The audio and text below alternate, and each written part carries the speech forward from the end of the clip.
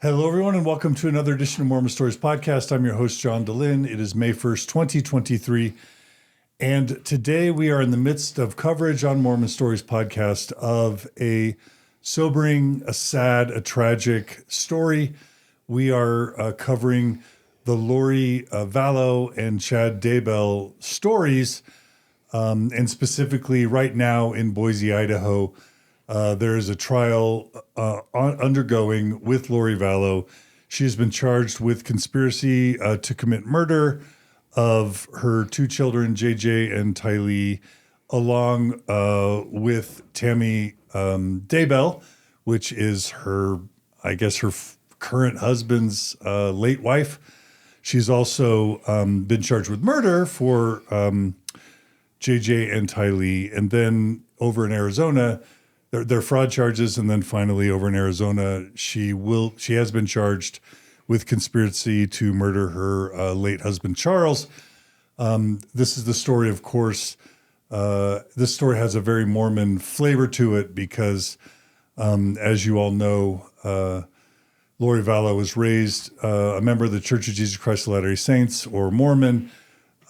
She ended up becoming what we call within the Mormon tradition a prepper, which meant she became fascinated with preparing for the last days coming of Jesus Christ and that sort of thing. But it took a weird spin when she met Chad Daybell, who was an author and a publisher. And as they got together, honestly, people started to die. And it's a really dark story. We've been covering it here on Mormon Stories. And a face that won't be unfamiliar to many of you who have been following. We have Mindy Caldwell here today in studio to help with today's interview. Hey, Mindy.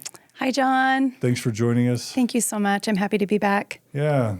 And in studio today, we are very pleased to have with us Megan Connor, who is Lori Vallow's cousin. Megan, thank you for joining us on Mormon Stories. Thank you for having me. And you traveled all the way from where? From San Antonio. Yeah. Thanks for making the trip. Yeah. Happy to do it. Yeah. So this is, the trial is very popular. It's kind of a national news story, but we're also dealing with the murder of children and of adults and very dark things. And so I'll just give that sort of content warning up front. Today we're going to be talking about very serious and sobering things.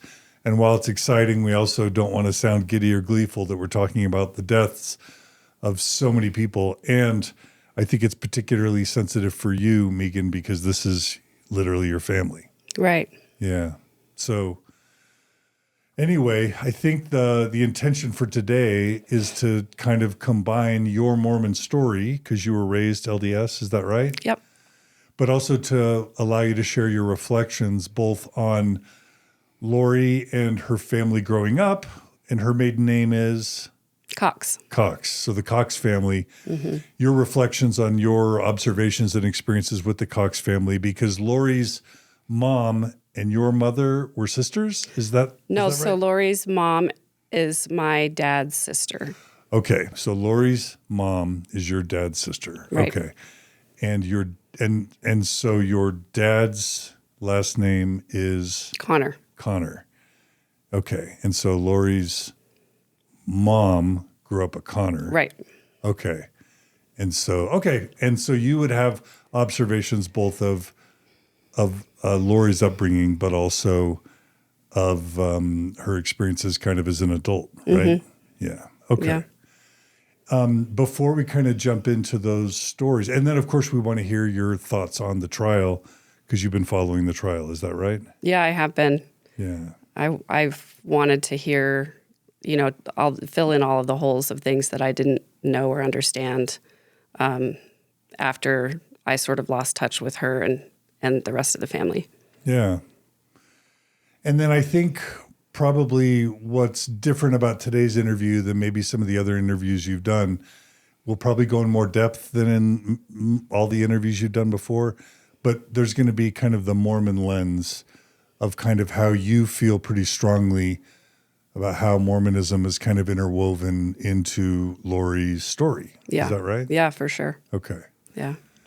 All right. Any disclaimers you want to kind of offer before, and Mindy, I'm going to have you do a little introduction too, but any disclaimers that you want to offer before we kind of jump into your Yeah, story? thank you for asking that, actually, because I want to clarify that nothing that I say about Lori is to justify anything that she's done. It's merely as a reflection of how I think we got to this place.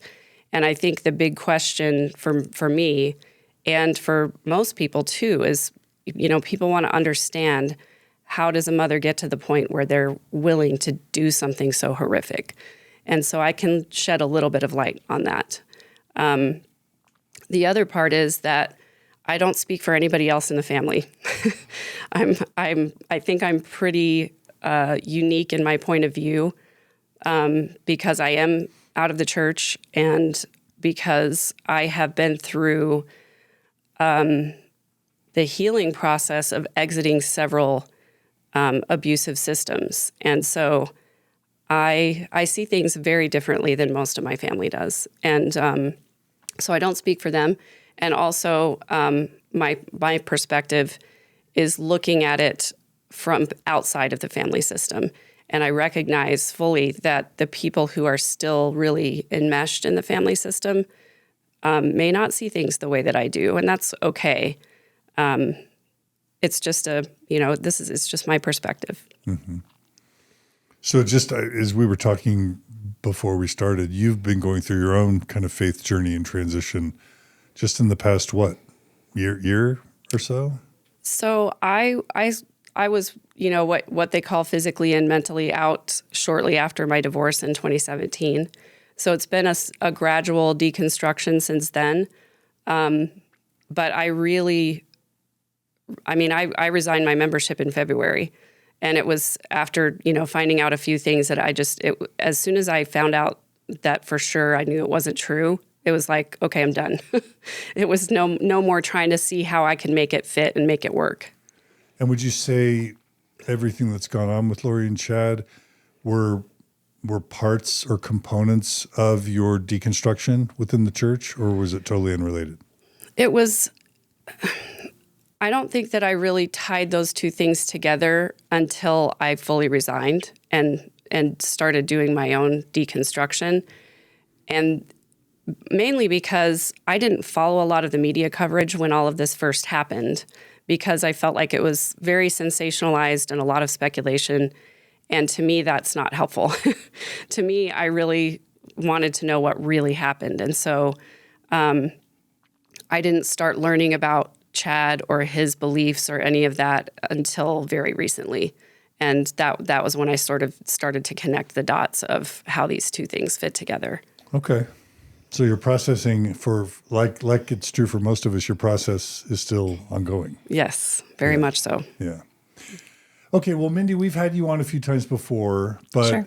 People still are kind of asking why does John keep bringing Mindy on? And they all know you're really knowledgeable about this case, but let's give people kind of maybe a refresher on your connections and interest with this case and why you're my co-host for today.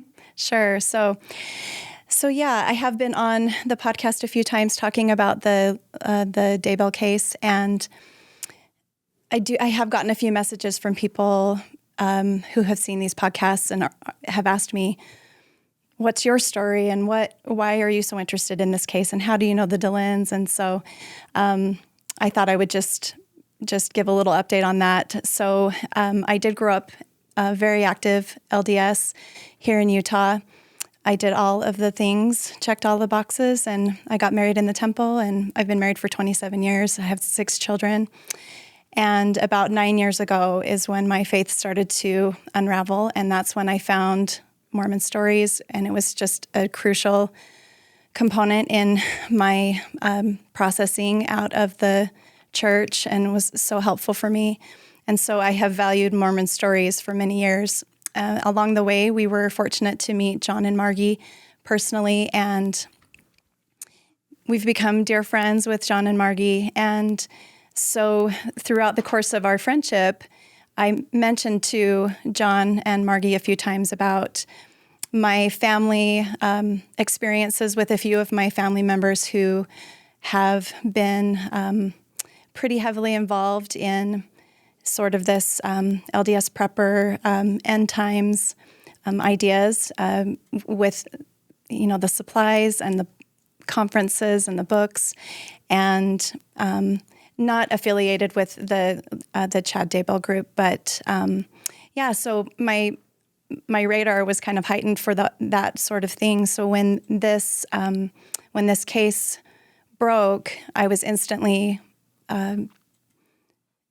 intrigued by this case because of those elements, and very, very concerned about the missing children, JJ and Tylee. As a mom, my heart went out to their family members who were searching for them. And then Lori and Chad were nowhere to be found. And like most people, I was so hopeful that those kids were safe somewhere in a bunker or somewhere. But as more time went on, it became less likely that was the case. And then, of course, it was devastating to learn that their remains were found in Chad's yard. And it's just such a tragic and compelling case. And I do think that there are so many LDS or Mormon elements to this case that have been brought up in the trial so far, and that I think it's so important to discuss these things. And I'm so happy that Megan is here to talk about her experience with Lori and with the Cox family. I think so many people are very interested to help to better understand how this can happen, how a mother can allow these things to happen and be involved in this. And so I think it's a very valuable conversation, and I'm really grateful that you're here to shed some light on what you know. And I'm also really interested to hear your Mormon story as well. So thanks so much, John and Megan, for having me here today. Thanks, Mindy. And it's Megan, not Yes. Megan. Mm-hmm. Yep. I'll do my best to remember that. You guys can correct me if I get it wrong. Yeah, that's the question. How does a Mormon mom end up, killing at least one of her ex-husbands? There's questions Maybe about another. two. There's her brother, and then there's her two kids, and then there's the wife of her lover. And how does that happen? So that's it. Anything else you want to say before we jump in, Megan? I don't think so. Okay. Well, where does your story begin? Well, I did grow up LDS. My parents met at BYU and got married. And my dad's family, which is the side that Lori comes from, they actually joined the church in San Antonio in the 60s. His mom was tracked out by some missionaries and ended up getting baptized. His dad never joined the church, and he actually made the kids wait until they were a little older than 8 before they got baptized. So she was kind of doing the, single Mormon mom thing for a while with no support from her husband and going to the church and all of that. So, but my mom's family, 5th generation pioneers, they all, most of them lived here in Utah for quite some time. And, I've asked you this once. Tell me your dad's full name one more time. Cliff Connor.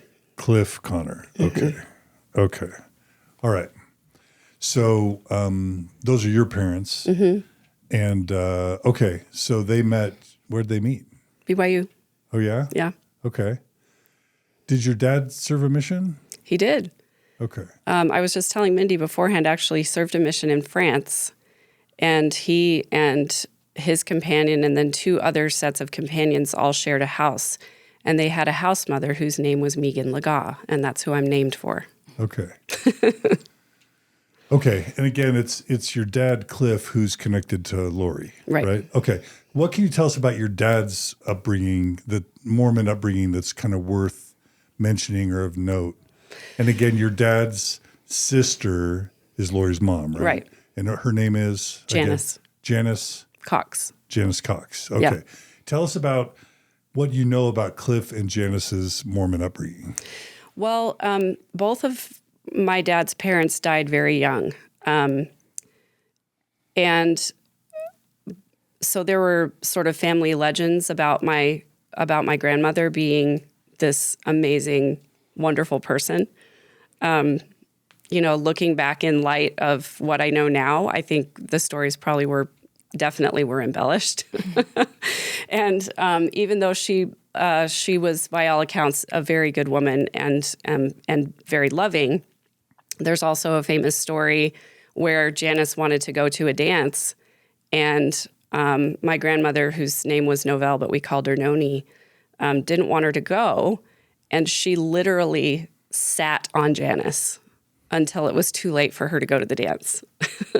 So I can't even imagine how that happened, but I guess maybe Janis was putting her shoes on or something, and Noni went over there and literally sat on her until it was too late for her to go. And then there's another funny story that Noni would pack lunches for the kids, and she would leave little funny notes in there. And one time she made a ham sandwich for her other daughter and left a note in the lunchbox that said, if eating this makes you feel like a cannibal, don't eat it. So she was funny, and also I think probably a little bit, over the line sometimes with some of that behavior.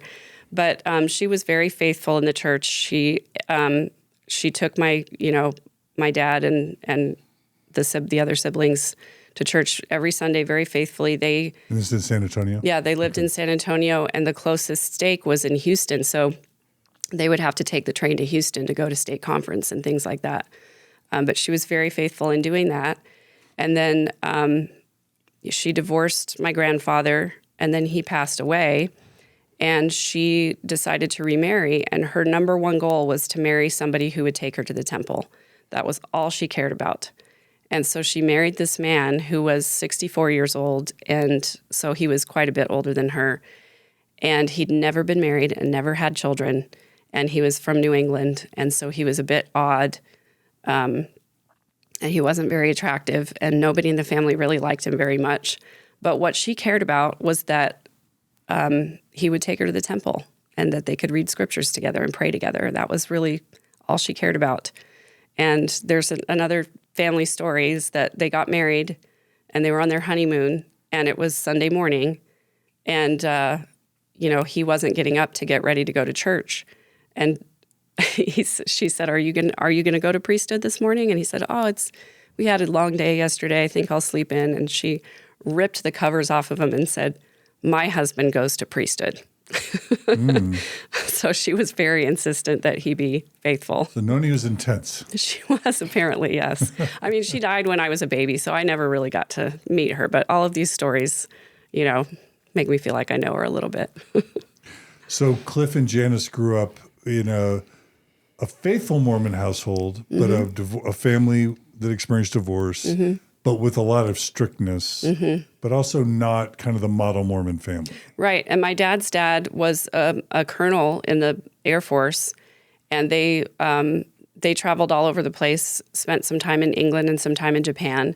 And he was very, very strict about the way he wanted his household run. And he was very adamant that the children behave a certain way, and by all accounts was very controlling and very demanding. So he sort of had, two parents who were very different in that way. Okay. How many children were in the Janis and Cliff family? So there's 4. Okay. Janis is the oldest, and then my dad, and then Teresa was the other sister, and then Rex is the youngest. Okay. Okay. So I guess what can you tell us about Cliff and Janis in terms of did they go off to college? Did they go to BYU? Did they marry in the temple? That sort of thing. Yeah. So I don't really remember where Janis went to school. I think she may have gone to BYU, but I may be wrong about that. But she and Barry did marry in the temple. My parents married in the temple. The other 2 siblings married in the temple. So, they were very much on the Mormon track. And you said Cliff went where to school? He went to BYU also. Okay. My dad, yeah. Okay. Because you said your parents met there. Right. Correct. Yeah, Right. yeah. Okay, so your mom's name is Elaine. Okay, just trying to get all these names. I know it's a lot. It's very complicated. Yeah.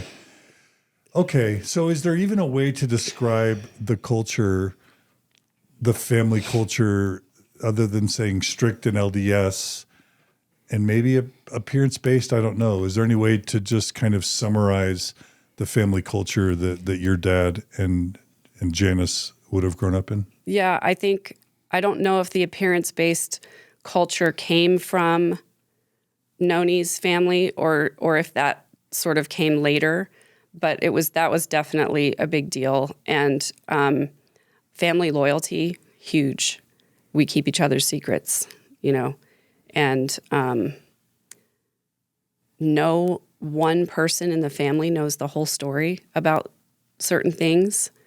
And so there'll be family rumors about something, and, it's almost like you have to talk to 4 or 5 people to get the whole story because nobody really knows everything, So, yeah, very controlling, very much concerned with everybody perceiving them to be the model Mormon family. And it was that way in my family growing up too. Okay, so you grew up mostly where? Well, so my dad was also in the Air Force, and so we moved around a bunch. I was born in California, then we moved to Louisiana, 2 different places in Louisiana, and then after that, my dad got out of the Air Force. He worked for Citibank, which was almost as bad moving around wise. We moved to South Dakota and then to Connecticut, and then they finally moved to San Antonio after I graduated from high school. So where was high school for you? So I did middle school, high school years in Connecticut. Okay. But that was with the military, your dad being in the military? That was after he worked for Citibank. Oh, So he Citibank. worked in New York City, and we lived in Connecticut. Okay, Citibank. Yeah. So kind of New York high finance kind of stuff. Yeah. Okay. And those are good schools, right? In Connecticut? Those would have been really fancy schools? Yeah, we lived in a very fancy part of the country, but we were from South Dakota, so we were kind of bumpkins, and we did not fit in. Okay. Especially being Mormon. Not a huge Mormon population there. In fact, I remember somebody saying that Chad served a mission in the New York area in the 80s, and that's right when we would have been there. And the New York City mission was our mission. But our stake was New York and Connecticut. Yeah, I think it might have been New Jersey was his mission, but maybe he served some time in the New York area. Yeah. Yeah. So what was your family culture like growing up? Like how many siblings again with you? There's 4 of us. Okay. I have an older brother and a younger brother and a younger sister. So you're second of 4. I'm second. Mm-hmm. Okay. And Just like my dad. What? Just like my dad. And was it a traditional Orthodox Mormon family? Very much so. Yeah? Yeah. So all the things? All the things. Very, very straight-laced and very expectant that we check all the boxes and everything. But it was very hard to do because my older brother and I were the only Mormons in our high school and in our middle school. And so our ward was comprised of several towns, several small towns, and we were not in the town where most of the youth were. And so we had to travel for seminary and things like that. It was pretty tough. Yeah. Yeah. In Mormonism, we call that the mission field. If you're raised anywhere outside of Utah, Right. it's called the mission field. I was raised in Texas, Houston. Okay. And so it's different because you'll be in a high school. There might be 2,000, 1,600 kids in the high school, and there might be 5 or 10 that are Mormon. Yeah. What was that? How was So in my high school, there were about 900 kids, and 2 of us were Mormon. Yeah. Me and my brother. Yeah, it's a different So deal. there's no way that you could date members of the church because there just was no way. I mean, you could, but they were all in towns that were, farther away. You didn't see people at school who you knew well, So did they have like a vibrant stake activity system? Like were you able to meet other LDS kids? Yeah. I'm sure you had to travel, it sounds like, to do that. But and so we were right on the border, on the New York border. And so part of our stake was New York as well. And there were a lot of good stake activities. And the ward that had the most youth in it probably had maybe 40. And they met in the same building as us, but they were not the same ward as us. So it was kind of, we belonged, but we didn't belong, Yeah. Okay. So you're like all the family prayer, family scripture study, family evening. Yep. Did your dad have callings? Your mom, were they, leaders in the church? Yeah, my dad, actually, while we lived in South Dakota, he was a member of the stake presidency, and the stake was pretty big. And I remember traveling with him to all these little tiny branches that met in, above a store somewhere. And we would go on Sundays and travel and do that. And then when we lived in Connecticut, he was ward clerk for a while and, did some young men activity things. And my mom was in young women's for a while. She was a seminary teacher for a while. So as far as just the average Mormon family goes, as you understand it, up through graduating high school, would you say you were it was a average, normal Mormon family? I would say on the outside for sure. Okay. 100%. Okay. On the inside, it was not that way. Oh, and that's probably sensitive stuff. And, Yeah. And you probably have family members that are still living. So Yeah. I don't want to pry. Right. Is there anything you want to share about what that, meant? Yeah, I will just say I think the difficulty is that, my parents did the best they could with the knowledge that they had and the upbringings that they each came from. And I think that they did not know how to do things any other way than to be controlling, because it felt like one of the things my mom said is that she thought that if she just told us no every time we asked for something, that we'd turn out okay, which sort of gives the implication that you're inherently bad. You're going to ask for bad things. So I'm just going to say no to everything. And that way you won't get into any trouble. I think it was, she came by that concept. Honestly, I think that was probably prevalent in her upbringing. Her dad was very strict about being Mormon and very controlling as well. Would not allow her to, when she went to BYU, she wanted to major in physical education, be a PE teacher. And he would not allow her to do that. He said, that's not ladylike. And so she ended up majoring in English instead, and then didn't graduate because she married my dad. And that was what you did. You got married and you were a stay-at-home mom, So I think she didn't really know how to do things differently. And, and then we later found out that my parents had some marital troubles and some other things that were, related to their own issues. And as a result, us kids kind of took a backseat to all of that was going on. So there was definitely some emotional neglect.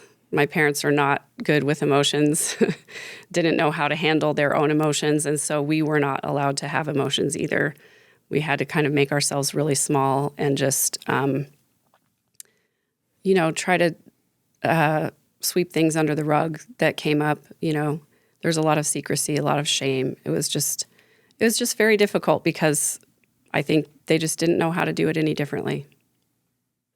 You might have mentioned this already, Megan, but how many children grew up in your immediate family, and where did you fall in that? Yeah, there were 4, and I was the second. Second Okay, oldest, you did. yeah. Okay, Yeah. sorry. No, you're good. Usually it's me that asks multiple times. I promise I'm trying to pay attention to all the things. This is a lot. Yeah. Okay. Yeah. Okay. So these themes that I wrote down about Noni's family, appearance and perception, loyalty, secrets, and controlling, it sounds like some of that carried into your family as well. Yeah, for carried sure. Down. Yep. And it wasn't just your dad that brought that. Right. It sounds like your mom might have brought that too. And maybe that's all families. I don't know. Many families. It's hard to say. Yeah. So as far as like just focusing on your dad for a second, since he's got the tie to Lori's mom, anything else worth saying about like what might have been unique that maybe ties into what we're going to be exploring about Lori? Or did we kind of cover the main things? I think we kind of covered the main things. There may be something that comes up later, but. Okay. So, and again, all parents, I think all parents try their best. I'm pretty sure all parents try their best. So yeah, I don't think any parent goes into it going, well, I really am going to screw this up. That's what I want. to be a jerk. Yeah. But there was, for me, when I started having my own kids, there was a very conscious moment where I said, I am not going to parent my kids the way I was parented. I didn't want to have that kind of relationship with my children. So I think that there is a consciousness that can take place where you realize that maybe this isn't going the right way and maybe I should do something differently. Yeah. So if there is one thing that I sort of begrudge my parents, that is it. I definitely give them the benefit of the doubt and their upbringing and they're doing their best. I just wish that they would have had some introspection, but I know it's hard to get. Especially when they're growing up in the 50s and 60s and 70s. It's just a different time period. Yeah. Okay, so I guess Lori's mom and dad would have been Aunt Janis and Uncle Barry to you. Yep. Is that right? Yep. So what are your earliest memories of Uncle Barry and Aunt Janis? And do you have memories of Lori as a cousin up through high school? Yeah. So we spent a lot of time over there in the summers and Where? At the Cox's house In California. Okay. So when That's right. They're in Orange County, right? Right. By this point. Right. So we're talking 80s? The 80s, yeah. Okay. So when we lived in South Dakota, we would drive down to Utah, spend a week with my mom's family, and then drive to California, spend 2 weeks there, and then make our way back. And so we'd spend 2 weeks at a time every summer with the Coxes. And we loved going to the Coxes because they were the fun house. They were close to Disneyland. They had money. They had a swimming pool. It was like we looked forward to that a lot because it was a lot of stuff that we didn't get at our house. How similar in age are you to Lori? Lori is a year older than me. Whoa, so you're really close in age. And Summer's a year younger than me. Oh, so, wow. Yeah. Wow. Yeah.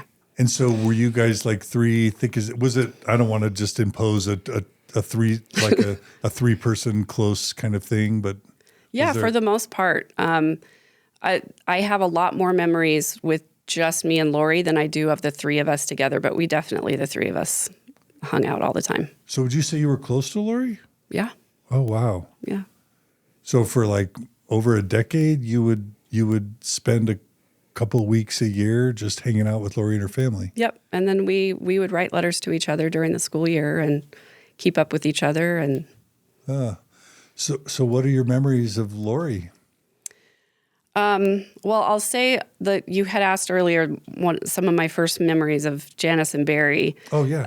And so being at their house, I remember Barry taking us to go see Rambo, which was very odd as kids. Wow. I don't remember how old I was or what year that movie came out, but I was very young. So for those who don't know, this is a Sylvester Stallone movie where he's a Vietnam vet and he comes back from Vietnam and has PTSD and gets in a conflict with the sheriff in the town and just shoots up the town, basically. I don't know if it was R or... It was definitely R. Yeah. And it definitely had Very one violent. of the highest body counts of any movie that was out at that time. So it was pretty scandalous for Uncle Barry to take it. And it was me, Lori, Summer, and Stacey, I believe. And it was like, why would you choose to take And you were these around kids? what age, do you think? I was probably 8 or 9, maybe, Yeah. Oh, and wow.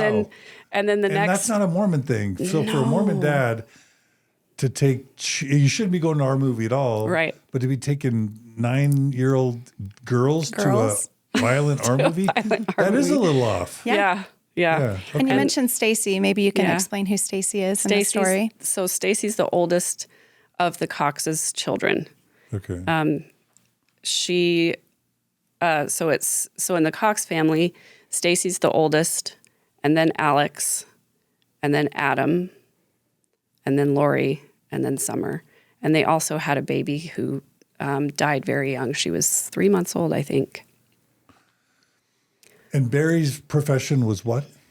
So he was an estate planner, and I did not really understand what that was when I was a kid. I just knew that he had an office, he worked for himself, he made lots of money, he drove fancy cars, he had racehorses, And we later found out that he was doing that without a law license. So. Okay. And what was Janis like? She was always done up, always beautiful. Her hair was always done. And later on, Lori was the one who would have to do her hair. But she was, when we were at her house, I almost never saw her dressed in regular clothes. She was almost always in a swimsuit or a bikini, and she was always laying out by the pool.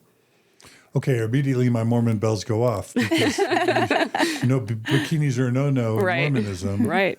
So dad's taking you to Rambo movies and mom's in a bikini. Yeah. That's a no-no. Yeah. How did you encode that? Did you encode it as weird? And then how did you process it? I definitely, as a young child, thought, okay, this is not what my parents do. I definitely felt like it was off, but I didn't know in what way it was off.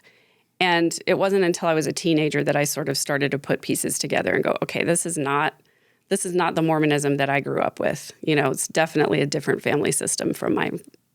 So I have a question about that, just about the apparent closeness between your family and the Cox family, to where you would, it sounds like almost every year you would travel to California. Was California the draw, just to be in the sun and maybe go to Disneyland?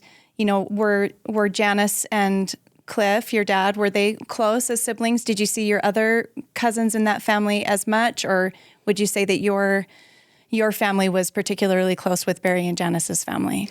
Yeah, we did see our other cousins as well, but it just, I think, was a general idea that family was really important to my parents, and I think it was important to them that we cousins got to know each other. So on my mom's side, there are 24 cousins, and on my dad's side, there are 21 cousins. And, we all did grow up together, and we were pretty close. And I would say that my dad and Janis were close. They got along really well together, and I think had a lot in common. Did you ever have instances where you were visiting the Cox family and, with like the movie or the bikini, did you ever get like a conversation with your parents? Like, I was going to ask. Yes. I know in my experience, we had some cousins that maybe weren't following all of the same rules that our family did. And occasionally we would get a little talking to, like, okay, we love them, but. Exactly. Right? I was going to use those exact words. We love them. We love them, but they're not living the standards. Yeah, we don't. I'm curious as to if you had those conversations with your family. Yeah. Your parents. So my family doesn't really have those conversations directly, but there was always this sort of indirect, communication of, this is okay, this is not okay. But it was never like, we would never leave the Coxes and my parents would say, okay, what happened just now was really not okay. That's interesting. They would never directly say, Janis should not be wearing a bikini and I don't want you wearing a bikini. It was never a direct thing. But if my mom and I were at the store together and I was, looking at swimsuits and I was looking at a bikini, she would say, no, we're not doing that. So it was nothing ever got, and I don't like to use absolutes, but very rarely did anything get addressed head on. So. Okay, so in terms of your observations around Barry and Janis, especially on non-LDS viewers and listeners are going to be like, why are we talking about bikinis and Rambo? Like, that's not even interesting. Any other behaviors on the part of Janis and Barry that were really off that you noticed up through high school, let's just say? Yeah, once I got to be a teenager and started observing more of their behavior, and especially there were a couple of times where I was at their house without my parents, that was when I really started to see the real family, I think. And there was a lot of very intense fighting that went on between Barry and Janis in those instances. And that was something I hadn't really been exposed to before because my parents were very polite about their fighting. They would fight behind closed doors, and we very rarely heard it going on, but definitely, loud arguments. And, the kids were also, the Cox kids were also very aware of what their parents' sexual relationship was like and what was going on behind closed doors. How? It was a discussion. Like, we would come home from church and they would go to take a nap, and that was the discussion among the kids, was like, oh, mom and dad are taking a nap again. Better not go in there. Oh, yeah, that happened one time. Yeah, I went through the door and boy, I sure was sorry that I went in there. And it was a whole discussion about how often they had sex and, they would bring up things like at one point, I think the brethren said that there should be no oral sex, and then they had to kind of recant on that. So I got exposed to a lot of sex conversation at a young age that never would have happened in my home. So. Wow. Yeah, so like, Mindy, I'm trying to process, my parents got divorced, but yeah, that would have never been a topic. Like, whatever, if my parents were having sex, I wouldn't have known about it. Like, it just wasn't part of my upbringing with my parents. It just never discussed and never even known about, right? Right. Yeah. I mean, I think most of us probably assume that our parents are having sex, but I think it is unusual for it to be so openly talked about with like younger kids. Right. And I think a lot of people have hypothesized that about the Cox family and about Alex and Lori maybe having a little bit of an inappropriate, the way that they interacted with each other was maybe inappropriately too sexual, or so that makes sense if they were exposed to just kind of open sexual behavior, And I think maybe that can be done in a healthy way, but it doesn't sound like this was the healthiest way. No, it was very much like the butt of a joke and, sort of a scandalous conversation that was, that they liked to talk about it because it felt, dangerous or whatever, enticing. And exciting. And there was just a lot of, like has been talked about, just inappropriate interactions between, Lori and Alex. Also, though, like it was just okay for them to like grab each other's body parts and, the just siblings? strange, just very strange to me because there was none of that touchy-feely stuff in my house. But it sounds like that wouldn't have come from Janis's side of the family, potentially. I can't imagine that Noni, in imbuing that into Janis. And so maybe it's Barry that brought that? I really definitely think so. And Barry was always the more touchy-feely and, you would come in the house and he'd put his hands on your shoulders and rub your shoulders kind of thing. And I was always a little weirded out by that. I didn't like it. Yeah, that's creepy.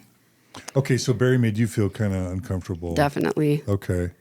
Yeah. Yeah, and like you said, Mindy, there is kind of like a healthy sexuality where you kind of model for the kids that sex is a good thing. Right. And that it's healthy and that, we do it too and you'll enjoy it someday. But you're saying it crossed that line for definitely, you. Okay. Yeah, definitely. Especially with the kids talking about, what might be going on behind closed doors. That was very odd to me. And there was one time when we were all in Austin visiting my great uncle, and Barry wanted to take us all to Barton Springs, which is a famous swimming area over there. And he had me, Lori, and Summer dress up, and he wanted to do a photo shoot.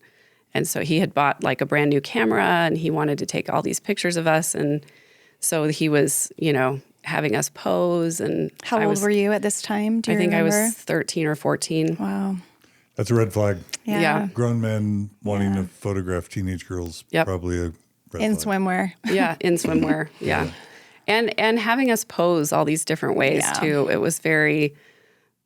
Yeah, I don't have those pictures anymore, and I'm grateful that I don't. I hope that they never get out. But I know that, people related to the case have seen them, so. Is there any talk that you're aware of that you're comfortable sharing about Barry being sexually abusive to any of his kids? Well, he definitely has been under investigation for sexual abuse. I can say that for sure. Of his children? Or of other people? Of other people, other family members. And I know that in the divorce proceedings between Stacey and her husband, that Stacey's ex-husband alleged that Barry had sexually abused her. Was Stacey's there also the third of She's the the five. oldest. She's the oldest. Okay. Oh, right. Okay. Yeah. Okay. And I'm sure we'll get to it, but Stacey ends up passing away. John, I don't know if you're familiar with that part of the story, but I'm sure we'll talk about that. I have a question about the photo shoot. you said that you felt uncomfortable. Did you get a sense from Summer or Lori that they felt uncomfortable with that, or do you think that behavior had become so normalized in their family culture that, maybe it's hard to remember that, but do you remember? No, I remember perfectly. Yeah. Lori was very excited about doing that. Wow. She loved having her picture taken, and she loved being the center of attention.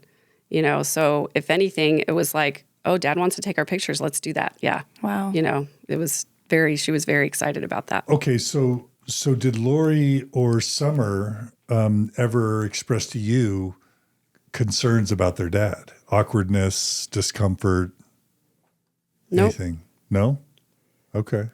Nothing. None of that ever came from Lori or Summer. Or Stacey? Stacey and I were not close enough in She's too age old. to really, to talk like that. Okay. But yeah. What was your perception of Barry's relationship with the church? Was he in leadership? Did he also try and be a spiritual, quote, spiritual giant, patriarchal leader kind of thing? Oh, definitely. I don't know the specific callings that he would have had, but he was the self-proclaimed patriarch of the family. Not my dad, not Rex. It was Barry. And whenever we got together, his siblings. Oh, Out of yeah. his siblings. Oh, yeah. Okay. Whenever we got together as a family, Barry loved to pontificate and quote scripture and give us his views and opinions on politics, and everything was framed around, he would do a scripture quote and then talk about whatever his political view was. And so he very much considered himself a spiritual giant, a scriptorian. And later when they moved to San Antonio, he and Janis were both temple workers. Do you know if he served in bishoprics or any of that sort of thing? I don't know about that. Okay. And where did Barry grow up again? Do you know? I honestly don't know. Okay. I think California. I'm pretty sure he did grow up in California. I remember there being stories about his dad owning a chain of fast food restaurants called Barry's Better Burgers, and he worked there when Janis and he were first married. Okay. So Yeah, so he probably fancied himself a Renaissance man, wealthy, spiritual, and somehow sexually liberated all at the same time. yeah, maybe. He's got a beautiful wife. He's got Yes. these beautiful kids. You have to address the 95 and 5. The lower 95. So that was one of the things when he would pontificate, that he would talk very frequently about this concept of the lower 95. And he would just flippantly say something about, well, that's the lower 95 for you. And it would be in context of talking about somebody who had done or said something stupid.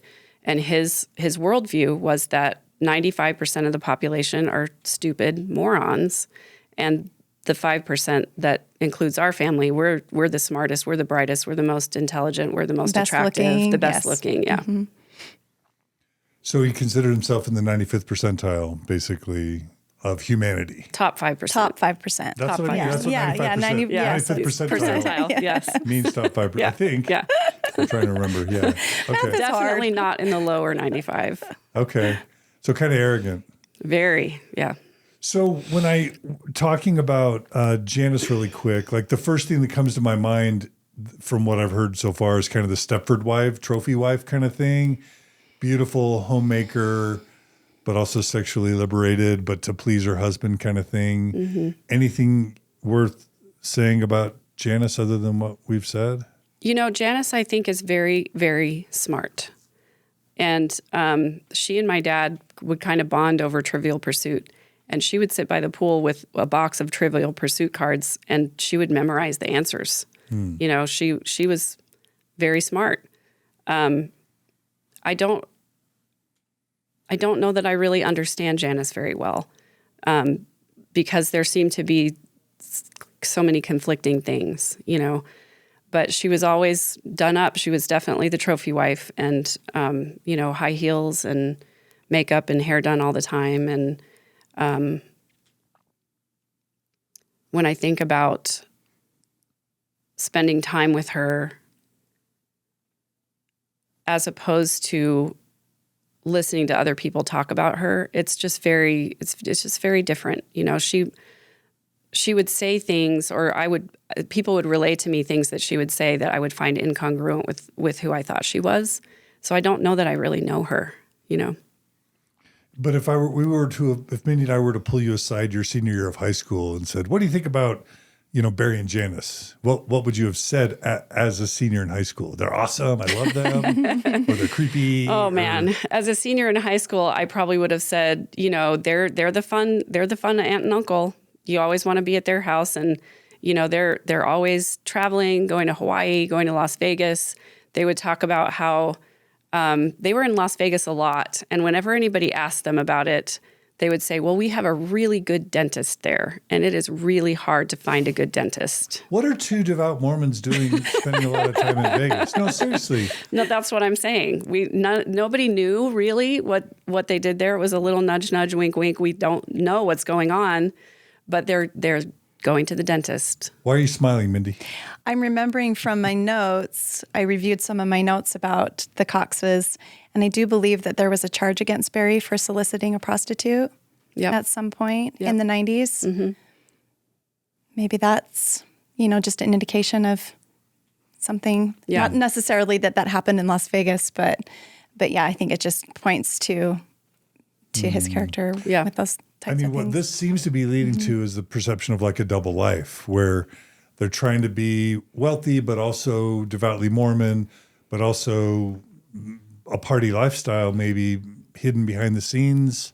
I'm just trying to fill in the blanks. Yeah, here. I definitely think that for me, there was an aha moment when they were temple workers in the San Antonio temple, and trying to piece together what I knew about them and their lifestyle and everything.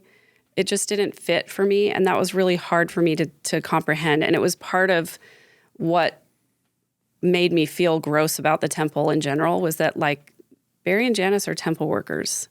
Like, are these the kind of people that you really want in the most holy place? That's fascinating. And so for me, it was hard for me to go to the temple, because I would look at the other temple workers and go, what secrets are you hiding? And I remember having that feeling and that thought, and knowing about some of these allegations against Barry. And I remember going to a stake conference shortly after that, and I was sitting, the whole entire gym area was full, and the only seats left were on the stage. So I was sitting on the stage, and I was looking out at this huge congregation in front of me, and all I could think about was, how many of you are secretly abusing people? And it was no longer for me this feeling of community that I had known before, where it was like, we all believe the same thing. We all have the same goals. We all want the same things. And then at that point for me, it was like, that was over. I could never look at it the same way again. It was like just a place full of abusers that were hiding behind church callings. What made your brain go to abuse? And again, what age was this? This was when I was, much later, when I was an adult, and it was I was probably 35 or so, and it was when some of these abuse allegations against Barry started to come out. This is long before the Lori and Chad stuff. Yeah. Okay, so we'll come back to that. Yeah, we'll come back to that at some point. I mean, Mindy, tell me if this makes sense to you, but like, what I noticed growing up, I didn't have any sense of abuse happening within the church, sexual abuse or physical abuse personally.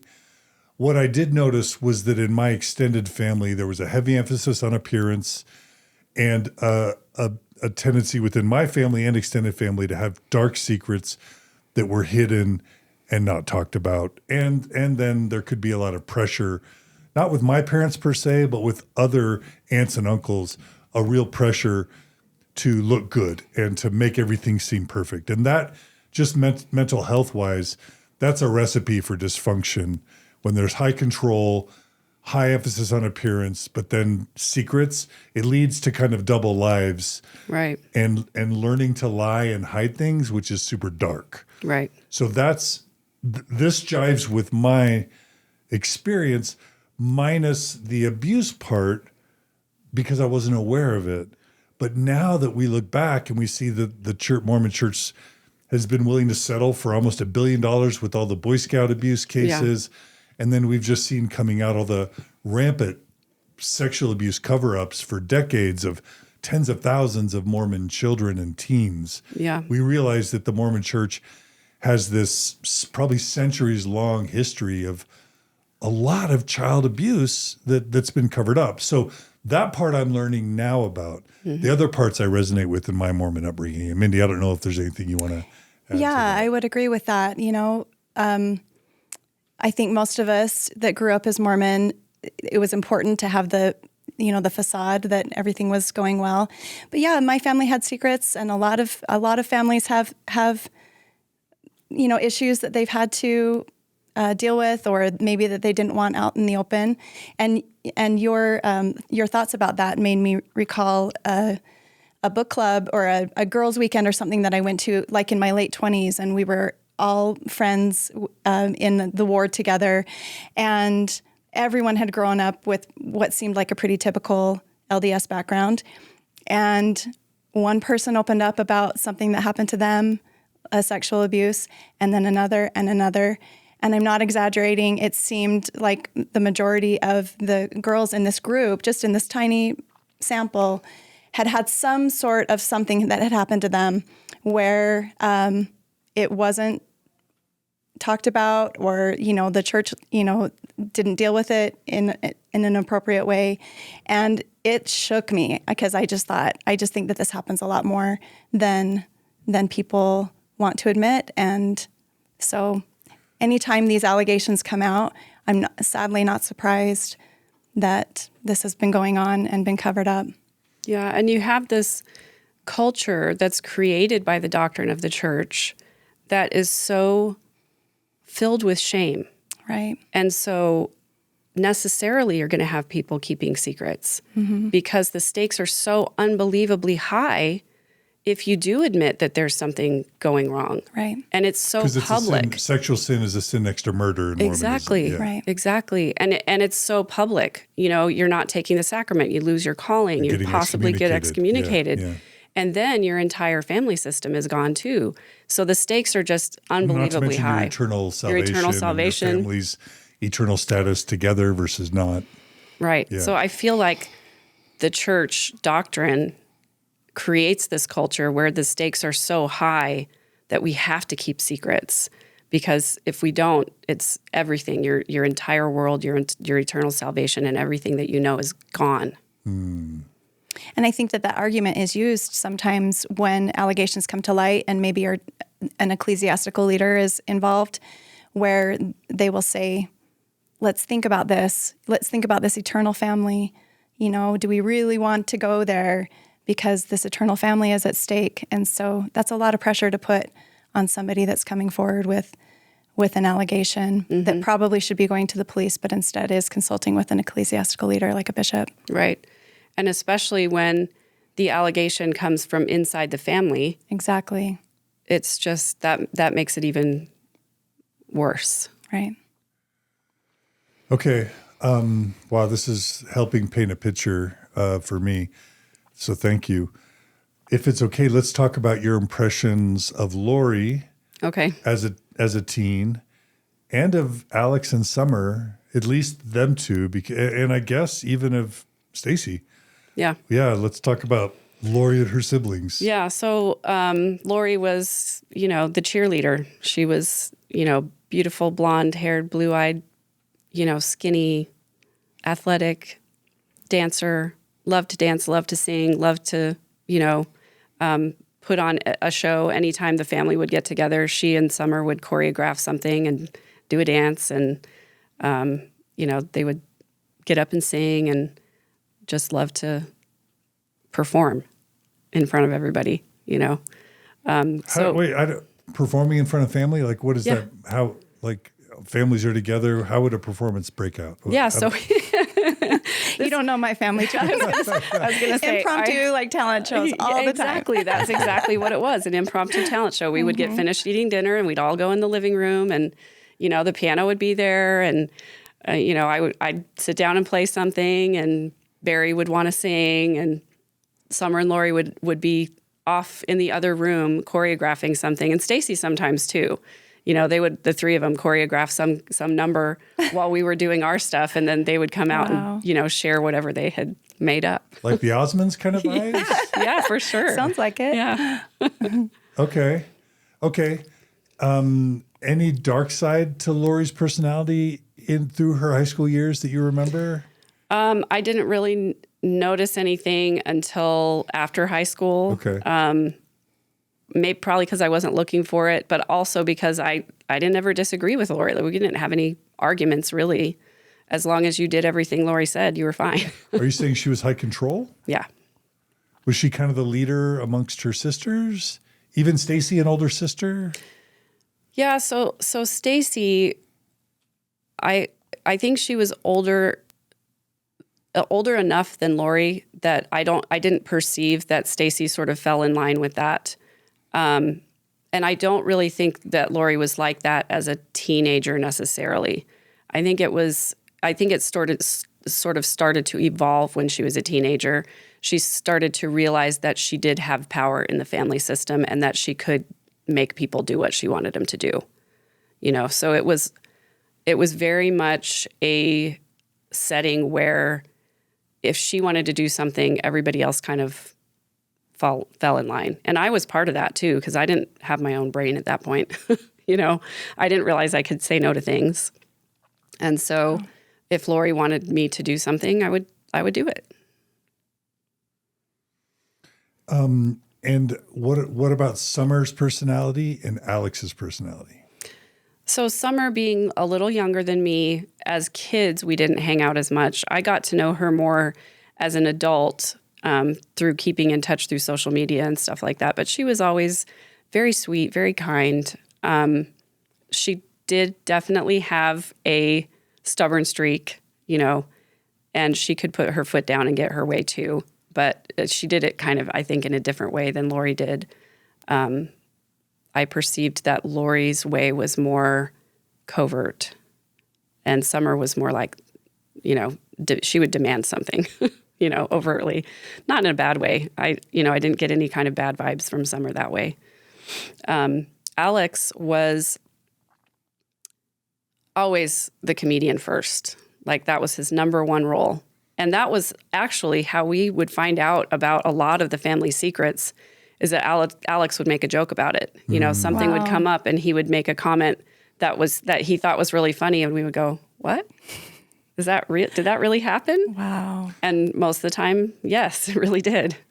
Yeah, any examples of the types of things he would reveal through jokes? Or Nothing was off limits. He would talk about people's mistakes. He would talk about,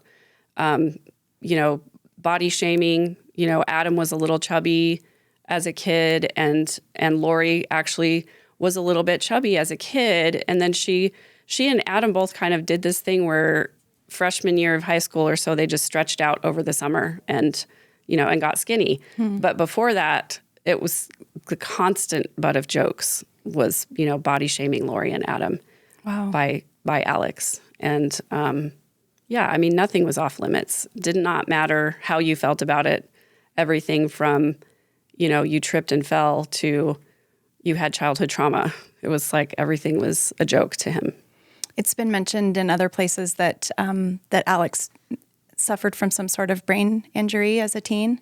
Yeah, so this is another one of those family rumors that we don't really, and when I say we, I mean my part of the family doesn't really know all of the details of what happened, but he was in a car accident. He drove this red Toyota pickup truck, and he was in a car accident where the car was totaled, and he just left the car and walked away, and nobody called the police, nobody called an ambulance, nobody did anything to correct this, this accident. He just literally walked away from the car.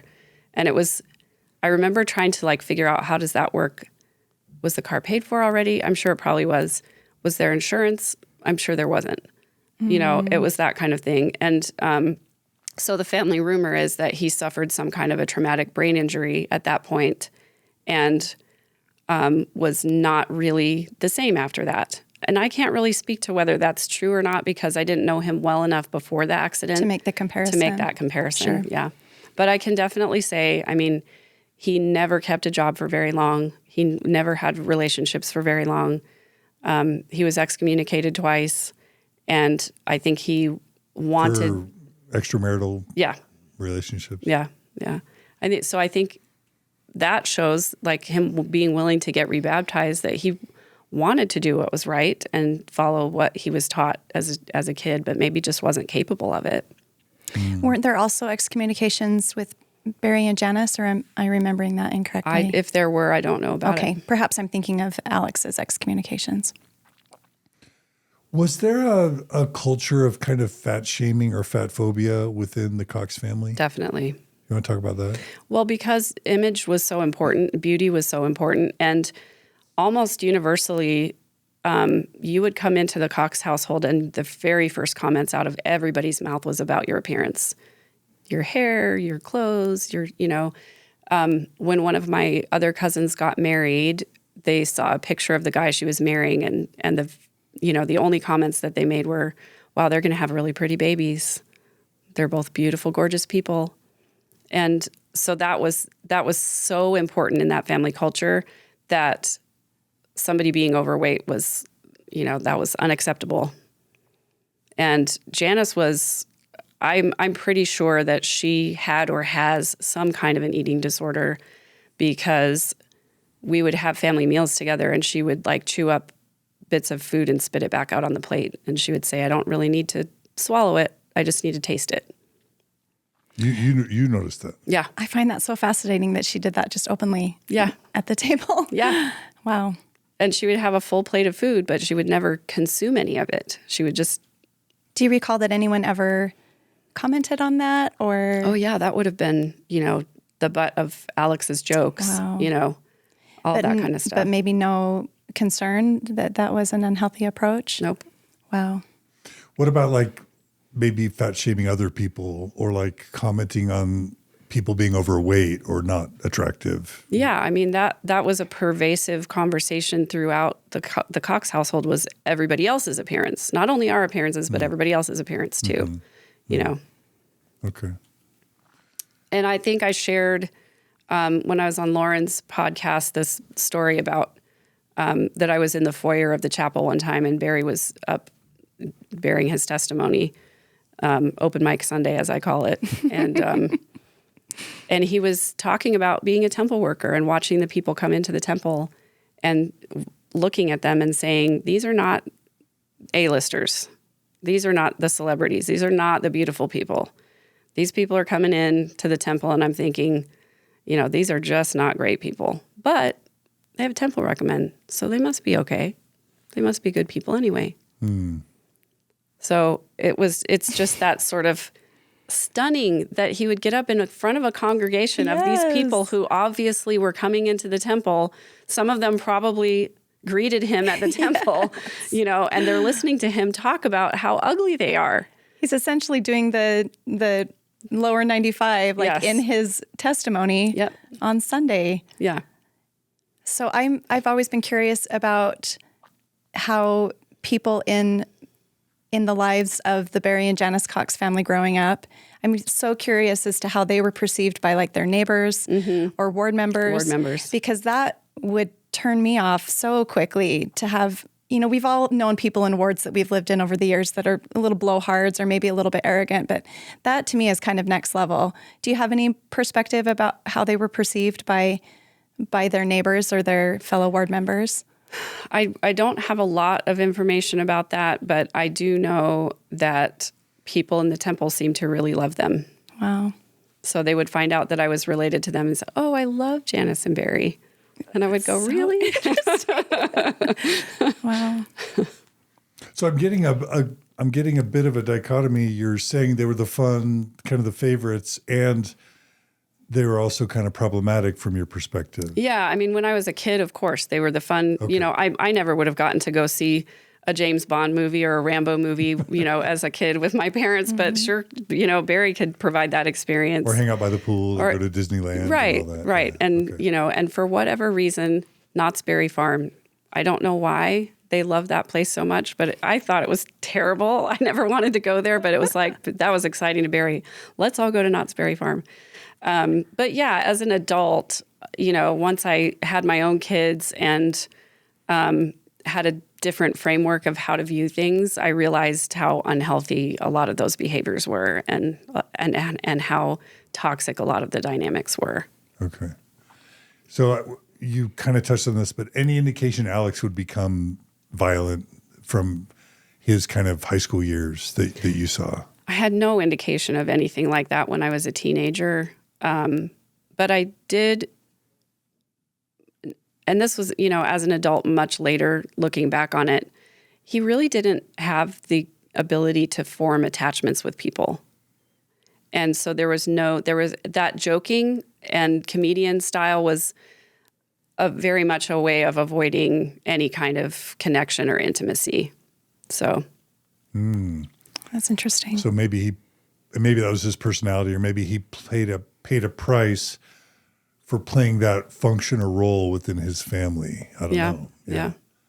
Because there is the truth teller in family systems. Yes, there is. Whether it's through jokes or whatever. Right. That say the things that everybody else is trying to keep secret or hide, or that everyone's afraid to talk about, right? That's really interesting for you to say that, because I never thought of Alex as the truth teller until you put that together just now. But that's really possible that that's what he was trying to do, was call attention to these unhealthy things and didn't know any other way to deal with it. And humor is sometimes the softest way to kind of say something that people don't want to hear. Yeah. Right? Yeah. It's like the sugar that helps the medicine go down sometimes. Yeah. And I'm just making stuff up. Well, that's an interesting observation for sure. Yeah. Yeah. Okay. We'll come back to your story now, but any other Cox family stories kind of through the high school years that you think are really important to what happens later? Well, I didn't get a chance to talk about Stacey, but I would just want to say how much I loved her. She was so kind, and she was just a bright spot in that family. She was smart, and she was sweet, and she was always willing to do whatever she needed to do to help everybody else out. She just was, I felt like she was such a good person. Okay. I know you mentioned this on a previous interview, but would you feel comfortable sharing the story about driving in the car? Oh, yeah. I think that was very impactful when I heard it the first time. Yeah. So this was one of the times that my brother and I visited the Coxes without my parents. And Janis and Barry, I think, were in Vegas, and they had left Stacey in charge. And my brother went off with Adam and Alex, and Lori wanted to go on a date with her boyfriend. And so she found a friend for me, and we went to, typical mini golf and dinner and whatever. And afterwards, she wanted to go make out with her boyfriend. So we went to this golf course where it was dark. There was nobody around. And she and her boyfriend went off into a corner, and then she left me to deal with this other guy, which I was not appreciative of. I had no experience with these kinds of things, and it was really traumatic for me. But, just neither here nor there, just one of those things that I didn't appreciate. But I could not have spoken up and said, I don't want to do this. I could not have said to Lori, you go ahead and go on a date with your boyfriend. I'll hang out at home with Summer or something. That would have not been an option. But we were on our way back home, and her boyfriend had this Jeep, and they had the top off and the doors off and everything. And they were playing loud music and just hanging out the sides of the car, and sort of a joyride situation. And we were coming down this residential street, and there was a cat that ran across the street, and her boyfriend just made a conscious effort to run over this cat and kill it. And he sort of like, after he hit the cat, sort of tapped his brakes, and they all sort of looked to see if it was dead, and everybody started laughing. And I was shocked and traumatized and horrified by that. And I was looking over at Lori to just like see, are you okay with this that just happened? And she was just laughing, and there was no reaction. There was no remorse. There was no sadness. And I was crying. I was horrified. And it was really hard for me to see that there was no reaction from anybody else in the car. It wasn't just Lori, it was her boyfriend and the other friend too. Right. Yeah, so she wasn't the driver of the car, but it sounds like she didn't have a real strong reaction to a cat being intentionally killed. Just thought it was disturbing. Funny. Yeah. So, I mean, immediately that pulls for me this diagnosis of a personality disorder called antisocial personality disorder, which isn't, people, when they don't know the term, they think, oh, that means you don't have friends or you're not antisocial. Antisocial personality disorder, as I understand it, means you don't really have a conscience or you don't really have empathy. Mm-hmm. You just don't have it. And it's the type of thing where Jeffrey Dahmer could do what he did and not really be fazed by it. So that makes me want to check in about Lori and her just basic levels of empathy or compassion for others, animals or people. Did you ever get a sense for that? That she had a lack of empathy? Or narcissism. Lack of empathy or narcissism. Definitely knowing what I know about narcissistic personality disorder, having, been around lots of those people, she definitely has those qualities for sure. That's an easy one. Check, as far as other cluster B personality disorders, obviously I'm not a professional, you are, but I can only say that I see some of those behaviors in her, and, certainly my experiences with her later on as an adult would definitely indicate that she has those qualities. Meaning a lack of empathy for other people's pain and suffering? Yeah, lack of empathy and more concerned with what's best for her and, to the detriment of whoever happens to be around her. Okay. All right, so let's shift back to your story for a bit, if that's okay. Sure. Anything about, let's just say, your life up through high school that's notable in terms of your Mormon trajectory story and or, Lori's? Yeah, so I have kind of a weird story about girls' camp, and if you want to edit this out later, you're welcome to, but I'm really curious to know if this is something that is odd or if it's normal. I loved girls' camp growing up. I loved everything about it. And in our stake, we did this little closing ceremony thing that was called the Legend of Liahona. Have you guys heard of this? I am just anxiously waiting to hear what this is. So the juniors and seniors were the youth leaders at girls' camp, and so we got to be in charge of doing putting on these kinds of productions. And on the last night of camp, we would dress up like American Indians, face paint and everything. Oh, yikes. And there was a path that went from the dining hall down to the water, and we would stand in pairs across from each other on this path and hold a lighted candle and stare at each other. And the younger girls were made to feel like this was a very sacred, very important part of girls' camp. And so they were all told to be very quiet, but if you must talk, you must whisper, which has echoes of the temple, which I didn't realize till later. But the younger girls would all come down this path and see us all dressed as American Indians standing there staring at each other. And then you would get down there and there was a huge bonfire. And then on the dock, which was about probably 10 or 15 feet off of the shore, there was an American Indian princess standing facing away from the crowd. And she had the whole feathered headdress and everything.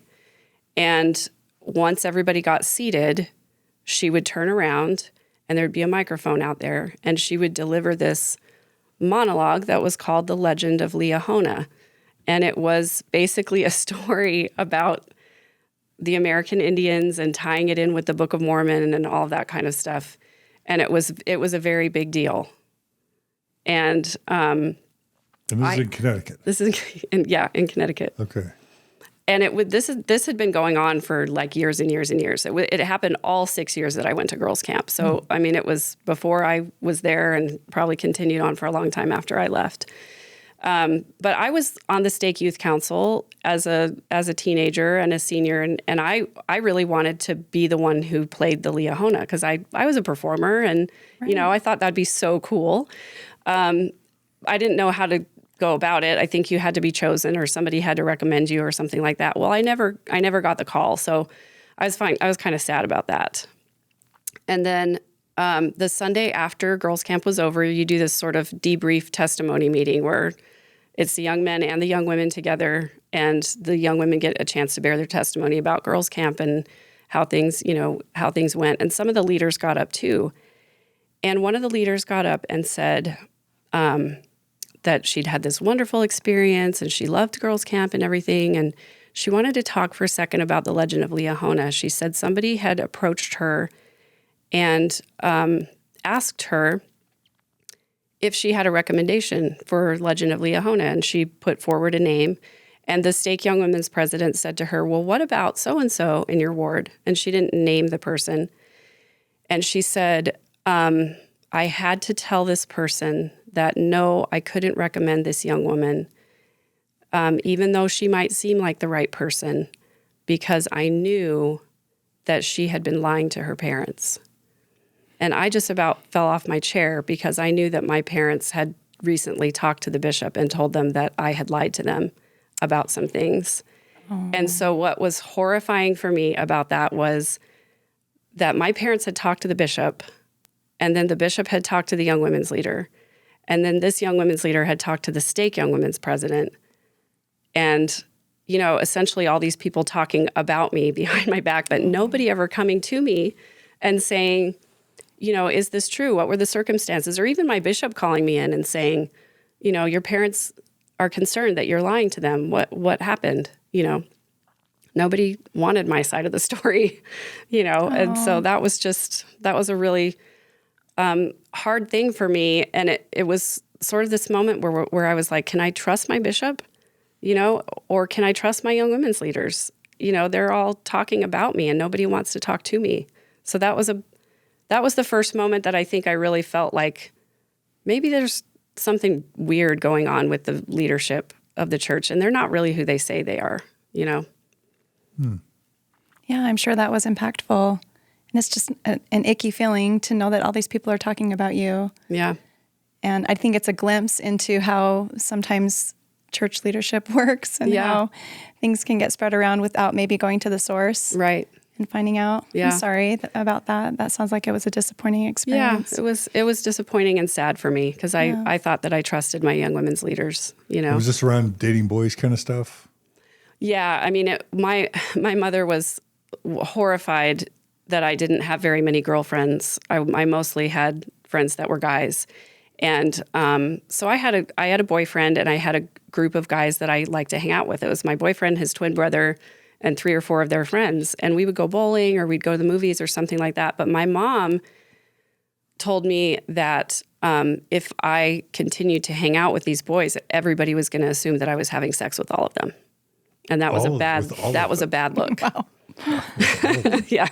And so she did not want me hanging out with these guys. So a lot of times I would tell her that there was another girl going along, or I would tell her that I was going to my girlfriend's house when really I was going out with all these guys, you know, to hang out or whatever. And she found out about it eventually. So that was the big lie? Yeah. It just seems so innocent, you know? And I'm thinking, who else in that young women's group, you know, has lied to their parents? It's just unfortunate that that's how it came. Yeah. And it ended up coming back around again because I really wanted to go to BYU. It was the only true school. Oh, of course. In our family system. Absolutely. Yeah. Makes sense to me. I'm not a cougar, so I disagree. Spoiler alert, I did not end up going to BYU. But I remember, you know, asking my bishop for the ecclesiastical endorsement that I needed for my application. And we had a really brief conversation, but it was like in public at youth conference at a dance. He came up to me and said something about, you know, I heard you need this endorsement. And I said, yeah, I really want to go to BYU. And he said, well, where else are you applying? And I told him I had applied to 2 other schools. One of them was the University of Connecticut, which was notoriously a party school. And he said, I don't know how in the world you're going to keep your standards if you go someplace like that. And I remember thinking that was a very odd thing for him to say. But I was like, that's my safety school. You know, I want to go to BYU. And he brought up the lying thing again. He said, your parents, talked to me, and apparently there's, maybe some things we need to visit about. And I said, okay, I'm happy to talk to you about it. We can figure that out. And then I never heard from him again. Wow. And then the next thing I got was a letter from BYU saying that my application was incomplete. They had never received my ecclesiastical endorsement. Oh, that's disappointing. Yeah. And so just to be, I don't know, explicit, like there were never conversations with you and the bishop about like premarital sex or anything like that. No. So he wouldn't have had any reason in his conversations with you to think there were grounds for you not being worthy of following the honor code or any of that stuff. Right. And I went to the temple, did baptisms for the dead. And so we'd had conversations before, but there was never anything that came up in those conversations that he told me that he was concerned about or that he thought I had done something wrong, So you're thinking your mom was suspicious of your worthiness, and so she told the bishop you might not be worthy? I mean, is that? I think that's really possible.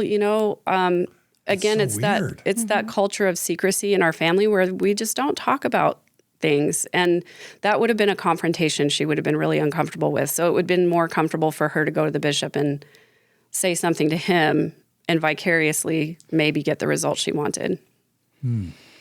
Wow. So What'd you do? Where'd you go?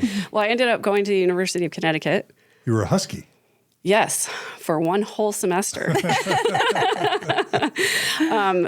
There again, my parents and I never had a conversation about money or anything like that. And I didn't, I don't think they knew how to help me go to college anywhere but BYU because that was the only experience they had had.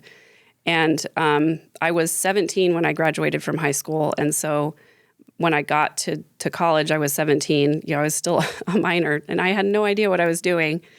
And I just wanted to keep myself as busy as possible because I was, for the first time, away from my family system, realizing how painful it had been and how many hurt feelings I had over so many different things. And I was really in a bad place emotionally. I was devastated by getting out of it and looking back on it and thinking, oh my gosh, that stuff was all really horrible.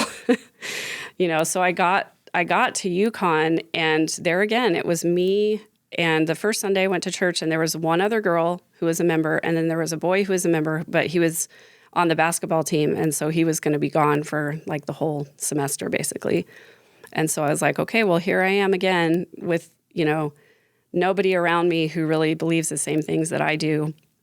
And I was incredibly depressed. And I just wanted to keep as busy as I could. So I signed up for 21 credits.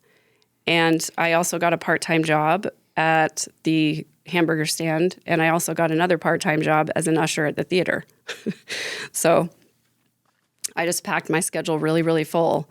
And I ended up, getting into the drinking, partying part of it. And it was at first a way to sort of fit in with everybody else. But then I very quickly learned that when I was drinking, I did not feel pain. And so it started to be a numbing thing for me. And so I spent a lot of time experimenting with alcohol. And I ended up in a bad situation and ended up being the victim of sexual assault. And after that happened, I really went into sort of a dissociative state. I don't really remember a lot about the rest of the semester. And I ended up finally going to the health clinic because I was so depressed and did not know what was happening to me, and I couldn't function. And so I went thinking maybe I have some kind of a virus because I couldn't get out of bed. I was sleeping all the time. And I don't remember how my mom got involved, but she ended up coming to pick me up. And I don't remember if it was her or me that made up the lie that it was mono, but one of us did because that was a good cover. And I went home for a couple of weeks and tried to sort of get my brain right. And by the time I went back, the semester was almost over, and only 6 of those credits ended up transferring. And it was a really hard, horrible time for me. And during that time, my dad got a job in San Antonio, so they were moving. And I really wanted to stay in Connecticut. I loved New York City. I would have loved to stay there, but I didn't have the confidence that I thought I could do that. So I stayed with the house until it sold. And then I moved to Austin to move in with Lori and Adam because they were in Austin. My parents were in San Antonio. Lori who? Lori Cox. Vallow. Whoa. I mean, I thought, but I just want to make sure. You're like, are we talking about another Lori? Yeah. No. So, okay. First of all, I'm really sorry that happened. Yes. My reflection, Mindy, I'm curious if you agree, is that a Mormon teenager is completely ill-equipped, grows up completely ill-equipped to go to a state school, right? That's exactly what my thinking was. Yeah. Is that we send these little sheep out into the wolves, Yeah. And especially if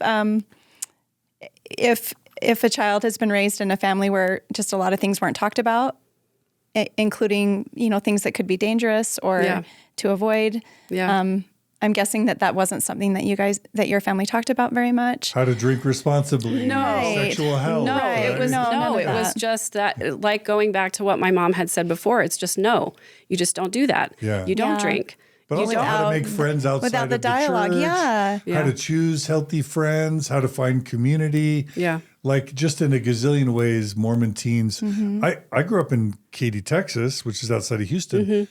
I could have gone to any university I wanted to within reason, and BYU was the only university I applied to because there was no other path. Yeah. And all my friends that didn't go to a BYU school ended up out of the church and probably living kind of sadder lives because you're just not equipped in all the ways. It's just like you're on the train, the Mormon train.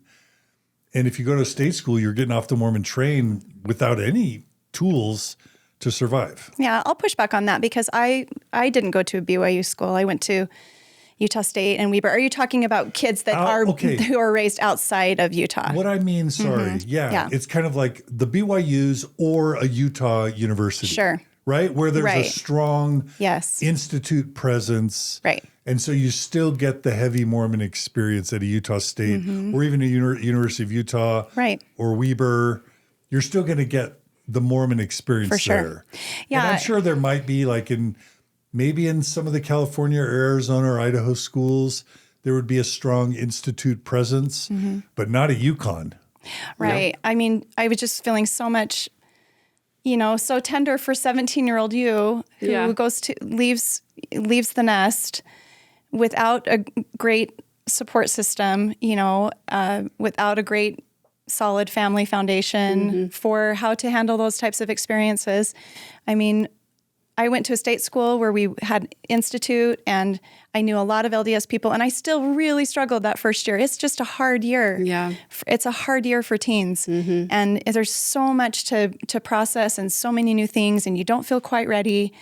And you really lean on the people that you feel like you can trust and that can be there for you. So I'm sorry that you didn't have the support that you needed during that time. Yeah. And I'm sure that was really tough. Thank you. I was completely unprepared for the outside world. I had no idea what I was doing. Yeah. And there was never a conversation. I don't think I ever heard my parents say the word sex until I was an adult. We never had those conversations. I really think that they believed that it was up to the church to teach me to be chaste and modest and all of that. Yeah, because the implication was always like, we're going to church, we're watching General Conference, we're going to all of our meetings, you're going to Young Women's, your Young Women's leaders are teaching you these things. We don't need to have a conversation about it. It's the expectation. You just meet the expectation. And that's probably not super uncommon for some families to feel like, this is awkward to talk about these things. So thank goodness that the kids are going to Young Men's and Young Women's and they're getting the messages that maybe we're uncomfortable. Thank goodness for Standards Night. And thank goodness for the pamphlet. What's it called? The Strength of Youth. Strength of Youth. Yeah. That one night a year where we sort of talk about the sacred powers of procreation, and that's it. Wow. Okay, so I'm remembering now When the Moon Turns to Blood, the book Yes, by Leah Satili. Satili, where Lori ends up not going to BYU. She ends up like running away with a boy and getting married, and he was a non-member boy, if I remember. Right. So maybe tell us how Lori ends up in Austin. Yeah. And then how you end up with Lori in Austin. Yeah. So she married her high school boyfriend, sort of surreptitiously, ran off with him, Nelson. Okay. Don't remember his last name. So how did she get away with marrying a non-member and marrying outside the temple when she's from a devout Mormon family? You know, again, this is one of those family stories that I don't really know the whole story. All I know is that she ran off with her high school boyfriend, and Barry marched down there and kidnapped her and made her get it annulled. That's the family story. That's all I know. I've heard that story. That's all you know. Yeah. Barry and maybe one of the brothers or something. Probably went Alex. down to rescue her from this hasty marriage. And his name was Nelson. And did you know Nelson? Nope. Okay, you didn't know him. Okay, so by the time, help us get from Lori in Orange County to Lori in Austin. She runs away with this boy, gets married, the marriage is annulled. Do you know how she gets to Austin? I think she went to Austin right after that. And Adam was in Austin, and he was working as a primetime DJ. And so, he had a big fan base there. And I think Lori moved there to be with him and to sort of be away from her parents. Adam, her brother. The other brother. Okay, he's the third Yep. in their family. So she goes to live with her brother Adam in Austin. Yeah. Okay. All right. And that's when how did you get connected to them? Well, we had kept in touch, and I told him my family's moving to San Antonio. I didn't really want to live with my parents anymore. And, we just sort of made a plan to make it work. I was like, I kind of asked, is it okay if I come and stay with you guys and, until I can figure out what I'm going to do with my next phase of life. So this was after Lori's hasty marriage to Nelson. Okay, gotcha. Yeah, and Austin's a fun town. It's a music town. It's got great restaurants, great nightlife. It's the capital of Texas, so the legislature's there. Yeah. So it's not an unfun place to live. But I didn't know anything about it. I didn't know anything about Austin. I thought I was moving to like scrub brush and tumbleweeds. Oh yeah, no, Austin's a happening town. Yeah. Okay. To my surprise and delight, it was great. So how long were you with Lori in Austin? Just a few months. Okay. And so Adam was DJing, working at night, and Lori was at a radio station. Yeah, a radio station, and it was like the radio station, like the top 40 radio station. So he was pretty well known. And Lori was working at a tanning salon because, of course, she was. And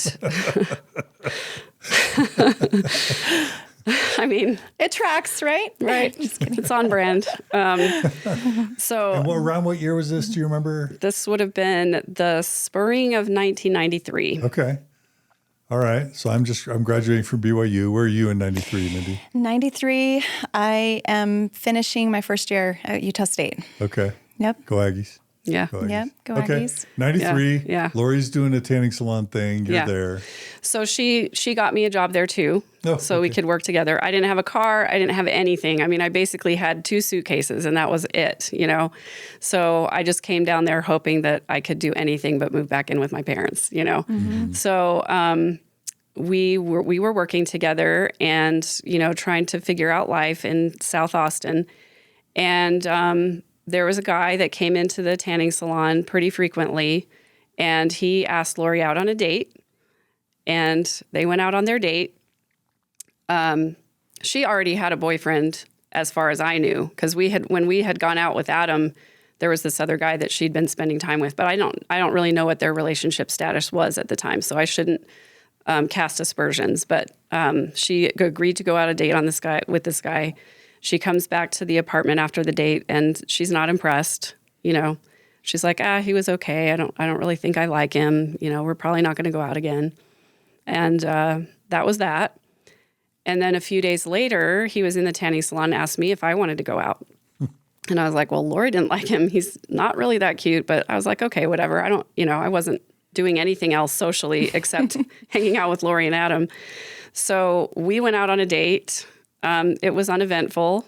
It was unromantic. I didn't really enjoy it. Came back, and Lori just like gave me the third degree about, where did you go? What were you doing? What did you guys talk about? Did you talk about me? Did you talk about my date with him?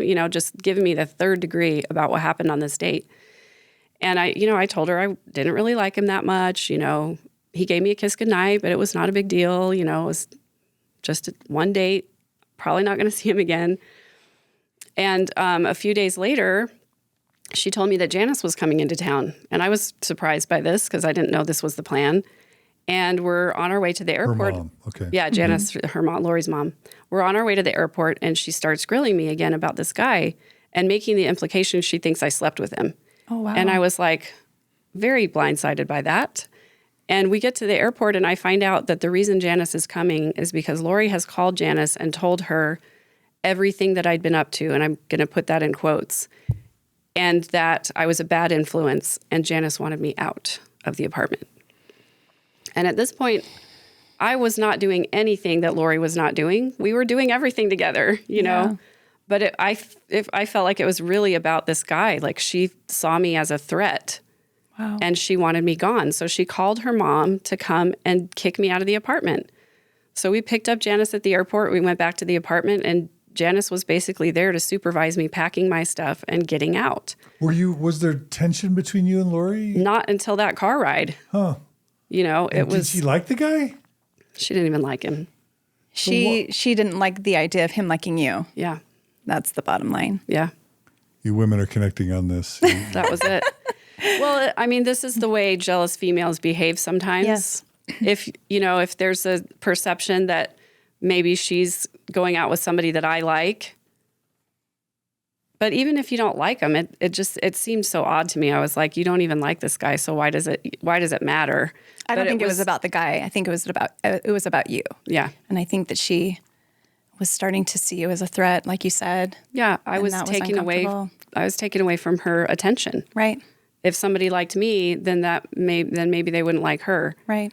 Exactly. So, But then I could see a healthy way to approach that is just, hey, Megan, this isn't working out. yeah. Sorry, could you go find somewhere else to live? Right. Not call mom in San Antonio, not California. Would her mom, she was in California at this point. She hadn't moved to San Antonio not call yet. mom from California to come tell my cousin roommate to leave. That's Right. weird. That's weird. Right.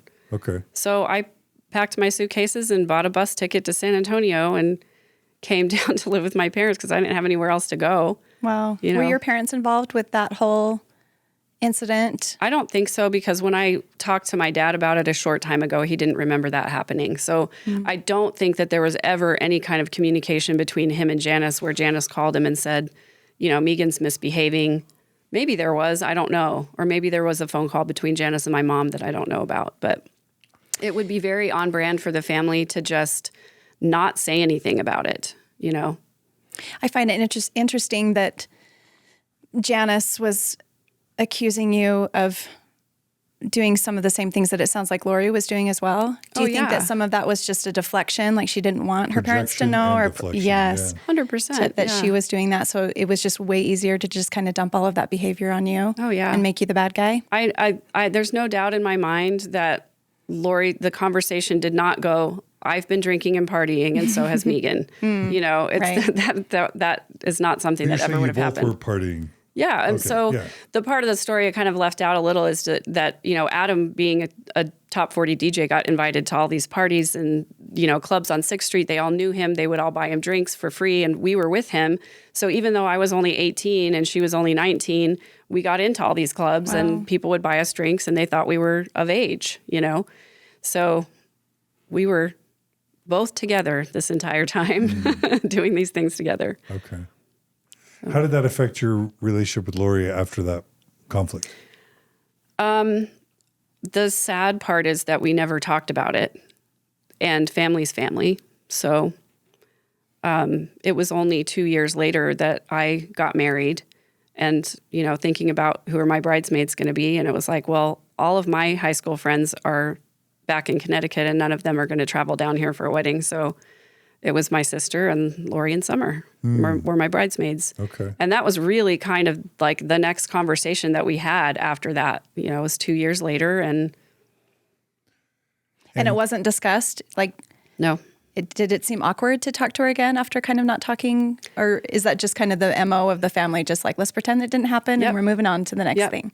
Let's pretend it didn't happen. Everything's fine now. Yeah. We're not living together now, so there's no chance it's going to happen again. Sure. So we just don't talk about it. We move on. And this boy, was he a Mormon boy, not a Mormon boy that you married? Not a Mormon boy. So you had a couple years of not living the gospel, should we say? Yeah. Yeah, and once I went to UConn, I was not in the church at all. And I was trying to figure out who I was. I didn't really feel like I had an identity at that point. I had just done everything my parents told me to do. And there were a lot of things that didn't fit for me. Maybe a huge part of the story that I left out is that I'm bisexual, and I started having bisexual feelings when I was in 7th grade, and that did not fit. Yeah, in the late 80s, early 90s. Right. Yeah. And I didn't even really know what bisexual was. All I knew was that there was this girl that I really thought was beautiful, and I would try to go up and talk to her, and I would just get butterflies in my stomach. And she was in my orchestra class, and we had a concert, and we were all in the orchestra room getting ready for the concert. And she had worn this beautiful black crepe dress with a sweetheart neckline. And I just remember seeing her and thinking, oh my gosh, she's so beautiful. I want to go tell her how beautiful she is. And I walked over there to talk to her, and I just could not get the words out. And I was like, I just want to be around you, and, you know, maybe smell your hair. I'm just kidding. You know. But I so not necessarily like sexual feelings, no, but just definite like, attractive, I wanting to be close to somebody. Beautiful, yes. and just wanted to be close to her. You know. And I remember thinking to myself, well, that's not. There's nothing sexual about this. This is not wrong. It's just that I admire her. You know, I want to be her friend. But then, you know, after a few more years of things like that, I did start having sexual feelings towards girls. And I thought it's just wrong. I'm just not going to have those feelings. I'm just not going to have those thoughts. I just am not going to entertain anything like that. And I'm just going to pretend like I don't feel that way, you know? And if there were sleepovers or anything like that, if there was an opportunity to, you know, experiment or do anything, I just said, that's wrong. I'm just not going to do that. So I kind of pretended that I didn't have those feelings for a very, very long time. And are you saying that maybe that influenced you not being as active in the church for a while? Yeah, because once I got to college, I started trying to think about who I really was, and did I fit into this mold that my parents wanted me to be in? And I felt like I didn't. I felt odd. You know, I felt like I didn't really belong. And so I was wrestling with that, and, you know, feelings of depression and getting out of my family and all that kind of stuff. It was a very hard time for me. Okay. So when I moved to San Antonio, my only option was to go to community college because my GPA was so terrible. And so I enrolled in this community college, and I met a guy, and I wanted to get out of my house so badly. And this guy really liked me, and he wanted to marry me. And he was 31 years old. And you were like 22? And I was 19. No. Oh, 19. Oh. At this point. Okay. And yeah, he really wanted to marry me, and I really wanted to get married. So we got engaged, and I told my parents that we were engaged, and we went over there, did the whole thing, went to my parents' house, and, you know, they had met him before and knew who he was, and he said that he wanted to marry me, and my parents were just very silent. And we started talking about, you know, what kind of ceremony we might want to have and where we might want to have the reception. And my dad just stopped him, and he said, "This is not a celebration for us." And it was very an eye-opening moment for me, because I realized at that moment that if I didn't continue on the Mormon path, that I was not going to be acceptable to my parents. So that was hard for me. I sort of ended up coming to the conclusion, though, he was not a good person. He was not good to me. He was not kind. He was verbally abusive. And I later found out that he was distributing marijuana. And I decided I didn't want to be married to somebody like that. So we broke up. And then 2 weeks later, I found out I was pregnant. Oh. So I started making a plan to get away from my parents. And I found a few friends at school that maybe wanted to move in together. And I just made this plan to go get a job close to the school, to live close to the school. So I didn't have a car, but that's how I was going to make that work. And I was just going to not talk to my parents again, ever, for like maybe a couple years. And then maybe I would introduce them to their grandchild.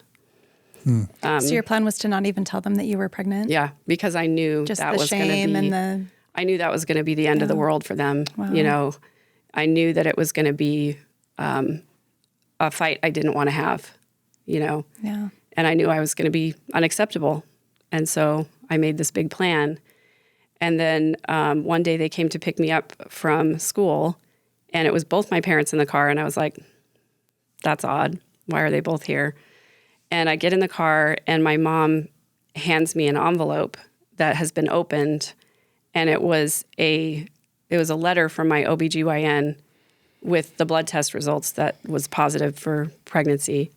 And so she just handed me the envelope and she said, "We know you're pregnant." Has anyone heard of HIPAA ever? Like, what is going on here? You're a grown-ass woman at this point. I was 19 years old, and the letter was addressed to me, and it was from an OBGYN. Oh, so, of course, my mom wanted to open it. Okay. She, she was suspicious, so... Okay. Wow. So how did that end up with? I mean, so was Lori a bridesmaid at a wedding? Yeah, but it's coming. Okay. Sorry, I had to rewind. I had to rewind a little bit because we have to get to the point where I had a child already when I got married. Oh, okay, got it. So so that was all horrible. It was really hard. My mom got up in testimony meeting in Relief Society and told everybody that I was pregnant. And, did the whole crying, horrible thing and whatever. It was really, really hard. She made me go tell my bishop. She made me read the Miracle of Forgiveness. Oh no.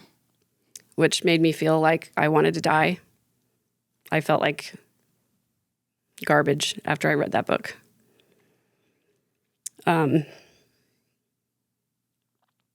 Do you remember what it was about the book that made you feel like garbage? Well, I had same-sex attraction issues, as the church called it back then. And I felt like there was nothing I could do to change that. And the book made me feel like not only was it the sin next to murder, because I was pregnant, but then also being grouped in with people who are committing bestiality just, made me feel like a terrible human being. And also, I feel like the book should have been called There's No Hope for Forgiveness. Because I felt hopeless after I read that book. I felt like there was nothing that I could do to make myself clean again. And for the never Mormons who are watching or listening, this is a book that was published by one of the prophets of the Mormon Church, Spencer W. Kimball. And for decades, it was like considered almost up there with the Mormon scriptures, the Bible, the Book of Mormon, the Doctrine and Covenants. And then like there's, Talmage's books, Jesus the Christ and the Articles of Faith, and then the Miracle of Forgiveness. It's one of like 4 books missionaries were even allowed to read. But if you ever sinned, it's the book that your bishop would hand to you because it was written by a prophet and was all about repentance. Fast forward to 2023, its publication has been ceased. It's no longer sold because it's such a heinous, horrendous book. And yet it governed how Mormons thought about themselves and morality and virtue and sex and sexuality. It governed 50 years of Mormonism at least. Right? It was the textbook for repentance. Yeah. And so it's a horrible book, and it was horrible for you to read it. Yeah. Yeah. Yeah. I remember my stepmom telling me, don't ever read that book. And she still is a faithful active Mormon. Oh, wow. And when she heard that I was thinking about reading it, as a faithful active woman, she said, please, John, don't ever read that book. And I was like, what? That's crazy. And then I read it. Yeah. Because I hadn't sinned in any of those major ways. So Yeah. no skin off my back. Right? Yeah. It made me feel good. It's like, yeah, I'm not doing those bad things. You know what I mean? And there are long lists of bad things that are listed in that book. Oh, yeah. It seems like most people, the long lists of other indiscretions, in my experience, don't seem to be as notable as if you've had sexual sin. It seems like it was pretty much the textbook for trying to get rid of your sexual sin. Right. There's a Mormon Stories episode where we read some of the most heinous portions of the miracle forgiveness. So if you want to check that out, do Mormon Stories podcast, Miracle Forgiveness, and you can watch that episode. Okay, so you read that book, felt like dirt. Yep. Lower than dirt. Yep. And then also had to be subjected to LDS Family Services because the appropriate thing at the time was to go to counseling to try and get the young couple who had sinned to get married. And I felt like that was a huge step backwards because I had already decided I did not want to be with this person, but I attended the counseling sessions because it was, you're either going to marry this guy or you're going to give up this baby for adoption. That was the official path forward. And I remember the counselor telling me about this other girl that she had worked with who gave up her baby for adoption and had a great relationship with the adoptive mother and got to see her kid once a year, and the mother sent her pictures and all of that stuff. And I just remember thinking, no, that is wrong. I don't want to do that. I don't want somebody else raising my child. I'm a perfectly capable human being. Yeah. And it was the first time I had ever done something that defiant to say, I'm not going to go down this path. I'm gonna keep this child and I'm gonna raise this child. And that's really brave because I do think a lot of women, especially in what would this have been, like early 90s, who were faced with that decision, it seems like those were the options, right? Yeah. You just didn't hear a lot about women who were pregnant out of wedlock, right, who chose to keep the baby but didn't want to stay with the partner. Yeah. So that's really brave of you. Thank you. I didn't think of it like that at the time. All I was focused on was the fact that I did not have it in me to give my child away. Right. There's just no way that I could have done that and lived through it. It would have been like ripping my heart out. I just couldn't do it. And I'm so grateful that I was able to make that decision because I can't imagine my life without my oldest girl, Of course. So you kept your daughter. Yeah. And the church has pressured decades and decades and decades of women to give up their babies for adoption. Yeah. And also into bad relationships because you're either going to marry the father of the baby or you're going to give it. And those are the only two options. Right. because it's not acceptable for a young woman to be raising a child on her own. On her own. So did you maintain a relationship with your baby's father, or? I did not. I made it very clear to him that I did not want him to be a part of her life. It was probably extreme and cruel of me to do that at the time, but I looked at his lifestyle and I thought, I don't want my child to be associated with that. I also knew his family relatively well. I knew there was a lot of dysfunction there. And I just really wanted to try to protect her from that if I could. And I'm not sure if I would do it the same way now. I probably would have tried to figure out a healthier way to navigate through that. But this is fast forwarding just a little bit because I met my husband while I was pregnant with my oldest daughter. Oh, wow. And he got involved with me knowing that I was pregnant with another man's child. And I thought was pretty brave of him to throw himself into that situation. But I wanted the baby's father to be involved to a certain extent until the day that I gave birth. And he showed up at the hospital with his casual sex girlfriend and another baby who had just been born like a month before. And he was the father of that baby? Yeah. Oh, wow. And I just said, you know what, why don't you raise that baby? And I had already met my future husband, and we had already talked about getting married. And so I was like, I'll just have my life over here. You have your life over there. Wow. And that was kind of it. But at this point, now my parents were thrilled that I was getting married and did not care that he was not a member of the church. Okay. Because at this point, all they wanted me to do was right the wrong of having a child out of wedlock. Yeah. And so they didn't really know much about him, but he was a bartender, and they were just happy that I was getting married at this point. So now there could be a celebration.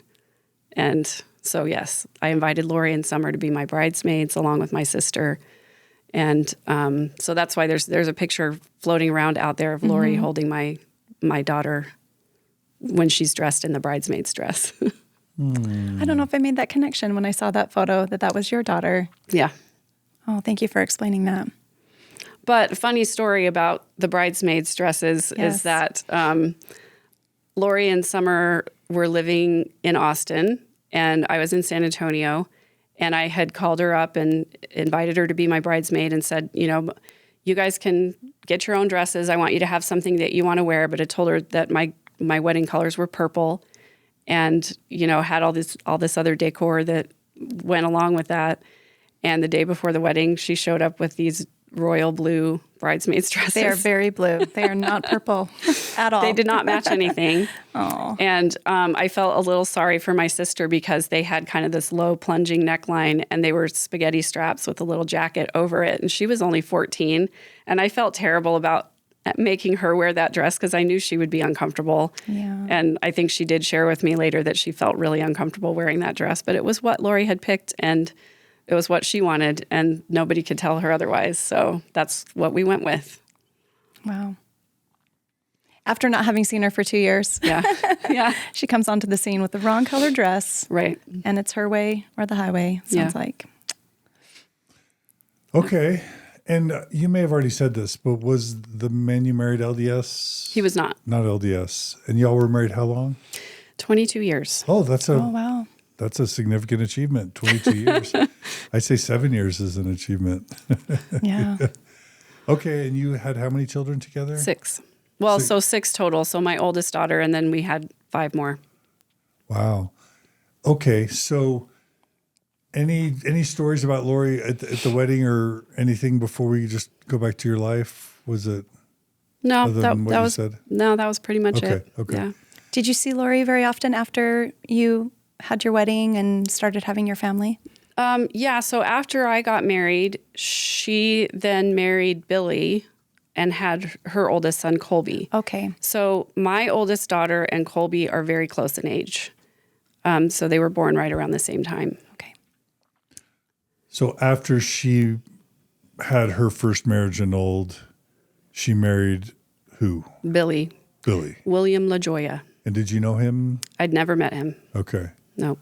Okay. And they together had Colby, the oldest son. Okay. And she was married how long to him?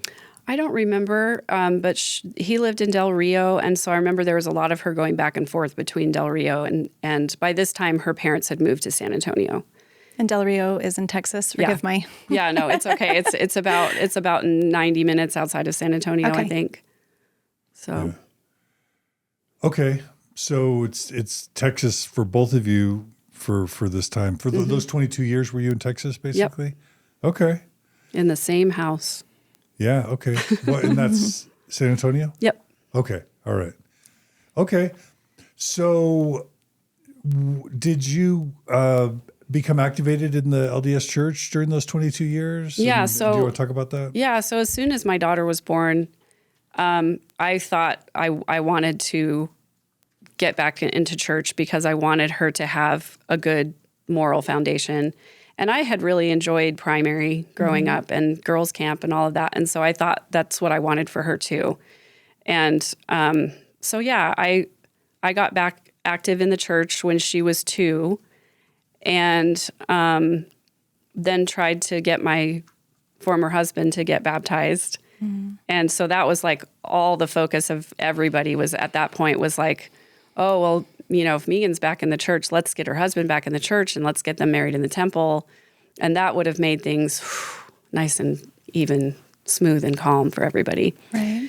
So he did take the missionary discussions. He went through 2 or 3 sets of elders taking the discussions, and he did eventually get baptized.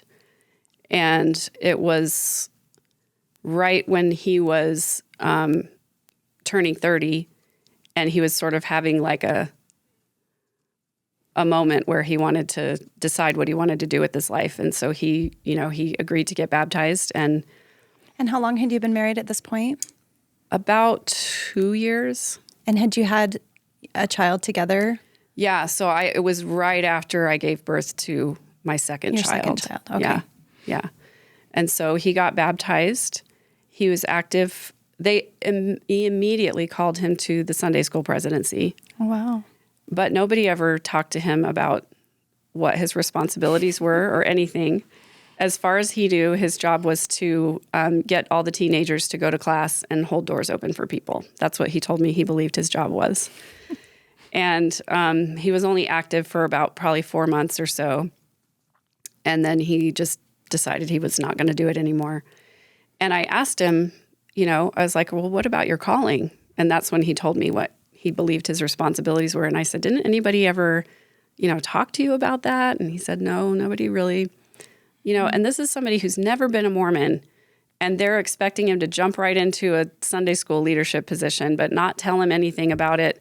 And I remember asking a couple of the men in the ward, like, can you befriend my husband? Can you, hang out with him, take an interest in him, see if you guys have something in common so that he has people in the ward that he can associate with so that he can understand what this all means, because this is brand new for him. Right. And of course he was taking the new member lessons, but I think the assumption was, well, like, you're married to a Mormon, so you'll figure it out, Right. But he really needed to be fellowshipped, and that just didn't happen. And I was really disappointed by that because even one of our home teacher at the time said, every man in the church needs a responsibility and a friend. I remember that. Yeah. And it just didn't happen. So I remember being really disappointed that people were not following their own advice, to try and get him activated. Did you have a spiritual, quote, repentance and reawakening as a part of having the baby out of wedlock and marrying a non-member and the parental shame? Yeah, I don't know did you have some sort of spiritual epiphany that brought you back into the church, or? No, I think it was just more the experiences that I had as a young woman. I did have a testimony, and I did love the scriptures, and I did love going to do baptisms for the dead in the Washington, D.C. temple. And I remember bearing my testimony on many occasions and feeling very strongly that this was right. That what my parents had taught me was true. And I really wanted to be acceptable to God. That was really important to me, and so I wanted to raise my children in that tradition where I felt like I understood who I was in the eternal sense. Like, I really did feel like I was a child of God, and I felt like he loved me. I felt like he knew my name and knew my circumstances. And that was a good feeling. And I wanted my kids to feel that too. That's beautiful. I think I'm thinking back to how you said earlier that you made a conscious decision when you had children to not do certain things, to not, raise your family in the way that you were raised.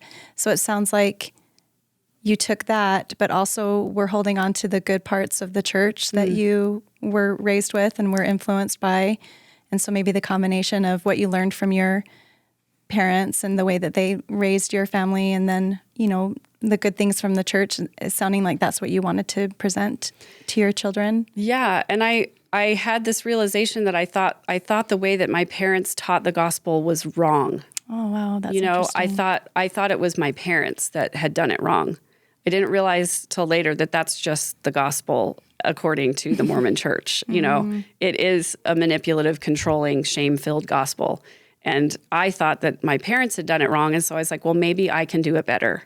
Maybe there's a more healthy way to teach, you know, these principles. And the principle of free agency, which is what the entire church is founded on, is like your right to make a choice.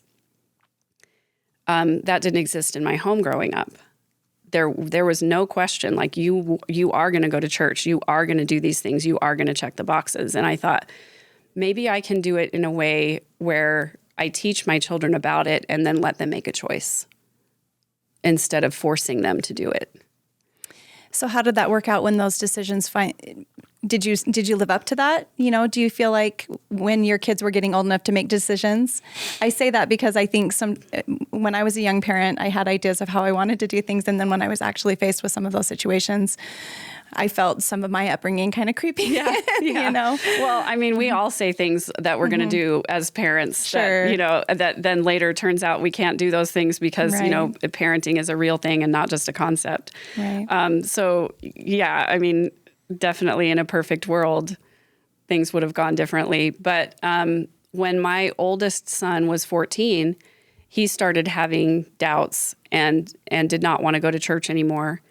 And I think it was easier for him to tell me that because my husband at the time wasn't going, his dad wasn't going, and so it was like safe for him to have doubts, and that was something that I didn't have. And you know, in my family, it was like every single family member is a faithful, believing Mormon. So when he came to me with that, he said, "I just don't believe this anymore." And I sat down with him and I said, "Well, tell me what you do believe." And he said, "Well, I believe in God. I think you have to be stupid to not believe in God." And I said, "Okay, well, let's start with that." And I said, "You don't have to believe everything right now, but let's figure out what you do believe and start there. And maybe other things will come later." Well, they didn't. And he never did go back to church. And now he's an atheist. So that thought about there has to be a God, you know, didn't come to fruition either. That didn't stick around. But I didn't blame him. You know, he was really bullied in the church, and I felt I was a second-class citizen. Just bottom line, my husband was not a member. I had wanted to go through the temple, but my bishop he counseled me to wait until my husband was ready to go, and so I did wait. I waited for about 7 years. And then I finally said, "Look, this guy's not coming back to church. There's no chance." He was a member, but not active. Right? Yeah. Right. He'd been baptized, but he was only active for 4 months. And then he didn't ever come. He would come to church if I was singing. Yeah. Okay. Or sometimes he would come to church if there was he would come for the primary program sometimes to see our kids, but eventually stopped doing that too. So I very much felt ostracized and overlooked. And I remember when I did finally go through the temple, I, got up in Relief Society and bore my testimony about my experience. And the Relief Society president came up to me afterwards and she said, "I'm so glad that you told us that you went through the temple because we really wanted you to be a Relief Society teacher, but we felt really strongly it had to be somebody who had been through the temple. And so now that you've been through, now you can teach Relief Society," you know. And she's like saying it as a compliment. But Exactly. It's kind of an insult, right? Yeah, exactly. Yeah. Oh, that's too bad. Okay. So, yeah, I guess part member families, and especially going to LDS church as a woman whose husband isn't attending, and you're always hearing about eternal families and righteous priesthood holders, and then your kids are all, "Where's your dad? Oh, he's not active." Like that doesn't seem like a super fun experience. Yeah, it was really heartbreaking a lot of the time to sit and listen to all of those lessons all the time about eternal families and thinking, well, if I stay in this marriage, I'm never going to have that, you know. And also super heartbreaking, had a miscarriage, and the Relief Society president told me, you know, it's like what we believe is that families will be together forever. And she said, "I know that's probably a happy and a sad thing for you, because now you've miscarried this baby, but you weren't sealed together. And so you maybe are not ever going to see that baby again. You know, super harmful. Oh, those types of stories are just so damaging. Yeah. They're just, and you just hear about those types of comments all the time. It's really unfortunate. Yeah. Yeah, and I'm connecting to it because my sister Gina married a non-Mormon, and she had 3 kids and raised them, and she died, 7 years ago of colon cancer, but she didn't like to go to the doctor, and part of it I think was she felt like her life was a disappointment. Like her husband never joined, she was raising her kids, and then when her kids got to adult years and really weren't into the church anymore, she's like, I basically just need to get on to the next life, because this one, I'll meet my eternal companion in the next life. I can't divorce my non-member husband now. My kids aren't in the church anymore. I don't have much to live for. I may as well just hurry and go to the next life. And she got her cancer diagnosis in like October, and she was dead by December. Wow. But I just thought she wasn't happy. Yeah. Even though the church meant everything to her, the way her life played out was just a total disappointment to the plan. And I don't know if you felt some of that. Yeah, I definitely felt that way. And I remember talking to I can't remember if it was my bishop or my stake president, probably during a Temple Recommend interview. And I said, why can't I just get sealed to my kids? You know, I'm a faithful, believing member. I'm, teaching gospel doctrine. I'm teaching, new member missionary lessons in a ward where we baptize 30 people a year. So I was teaching new member lessons 2 and 3 times a week. I'm bringing my kids to church by myself every single Sunday. And if I'm gone or if I'm sick, I get a ride for them and I make sure they go. They go to every activity. They're checking all the boxes. They're, getting temple recommends and doing baptisms for the dead and all that stuff. I had a tradition with my kids where when they turned 12, I would take them on their birthday to the temple.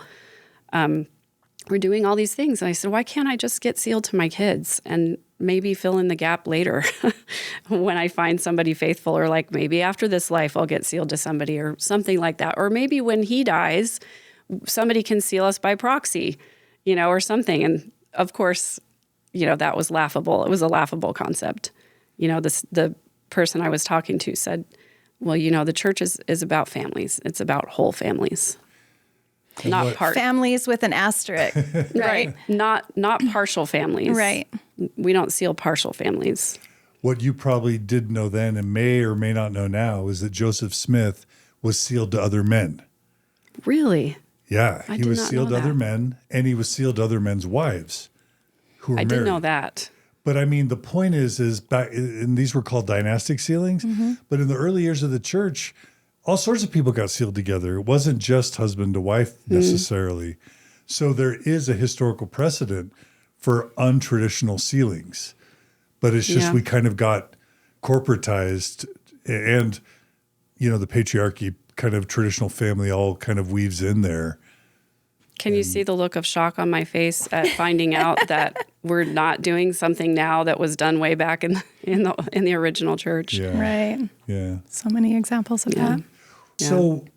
So a parallel now that I'm kind of drawing. Well, let me ask this: did you live those 22 years as a faithful Mormon, regretting you straying from the path as a teenager? Well, how much of it was like, if only I'd gone to BYU, if only I had found that returned missionary, if only I had married in the temple, if only I had lived the law of chastity and the word of wisdom, not had a baby out of wedlock, and married my returned missionary at BYU, I could have had the model Mormon family, versus what ended up happening, and kind of beating yourself up over those early decisions. I don't think that I think there maybe was a short phase where I felt that way, but for the most part, I really did feel like everything happens for a reason, and I felt like I went through those experiences in my younger life, and I was pretty open about it. There were a couple of times when I remember bearing my testimony and saying, I was out of the church for a while and I was not happy. And I was promised that if I came back to church and I was faithful and I did all the things right, that I could find true happiness. And that's what I was searching for. So I don't think there was a lot of regret about that. It was like, oh, I knew that I wasn't living the gospel, and that's why I was unhappy. So you used your own story as a cautionary tale when you would talk to other people? Yeah, but it turns out it was really just because I had layers and layers of trauma and not because I was just not living the gospel. But you didn't beat yourself up and wallow in a lot of shame. No, I really didn't. Okay.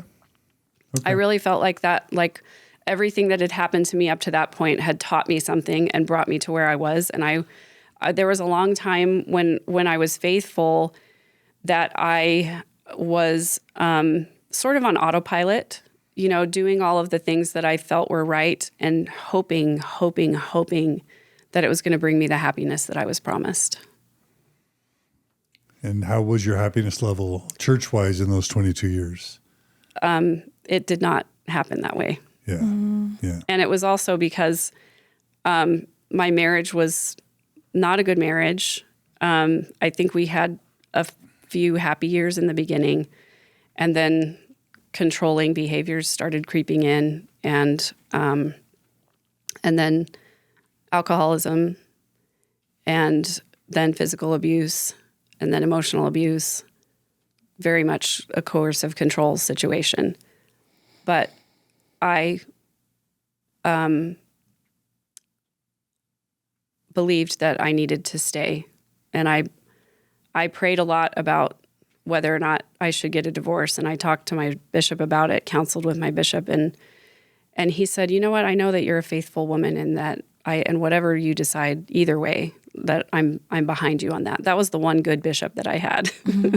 He was actually a great supportive guy. All the other bishops I had were not supportive, not good guys for the most part. But I stayed for a very long time, much longer than I should have, because I believed that I was doing the right thing, and I believed that my kids were better off with us staying together. You know, it wasn't until I sort of had some watershed moments that we can get to later, but I stayed in there for probably 10 years longer than I should have. So it's 2023. How many years ago were you divorced? 2017. So it's been 5 years. 5 years ago. Okay. Okay. And the Lori stuff starts coming on the scenes 2018? When? I think the story broke in December of 2019. Yeah. But she starts getting in. She meets Chad when? Oh, okay. Dates. I think she meets Chad in 2018. Yeah. But I think there's evidence that she was reading his books and kind of following him. Like maybe it gets clear back to like 2015 or 16. Okay. So let's rewind just a little bit, because I want to talk about Lori's other marriages and where I was in all of that as well. That would be interesting. So after she divorced Colby's dad, she moved to Austin to be a hairdresser, and I'm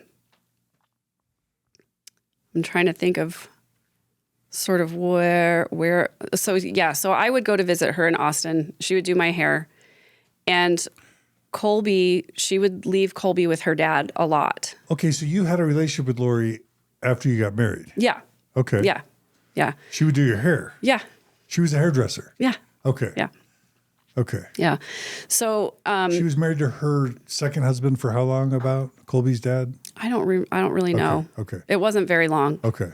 And so we were sort of, both single moms at the same time, in a way.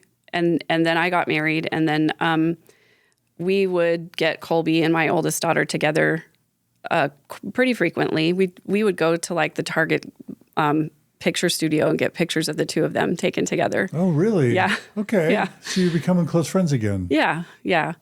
And she would do my hair, and I don't really remember being invited to her wedding with Joe, her next husband.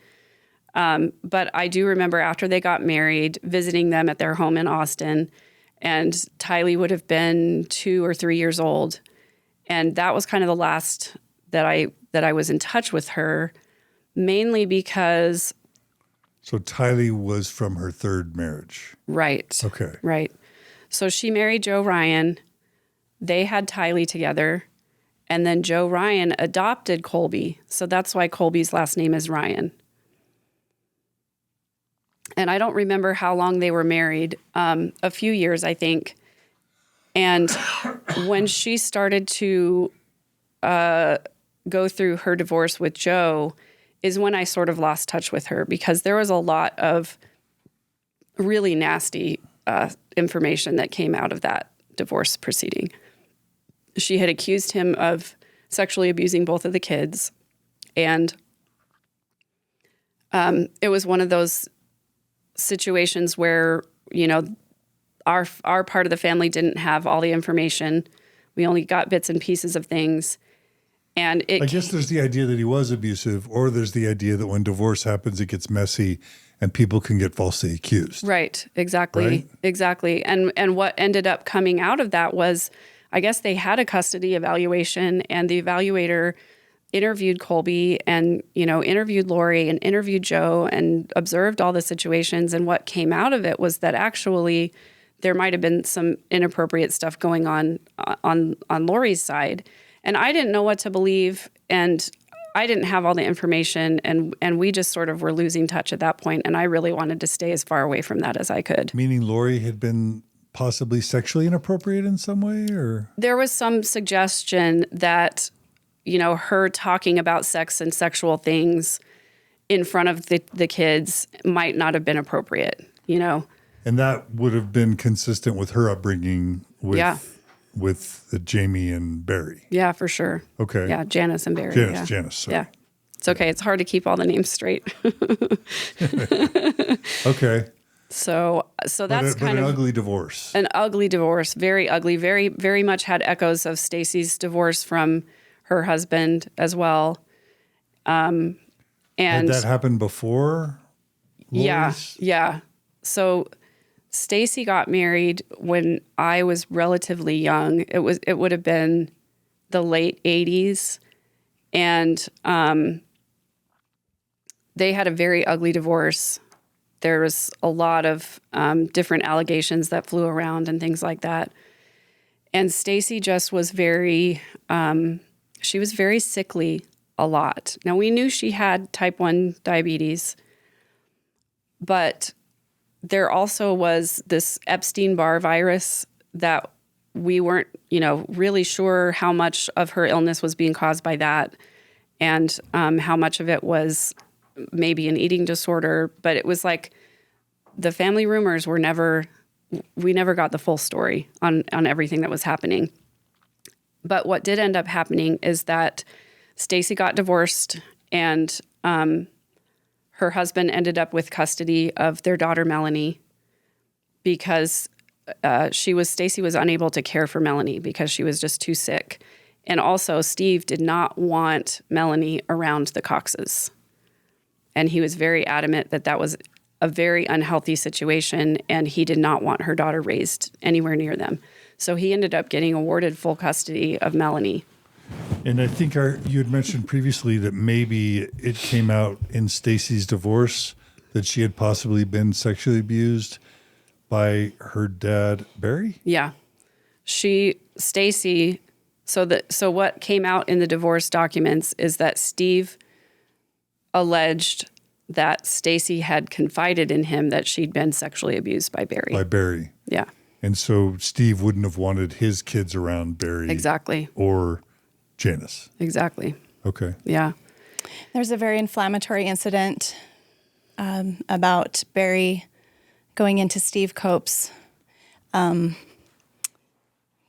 place of work, and he confronted Steve and threatened him physically, and I think he quoted scripture at him, and then grabbed him and threw him up against a wall or something. And one of Steve Cope's coworkers called the police, and I think charges were pressed against him for assault. Yeah.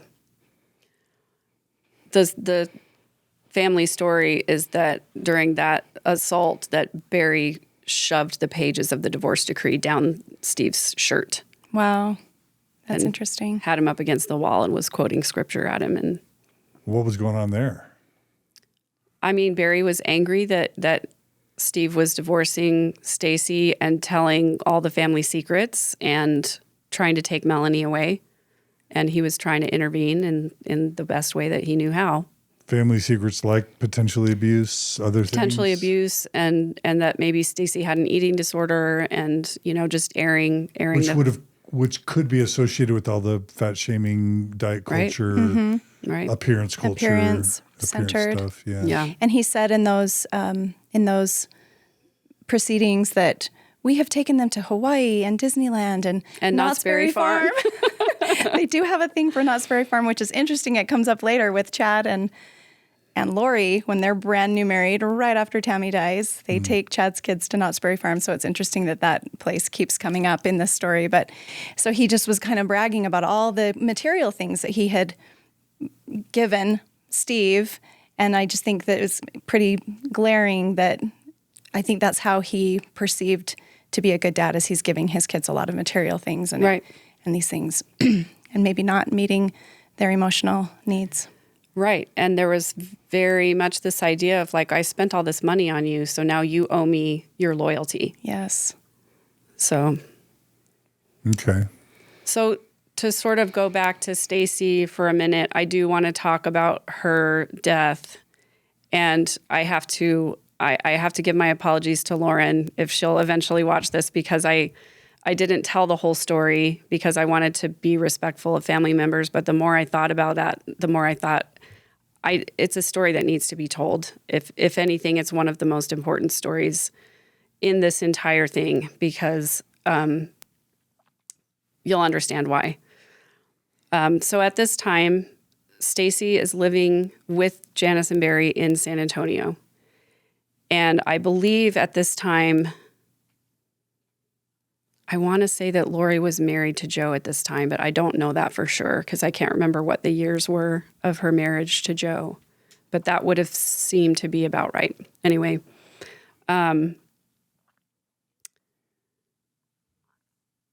so Alex was also living in San Antonio, and he had his own apartment, which was kind of a rare thing because he was very much a couch surfer, and he did live with Janis and Barry for quite some time. And so Stacey, was in this state where she had been sick a lot and she wasn't doing very well managing her diabetes. And Alex, even though he lived in San Antonio, he and I didn't spend a whole lot of time together, but every once in a while he would call me up or I would call him up and we would get together and have takeout and watch a movie. That was kind of what we would do when we hung out. What's strange, though, is that we had gone a long time without really talking to each other, and a lot of my calls went unreturned, and I just thought, well, he's probably just busy or whatever. But one night he called me kind of out of the blue and asked if I wanted to hang out, and I was like, sure, I'm happy to be finally, talking to him again. And so he got some takeout, and it was probably Taco Bell, if I want to be real about it. Came over to my house and we were watching a movie. And I just remember he wasn't as jovial and joking as he normally is. He was a lot quieter. Normally, you couldn't really watch a movie because he was constantly making a joke or a comment or something. And he was much more quiet than normal. And about a third of the way through the movie, he actually stopped the movie and he said, I've been really worried about Stacey lately. And I said, what's going on? And he said, well, you know how sick she's been. And you know that she has, really struggled with her diabetes. And I think she's been really depressed lately. And I'm just really worried about her. And I said, okay, well, what do you want to do about it? He said, well, the reason that I'm really concerned is because tonight she told me that she was just going to take a big shot and go to bed. And I didn't know very much about type 1 diabetes at the time, but now that I do, I have a son who's type 1 diabetic. And I know that if you take a huge shot of insulin, your blood sugar is going to go way low, and that's very dangerous. you can end up, not waking up if you don't have somebody there to wake you up when your sugar goes low, to get you, to eat something.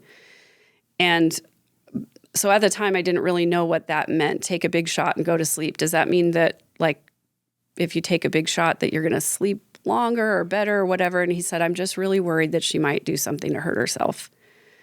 And he said, will you come with me to my parents' house to go check on her?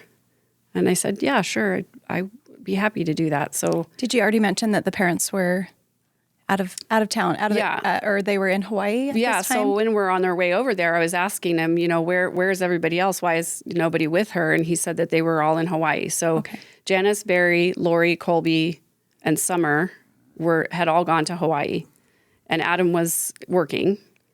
And so it was just Alex and Stacey, and Alex was in his own apartment. So Stacey was at the Cox house by herself. And so he told me that, they were all on vacation. So we drove over there, and I don't really remember if the door was locked or how we got in. But when we opened the door, all the lights were off. Everything was dark. And I know Stacey had her own room, but what was odd to me was that we went straight upstairs to Janis and Barry's room, and Alex was like leading the way.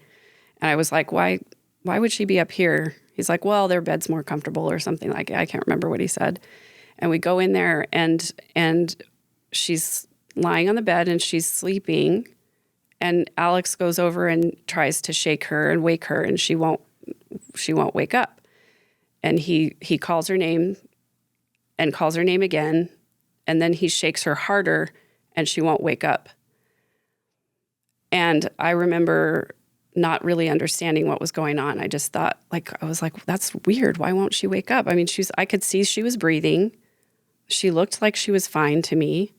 And, but she just wouldn't wake up.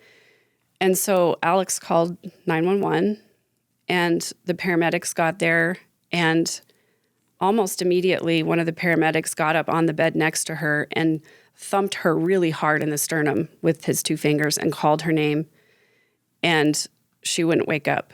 And so he immediately got off the bed. They immediately brought a stretcher up the stairs, and they started cutting her clothes away. And I just turned away, and I was like, what is going on? Why does everybody know what's happening except for me? Everybody obviously knows this is very serious, but all I can tell is that she's not waking up. So they get her on the stretcher and take her to the hospital. And Alex and I sat there and waited for, the doctors to come out and tell us what was going on. And I called my parents, and my parents came, and they came out and told us that she was in a diabetic coma and that she was not going to wake up. And I just, it took me a long time to absorb those words. It was kind of like they echoed in my head for a long time. And my parents were there, and so I thought, well, they'll call Janis and Barry, and they'll let them know what's going on. And they did. And gradually over the next few hours, we sort of started to figure out what was happening. And they did keep Stacey at the hospital for a few more days while my parents arranged for hospice care. And I thought that, everybody would come home and be there with Stacey, but they didn't come home. They stayed in Hawaii. And I remember when they transferred Stacey to the hospice facility, and I came in, and right after they had gotten her settled, and Alex showed up shortly after that. And hospice from this event? Yeah, so they kept her in the hospital for just a few days, and when they realized she wasn't going to revive, they sent her to hospice care because they knew she only had a few days left. So you were around during this time? Mm. Yeah. Around what year would this have been? This was 1998. Okay. So when Alex showed up at the hospice care, I kind of asked him, I was like, where have you been? It's been a couple days. And my parents had been there, And I was there, but Alex was nowhere to be seen. And Alex is nowhere to be seen, and Janis Berry and the rest of the family are in Hawaii. Yeah. While their oldest child is dying. It's such an absurd and heartbreaking story to me. Yeah. I could never make sense of this story. Did they know that she was really sick when they went on the trip? Yes. So yeah, that she had been sickly, you know what I mean? But maybe there's more to it. Well, I think in light of everything that's happened, we cannot ignore the fact that Janis and Barry had told Stacey over and over, maybe it's your time to go. She'd been sick for a long time. She was somewhat of a burden on Barry and Janis, you know, not working, racking up all these medical bills. At one point, Barry was giving her morphine, and I didn't think she was sick enough to need something like that, but I didn't know for sure because, again, you know, family secrets and everything. And I think we just can't ignore the possibility that they went to Hawaii and Alex performed a mercy killing. I really think that's what happened, especially in light of everything else. Looking back on how suspicious the circumstances were and how he used me basically as an alibi to go with him to Barry and Janis's house and find Stacey together so that he wouldn't be the last person that saw her alive. Wow, Megan. And that he mentioned to you, he planted the idea that Stacey had been suggesting taking a huge shot of insulin. And setting it up and telling me she'd been depressed. It's suspicious for sure. And that she wasn't in the same bedroom that she normally was in. And that became sort of the family rumor, was that she'd been depressed and maybe she did do something to hurt herself, you know. Maybe that's what happened. And what I was about to say is that when Alex finally did show up at hospice and I asked him where he'd been, he told me that he'd been shopping. And he went out and bought golf clubs and new comforter and all of this on Stacey's credit card. And when I asked him about that, I said, "Why would you do that? She's obviously dying." And he said, "Well, I don't think she would mind. She would want me to have stuff, and she's not going to need it." So it was like very much this callous, unfeeling, unemotional response to the situation of like, what's in it? What can I get out of this? As long as we're here and she's dying anyway, I might as well run up her credit cards because she'll never have to pay them back, and neither will I. This is such an interesting story that I think so many people who have followed this case have had these same questions. And I think as an isolated incident, who knows? But I think now when you have the whole story of what Alex is capable of and some of these mentalities that this family has subscribed to, you know, some of the ideas, I don't know. It's interesting and tragic. Would that make Barry and Janis potentially complicit or conspirators? I would think so.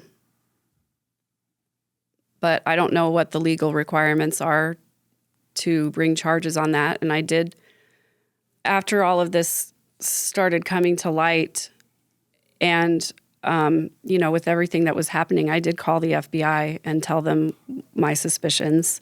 Really? And they advised me to contact the law enforcement in the county where the crime occurred. And I did, and I made a report. And, you know, unfortunately, Stacey was cremated. And everybody gets cremated. Yeah. And so that was, I mean, there's pretty much no way for us to ever know or to ever hold anybody accountable for that, because you have, I mean, I guess we could look up the medical records again. I remember there being some kind of accusation about alcohol in her system, in her bloodstream, but I didn't ever know her to consume alcohol, so I don't know.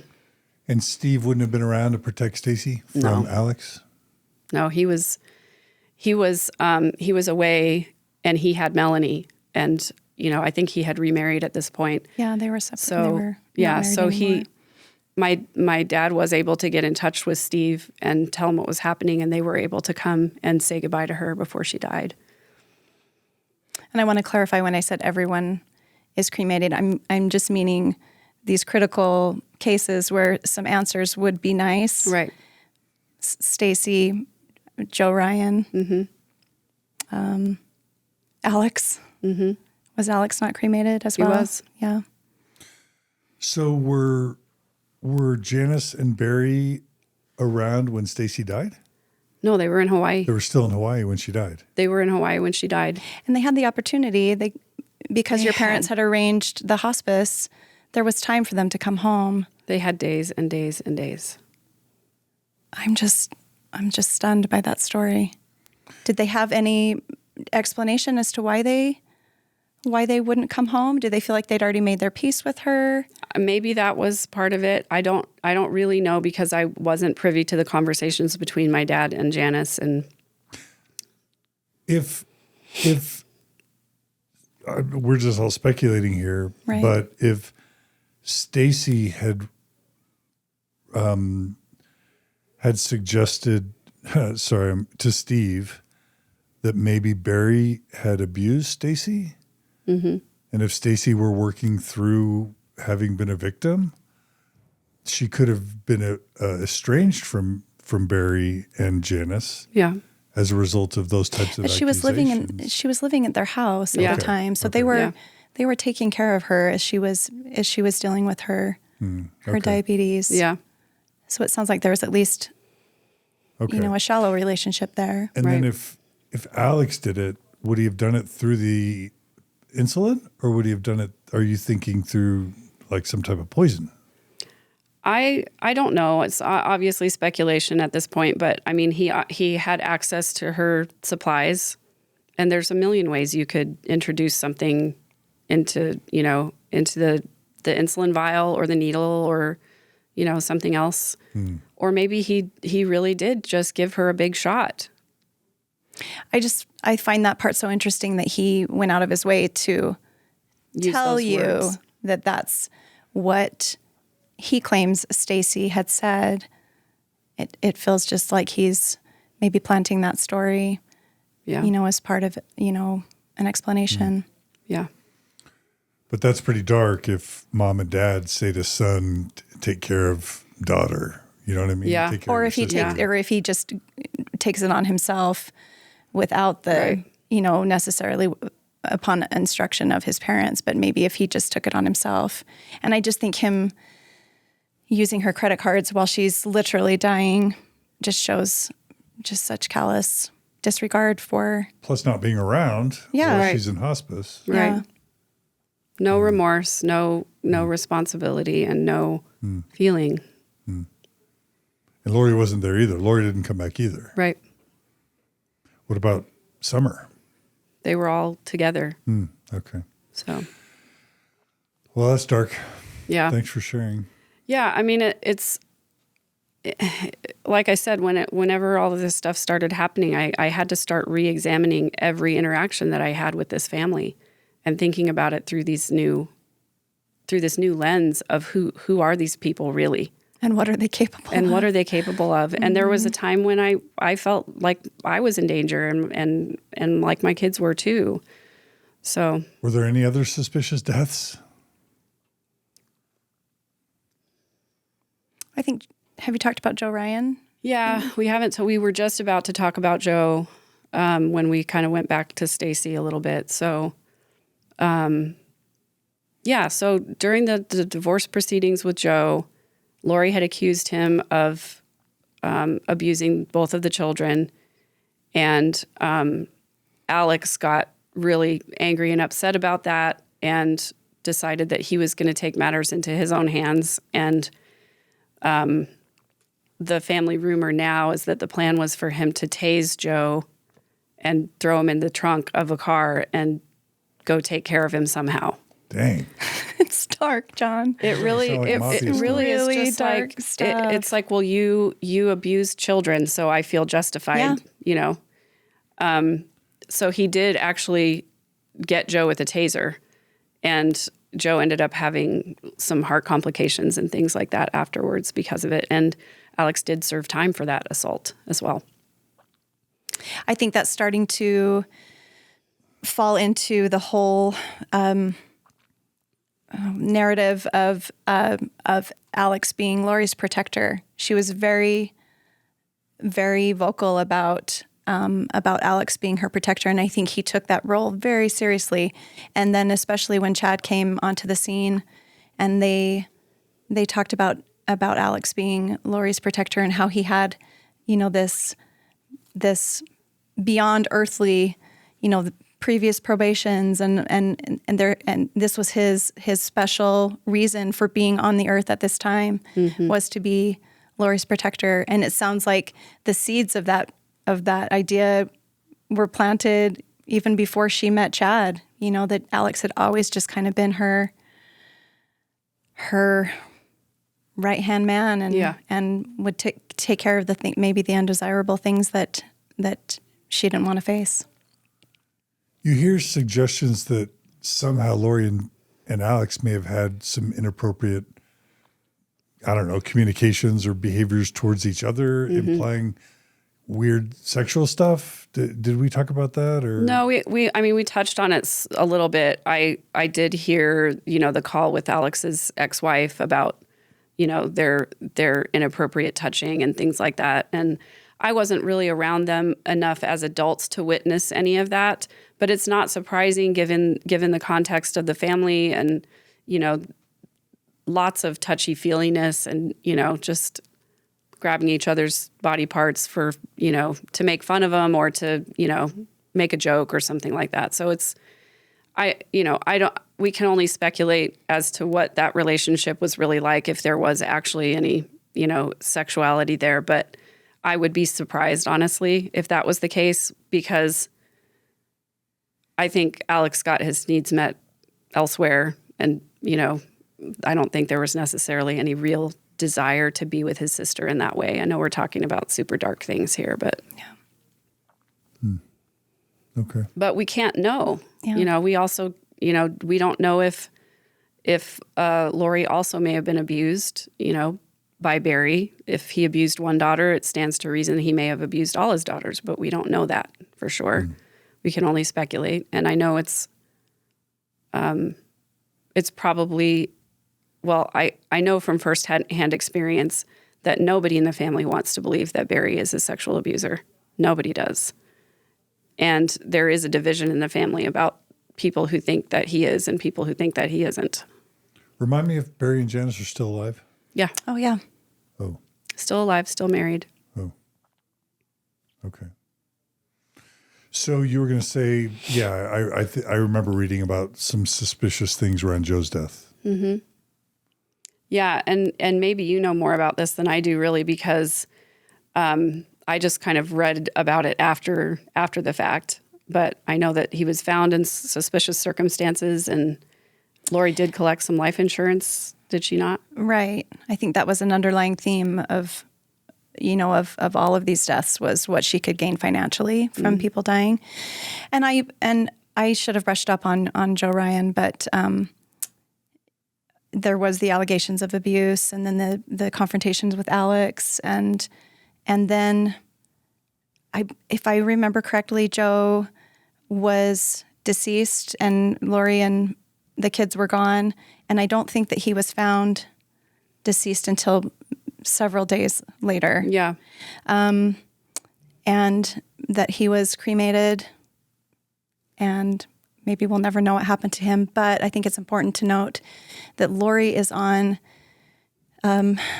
she's recorded talking about her relationship with Joe Ryan, where I believe she's at one of these little fireside conferences, and she's presenting it as a spiritual, faith-building experience that she's had, but she admits that she had murderous feelings towards Joe, and she admits that she talked to her bishop about it, and she says, "I'm either going to commit murder, or I need to go to the temple," and people are laughing in the audience, and I'm like, oh my goodness, this is wild.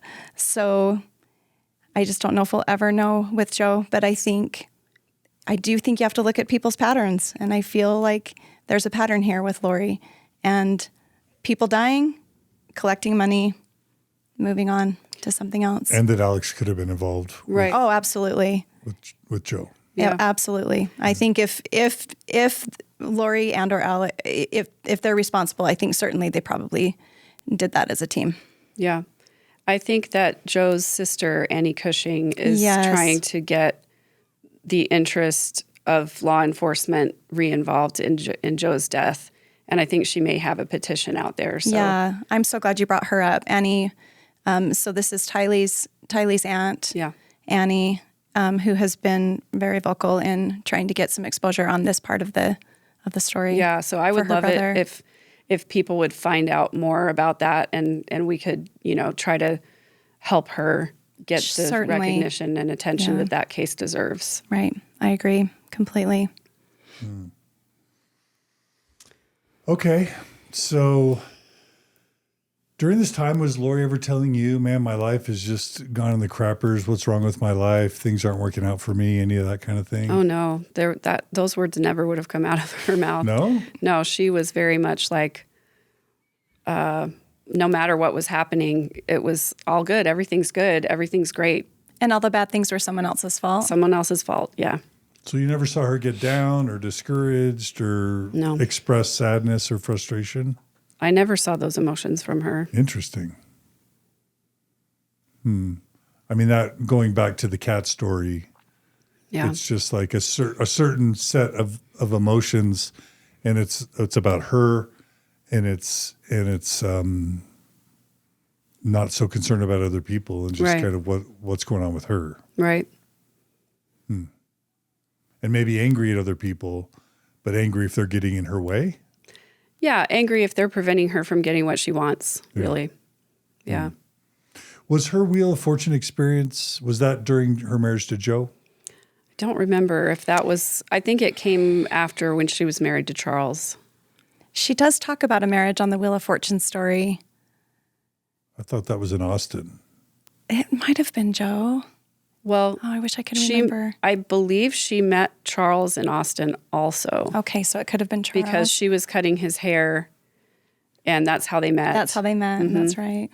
And I seem to remember that, because he got baptized. I seem to remember being there for his baptism and meeting him briefly. And so that would have had to have happened in Texas, in Austin most likely.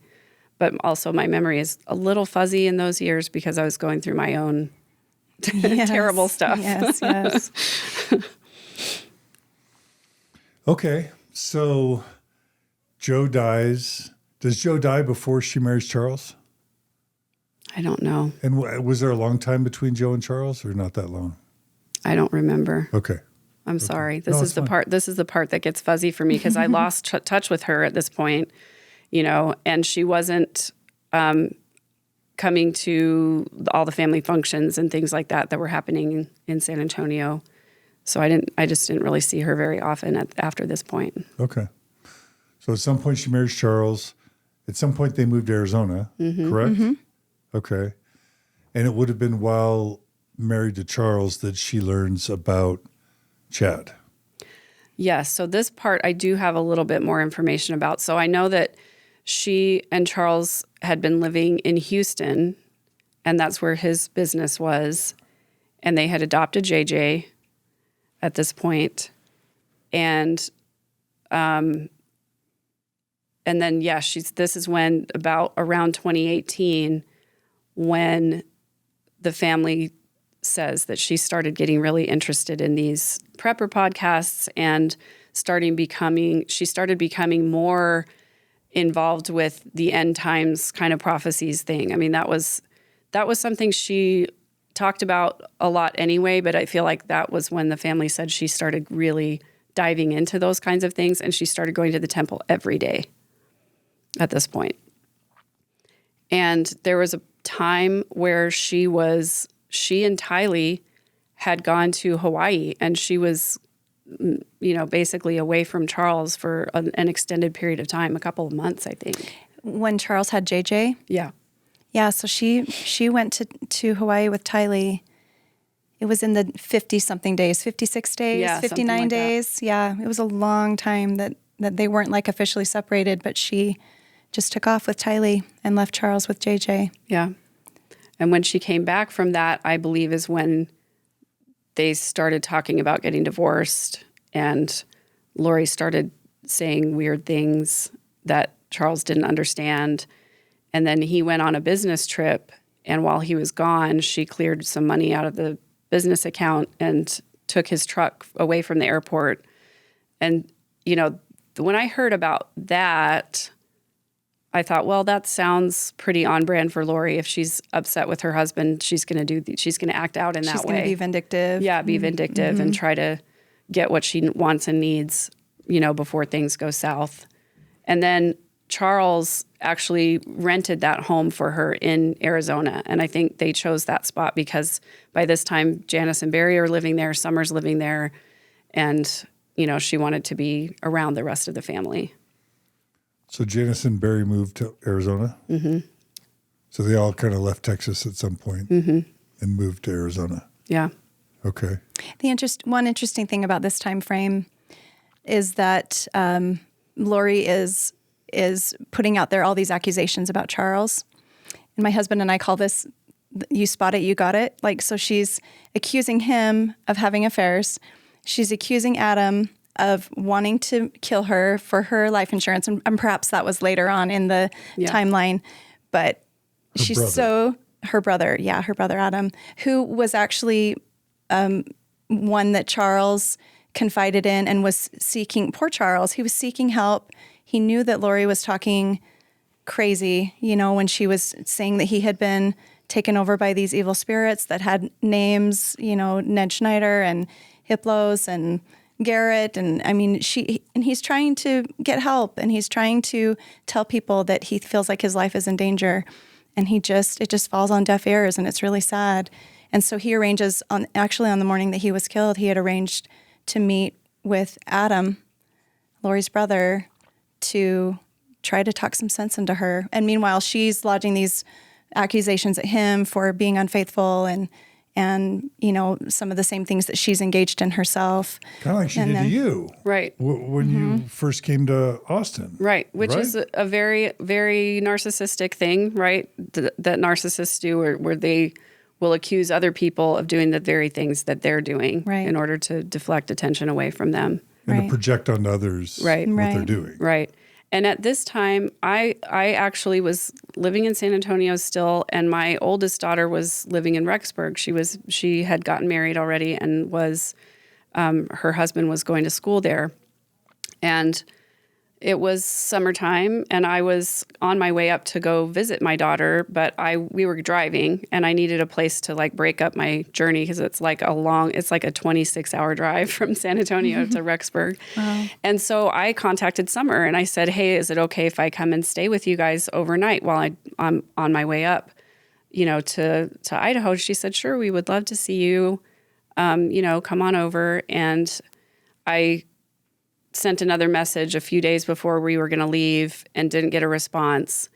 And so the day before we left, I said, you know, hey, if you guys are busy, it's totally fine. I can stay somewhere else, but I would still really love to see everybody. And we'd love to just come through and like have dinner with you or something like that. And got no response. So I went ahead and stayed with another friend in Gilbert, and then went and drove up to Rexburg, and it was just like 2 days later that a family member texted me and told me Charles had been killed. Oh my goodness. Megan. So it was... So you could have been in town when that all went down. And I'm really grateful that I wasn't.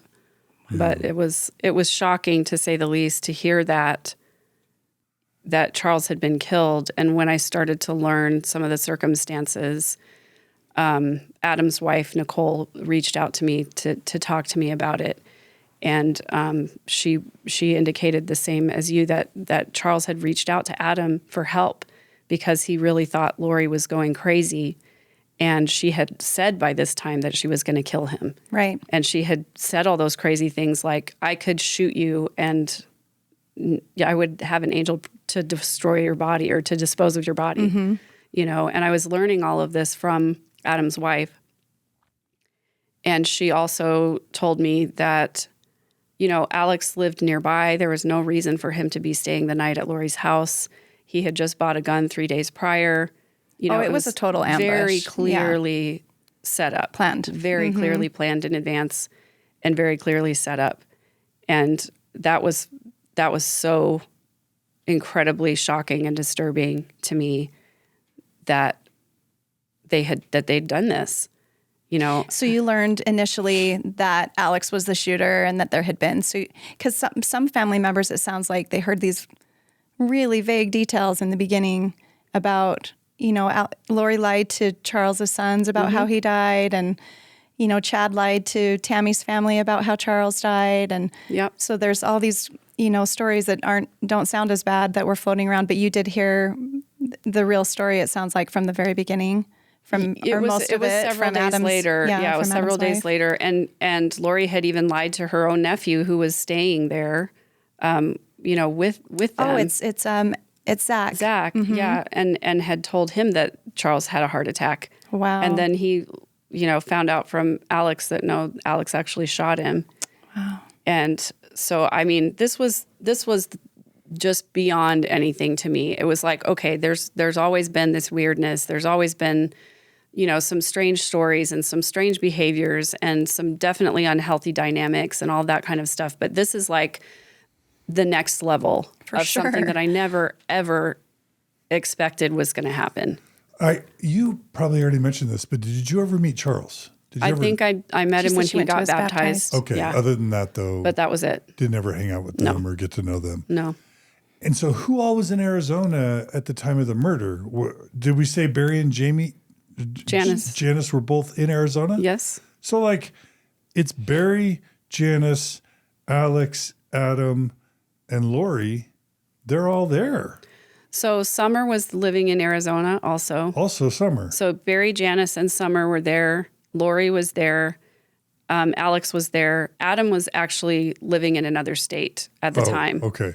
So, but he was traveling to Arizona to help with this intervention to try to help Lori. Charles had contacted him because he felt like Adam was a really level-headed person.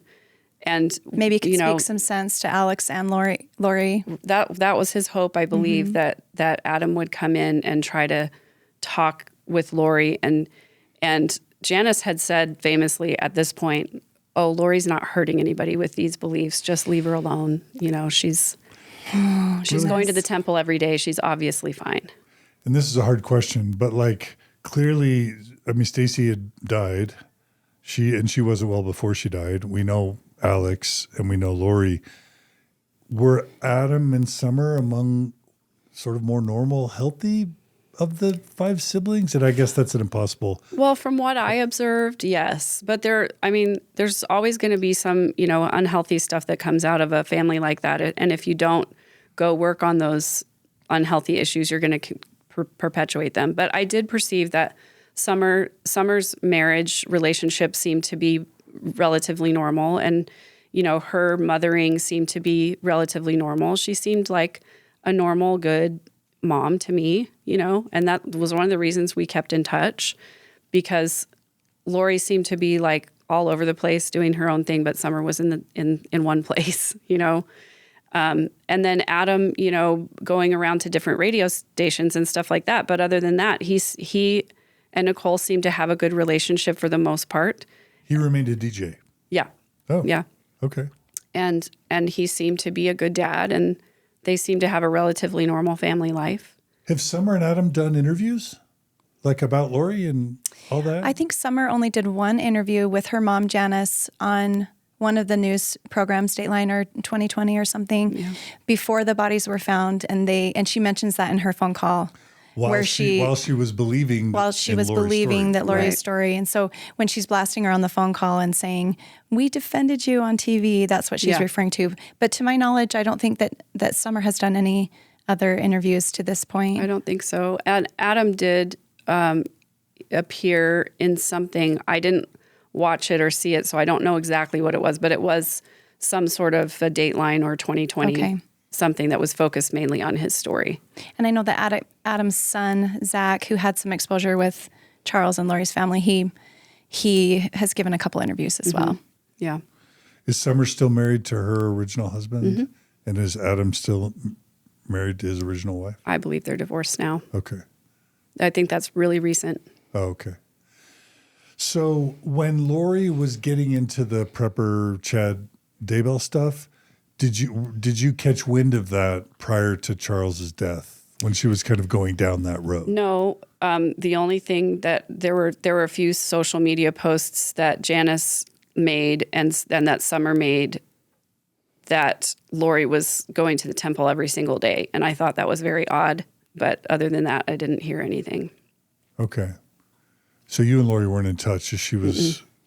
And she wasn't on social media, and that's probably the main reason, because that's how Summer and I kept touch. This was through Facebook and Instagram, and Lori really wasn't involved in that, and so I didn't see her updates from her. I mean, this is a stereotyping narcissist, but you would think a narcissist would be all over Facebook. You would think so. Right? Yeah, you would think so. She is a goddess at this point. She doesn't need social media. She's got a bigger mission to fulfill. Okay, so once Charles dies, then do you have any interaction with Lori? No. At this point, I was so horrified with what had happened that I wanted to distance myself even more. Did you reach out to Summer and go, "What's up with Lori?" kind of thing? I don't think I reached out to her immediately when Charles died. I did reach out to her once the kids were missing. And most of the information that I got came to me from Adam's wife, Nicole, because she was in regular contact with Kay and Larry Woodcock, who were JJ's grandparents, and she knew that side of the story. And so she was the only one in the family system who knew both sides of the story. That's interesting. This is Nicole, Adam's wife. Mm-hmm. So did she reach out to the Woodcocks, do you know, or did the Woodcocks reach out to her to try to get some help from the Cox family? I think there may have been some just mutual going back and forth there because Charles did reach out to Adam, and then once Charles was killed, I think that there was already that connection there established, right? Yeah, so I think that's how that all happened. Yeah. Do we know approximately the time between Charles's death and Lori and JJ and Tylee's death? Is it a year? Yeah. Charles was killed on July 11th. And what year? 2019. 2019. And then JJ, his last known date of being alive was September 9th. And then Tylee's was September 22nd. Okay. So the kids were killed within a few months of Charles. Mm-hmm. And then Tammy was gone on October 19th of the same year, 2019. Mm-hmm. So between July and October, Tammy, then Tylee, then JJ. Excuse me, Charles, then Tylee, then JJ, then Tammy. And then what about Alex? And then Alex dies in December of 2019. So is that 6 deaths within a 5-6 month period? Yeah. Yep. And I remember... That's a trail of death. Yeah. Jeez. I remember getting a phone call from Adam's wife asking me if my daughter was still in Rexburg. So that at this time, Charles had been killed, and it was before we knew the kids were missing. And Nicole called me and she said, "Is your daughter still in Rexburg?" And I said, "Yeah, she's, her husband goes to school there." And she said, "You need to make sure that she stays away from Lori and Alex because they're in Rexburg now." So your daughter was in the same town as... And so they're getting intel that things are getting dangerous and they're afraid for the safety of the family. Yeah. So I asked her, I was like, what is going on? And that's when she started telling me about Chad's teachings and the light and dark system. Mm-hmm. And that was when she told me that Chad has a list of everybody in the family and whether they're light or dark. Wow. And I think I went out the next day and put a security system on my home. I that day called my daughter and said, "If they reach out to you, please do not answer their calls. If they come to your house, don't answer the door." I said, "Don't have anything to do with these people. There is something horrible going on here." So did your daughter have a relationship with Aunt Lori? She did. In Rexburg? Well, no, I mean... Because Lori moved to Rexburg after Arizona, right? Right. That's where they went. As soon as Charles was killed, they moved to Rexburg because that's where Chad was. So My daughter did know Aunt Lori very well. They got along great. She was, Colby's mom. So they, loved each other. And, I was really scared that Lori would reach out to her and that she would respond because they knew each other and, had a happy relationship up to that point. So your daughter and Colby were friends? Yeah. Oh. Yeah. One person I want to talk about is Melanie Pawlowski. Yeah. Melanie Boudreau Pawlowski. What can you tell us about her, and what are your thoughts about, what she might know, or if you just have anything interesting about Melanie that... the last time that I saw her was at Stacey's funeral. And so she was young. She was very young. And, her dad had kind of secreted her away from the family for a really long time. And she was away from all of us. And Steve didn't really let her have a lot of contact with the family until she was much older. And then I think she sort of reestablished contact with the family. So the Melanie that I know is not the Melanie that is in this story. I remember her as a little girl. Melanice, we call her. Yeah. Is Stacey's daughter. Yeah. Oh, I wonder. I thought, I've heard that Melanie name before. That's the same one. So there's two Melanies in this story that are of importance. And one is Melanie Gibb, who was Lori's friend, who's testified and she was in the townhouse the night that JJ died. And then Melanie Pawlowski is Stacey's daughter. Lori's niece. Mm-hmm. Yeah. And her husband was shot at by Alex. Because why do we think, why? Well, do you want to answer that? Melanie's, she was right in there with Lori and all these teachings and that whole movement and everything. And, I had actually, I knew that Melanie had married Brandon, and, they had invited me to their wedding. I sent him a card, I think, but I didn't actually go.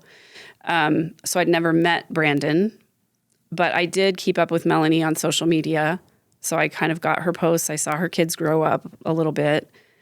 And the next thing that I heard, she was accusing Brandon of being homosexual, having an affair, and she was trying, and he had taken the kids and she was trying to get them back. And so... Was he probably just worried about... He was probably just... I'm sure he was terrified. Yeah. He took his kids to his parents' house in Utah to try to protect them from Melanie and Alex. Mm-hmm. And the one thing about the trial that I found really interesting is the police investigating the shooting of Brandon, which was likely for if he and Melanie were still technically married, and if he died, then they would get the money, the insurance money for Brandon. But the investigation into Brandon's shooting was really instrumental in everything getting started in Rexburg, which I didn't realize as much. That coupled with Kay trying to find JJ and discovering that, through an Amazon account that Lori lived in Rexburg. And so I wasn't aware of the connection to the Brandon Boudreau shooting and Rexburg. So there were a couple different avenues that were converging at the same time to point the spotlight on Chad and Lori and Alex and Melanie, all in Rexburg at the time. Yeah. So when Brandon got shot at, they found out that the vehicle that he identified was Tylee's Jeep. And so they were reasonably certain that was Alex that was trying to shoot at him, and they started to put pieces together at that point. Because he was getting in the way? Mm-hmm. I think they just wanted his money. Yeah. Yeah. And she had already found a new husband at that point. Mm-hmm. Melanie had Ian, who's also in the small group of people. Mm. Okay, so Chad had coded all your family members as light or dark. Is that what you said? Yeah. Do you know how far out? out? Like a hit list. Right. It's kind of like a hit list, right? That's exactly the way that I saw it, because they, knowing what they had said about Charles, that he was dark, that he was possessed, and then they killed him. And then there's a list of family members with dark and light ratings. And I was like, well, I definitely got to be on the dark side because at one point we did have, cross ways. Who? Me and Lori, over the whole apartment thing like that came back into my mind. And I was like, well, maybe she really doesn't like me that much and maybe I should be worried, So you were afraid. Yeah. And also I was there when Stacey died and, could potentially implicate Alex. And I didn't put all of that together until all of this happened. And then I just sort of slowly had realizations and I was like, oh no, I bet that's what happened. But yeah, I was very scared when that list came out. It turns out I was not important enough to be on it, thank goodness. But it's still, I think every one of us in the family system had to go, okay, where do we stand with these people? Is that list public? Yeah. I've never seen it. Yeah. Yeah, it is. It's out there. It turns out that it was really just Chad and his family. It was Lori's immediate family, the kids. I think Chad's kids are on there. There were a few other random people on there, but it wasn't super extensive. Not Lori's parents. Yeah, Barry was dark for sure. Really? Mm-hmm. What'd Barry do? I have no idea. What we've been talking about this whole podcast. I mean, do we know Yeah. if he got crosswise with them at some point? I don't know. Don't know. We do know that in this like patriarchal blessing that's become public during the trial, when Chad gave a patriarchal blessing to Alex, they mention, I know, he says he has the authority of like John I'm going to get it all messed up. He did claim to be the Holy Ghost in a past life. No, he did. He said he was a brother of Jesus, and then he was also the Holy Ghost in his past probations. So he claimed that he had whatever authority he claims he had in the Church of the Firstborn. He gives Alex a patriarchal blessing, which honestly, if you didn't know the context and you're just listening to it, it sounds like a very typical LDS patriarchal blessing. Or father's blessing. Yeah, and he's your very sins are forgiven emotional. you. Your sins are forgiven you. You can hear Alex sniffling. There's other people in the room. They're quite emotional about this blessing. But he does make reference in that blessing to Lori and Alex's upbringing having serious challenges and that they had overcome a lot. So I don't remember it going into detail, but he does make reference to that they had a bad upbringing, or he might even mention their parents in the blessing. I can't recall exactly, but there's reference to that there were problems with Alex and Lori's parents. So Barry escaped by the skin of his teeth, looks like. Apparently, yeah. It's so interesting that we're talking about this. It's not a fairy tale. It's not like a cheap novel. It's just like lives that they were playing with, and people had very, very strong reason to be scared for their lives. It's just astounding to me. Well, because I've never seen or been in the same room with any of these people. I'm just learning about them now. You knew all these people. Exactly. So, so when people start dying and the kids go missing, what's that like for you? I think as soon as Charles was killed, I realized that there was, they were terrible people. And when I started hearing about these teachings, I just started thinking, I realized that they were capable of, of horrific things, but I had no earthly idea that they would ever hurt the kids, And so when the kids went missing, I found out about it just like everybody else. Like I think I heard about it on the news and saw some posts on social media and, saw that Kay and Larry were offering a reward. And at this time, nobody knew where Lori was either. And so there was a space of several months. I think it was several months. Maybe my timing is off on that, where everybody was looking for Lori. Everybody wanted to know where's Lori? Where are the kids? And I called the FBI and I was like, "Have you tried Hawaii?" Really? Because that's where they always went. Escape to Hawaii. They were always, they were always going to Hawaii for whatever reason. by that point, I'm pretty sure they already knew she was there, but it was like, why would you say she's in Hawaii? You know, like, do I need to be suspicious of you because you know something kind of thing? Oh, that's an interesting point. point. I did have a couple of interviews with the FBI, and I didn't know anything that was useful. I just was trying to say whatever I knew, whatever I did know. To provide some context. I wanted to say because I was afraid that something else horrible was going to happen. I think that for a long time, I hoped that the family rumor was true, that she was secreting them away somewhere and trying to prevent them from being taken away from her. But even before the kids were found, I lost hope relatively shortly because I thought, you know, of my own kids who are that age, and what's the likelihood that they would allow themselves to be secreted away in a bunker somewhere, away from their friends, away from their family members who love them, away from their school. And I really had to go ahead and grieve and process that before they were even found, because I just didn't have any hope that they were going to be found alive. How much time had you spent with Tylee and JJ? I never met JJ, and I only knew Tylee when she was like 3 years old, so I hadn't spent any time with them. But it was the implication of these people that are part of my family, that I share DNA with, are capable of killing children. It was just... Well, people you grew up with. Yeah. And people that I loved and devoted time and energy to. And a bridesmaid at your wedding. Right. Yeah. Would have done just about anything for any one of them if they had asked me, you know? When Lori's in Hawaii after the kids are missing, was she with Chad at that point? Yes. How long were Lori and Chad in Hawaii together? A long time. Months. Several months. Because you hear about they get married and they dance, and some are screaming about photos of them dancing, but they were there for quite some time. Yeah. So just to recap the timeline, July 11th, Charles is dead. September 9th, Tylee's dead. September 22nd, JJ is dead. October 19th.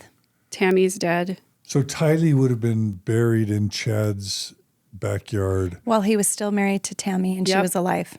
And a month or two before JJ. 6 weeks. Yeah, 6 weeks before JJ. Yeah, so Tylee was September 9th, JJ was September 22nd. So both kids were buried back there while Tammy was still alive. And wasn't there something about Chad saying there was a raccoon he killed or something? Yeah, was that with Tylee or JJ? Yeah, that was Tylee. With Tylee. He texted her and said that he wanted to burn some limbs before the storm came, and then he found a big raccoon on the property and shot it and buried it in the pet cemetery. So Tammy was living with a murderer. Yes. For at least a month or two. With those sweet kids in her backyard. Okay, so that timeline happens. JJ is killed last of the two. Right. He's killed what month? September 22nd. And then Tammy on October 19th. And then on November 5th, they're in Hawaii getting married. Okay. And then Alex dies. So Alex dies in December, and the timing is what's super suspicious, and I would love for you to talk about this. So in light of everything that happened, Chad leaving and marrying Lori 2 weeks after, how many weeks? It was 2. 2 weeks after? Just over 2, yeah. After his wife's funeral, they started to get suspicious. The kids were missing. Charles had been killed, and so they decided to go ahead and exhume Tammy's body. And they exhumed her on December 10th, and Alex was dead 1 day later. What do we make of that? Well, I have some theories. And he was on the phone. His wife, Zulema, who we talked about on the other podcast, she testified that he was on the phone with Chad and Lori, who were in Hawaii at the time. And I believe there was a part of the conversation that she wasn't allowed to Either she hear. wasn't there or she wasn't allowed to hear part of the conversation. Or she won't say. Or she won't say. That's a good point. So talk me through your suspicions of the timeline. Okay, so after Tammy was killed, October 19th, and then at the end of November, right before Thanksgiving, is when Alex and Zulema get married.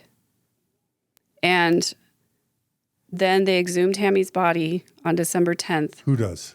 The Springville, Utah police At the request with of- the help of Rexburg police. Yeah. At the request of...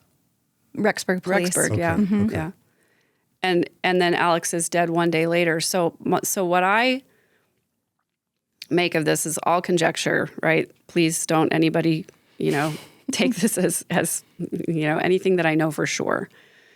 But Alex had wanted to get married, and Chad and Lori were insistent that Zulema marry Alex.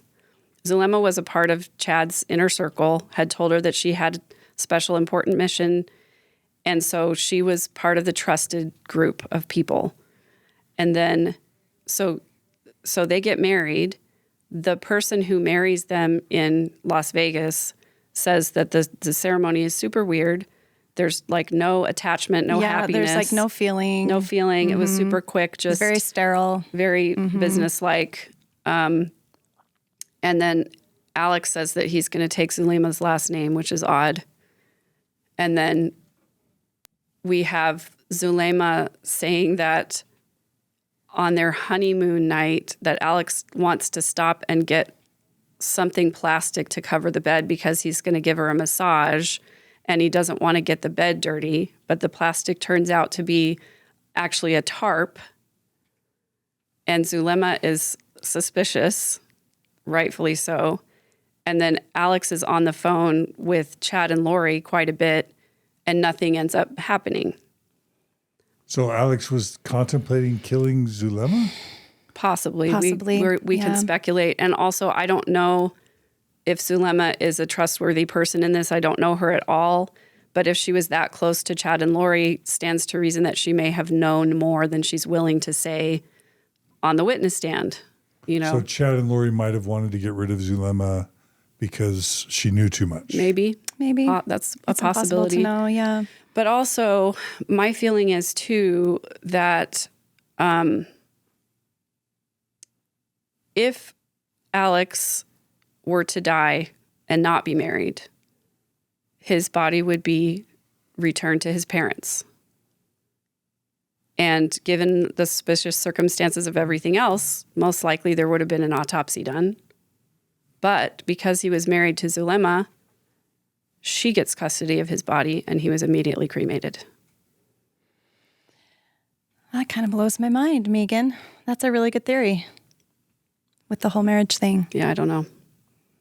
And might be also, onto something. if Zulema and Alex were married, then Zulema, has access to Alex and can take care of something if something needs to be taken care of.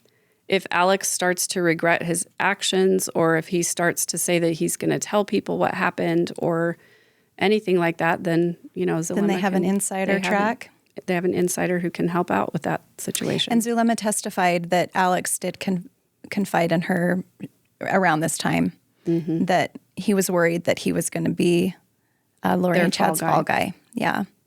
So he maybe had some conscious moments or conscience challenges sneaking in there.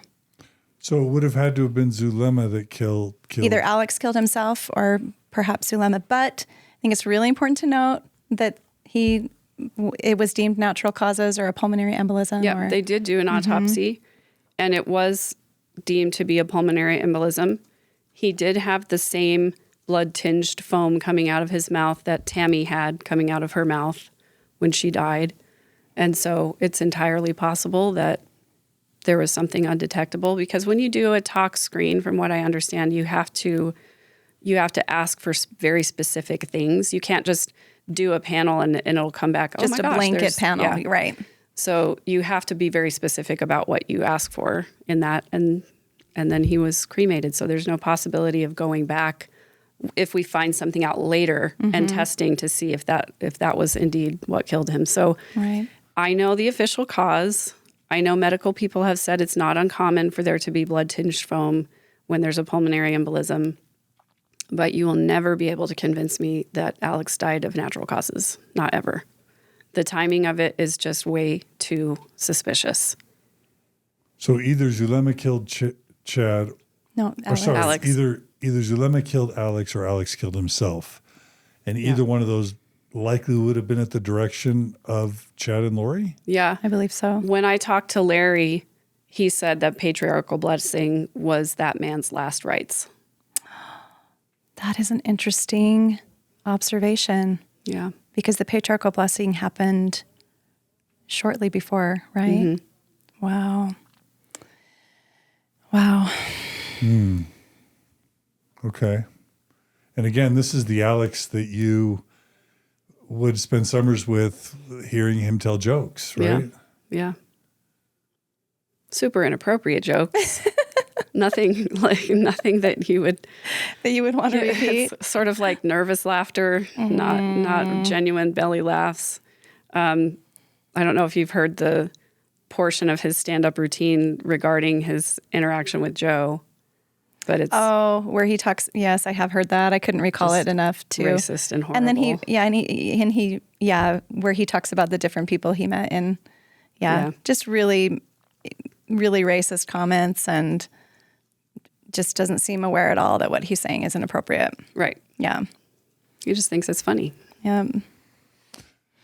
Okay. So wow. So when Alex died, I sort of had this moment where I was like, oh no, is there going to be a family funeral? Oh, Am I yeah. going to be expected to go, show up and pay my respects to someone who I don't respect at all? But turns out we didn't have to worry about that because Janis didn't tell anybody about a memorial for him outside of the family. And her comment later was that they only invited people to the funeral who didn't think he was a murderer. So there was a very small group of people. And what are Barry and Janis thinking when their grandkids have disappeared? Lori's taken off. Lori's ex-husband had 1 to 2 of Lori's husbands have been killed, and then Alex dies. Yeah. Where's freaking Janis and Barry in all this? Yeah.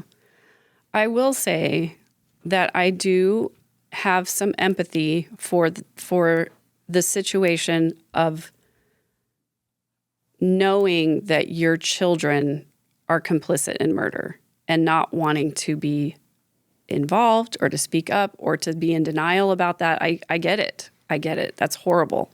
Nobody should have to go through that. But Janis, she did make her one appearance.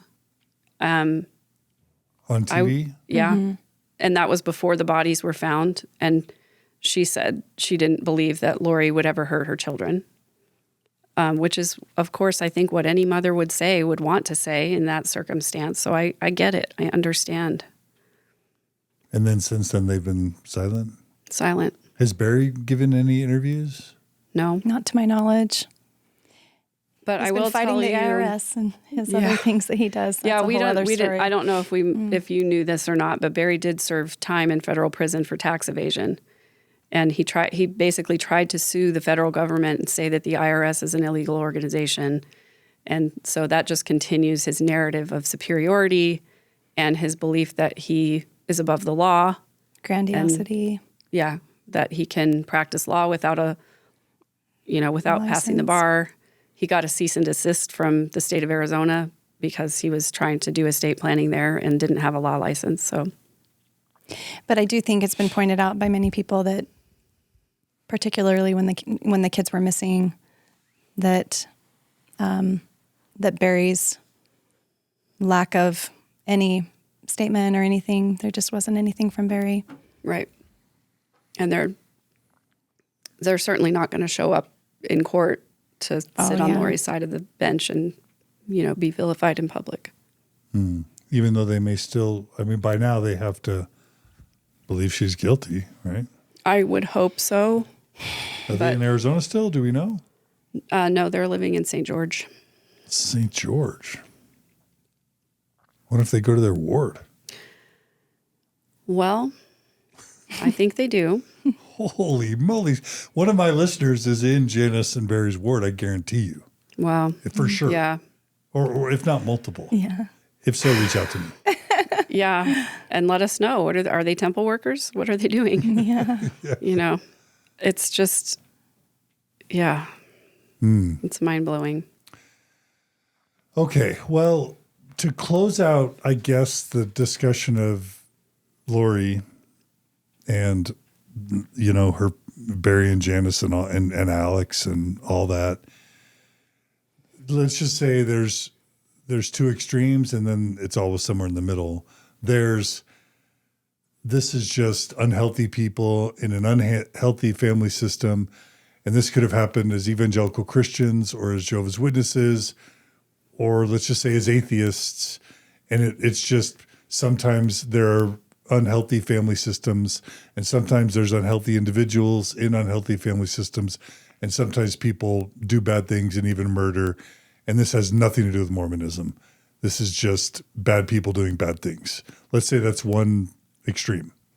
Another extreme is Lori would have never, you know, Chad and Lori would have never been murderers without these weird beliefs and beliefs in spirits and beliefs in the end of times and sexual shame and a culture of hiding things and of lying and of avoiding talking about things and all the pressure and then all the theological beliefs on top of that.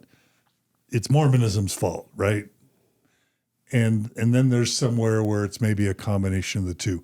I think one of the reasons you reached out to me, if I'm right, Megan, is because you felt like, while it's probably both, that Mormonism does have a role to play in how this all shook out. Is that right? Yeah, absolutely. And if so, yeah, I'd love to hear your theories on that. Yeah, and I won't ever go to the extreme of saying that it's Mormonism's fault, because there are individuals with their own free will and choice, you know, involved in this. But the silence from Salt Lake City is deafening. And when should they have spoken out throughout this whole process in your mind, and how? I remember them issuing some kind of a statement that said that you shouldn't be doing energy work or energy healing, and that was as close as they got to it. I don't know what the right point would have been for them to come forward, but and say something. But the fact that they even now won't say anything about it, I think is that's a really harmful stance to take, to just cower in the corner and say we didn't have anything to do with this. These were evil people. You've got Lori sending a text that says this was a Nephi and Laban situation, referring to Charles. You've got them tying together that Chad and Lori visited the temple the day before each one of these killings happened. You've got Chad and Lori secreting off to some room in the temple and getting sealed. There's a family rumor that they had sex in the temple. I don't know how possible that is, but it wouldn't surprise me at this point, you know. And you have this obsession with end of days. And when you've got somebody who doesn't believe that the world is going to continue rolling on, people will do almost anything. You know, it's like there's no consequences for anything if the world's about to end. And you've got Chad Daybell, who's just a regular guy, saying that he has visions, that heavenly beings have appeared to him, and that he has power and authority. And that's exactly the origin story of the church. Exactly. And also you have this parallel where I don't know if it was genius or just dumb luck between Joseph Smith and Chad Daybell, where they're trying to get a movement going and they like the attention and power that they're getting. And so what they do is they have this little group of followers and they give each one of them some power and some responsibility. And they tell each of these people that they're instrumental in bringing to pass this great and marvelous work that's going to happen. And that's where you get loyal followers that will stay as long as there's power and as long as there's a recognition and attention. And so to me, the parallels are just really striking. And I felt that way before the end of my faith crisis. But once I went through that faith crisis, I got really angry because if the church is true, if the teachings of the church are true, they're still harmful and there's still a harmful culture there. But we can deal with that if it's actually true. But knowing that it's not true and knowing that the brethren have known that for 100 years. Known what? That it's not true. So in your view, the brethren know the church isn't true. Right. And now that's speculation. It is. It is a lot of speculation. What led you to believe that? So was it the Shannon Caldwell Montez stuff, knowing that they knew there were problems with the Book of Abraham in the early 1900s? Right. Knowing with the B.H. Roberts stuff that there were problems with the Book of Mormon. Is that what leads you to believe they've at least known that there were significant problems with the historicity of the Book of Mormon and the Book of Abraham? Is that what you mean? Yes. So there's that, and then there was an interview that I saw, or not an interview, it was a lecture that I saw with Sandra Tanner, where she describes an interaction that she had with a church historian, and her that question. Would have been Joseph Fielding Smith, probably, who became a prophet. Maybe. Keep going.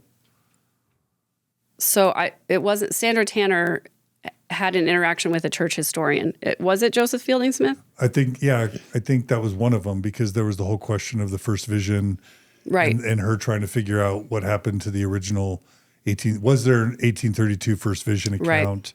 And it would have been Joseph Fielding Smith, who was an apostle, church historian, who later became a prophet, who was the one that had ripped that account out of Joseph's journal and hid it. Right. And Sandra was trying to track that down. Right.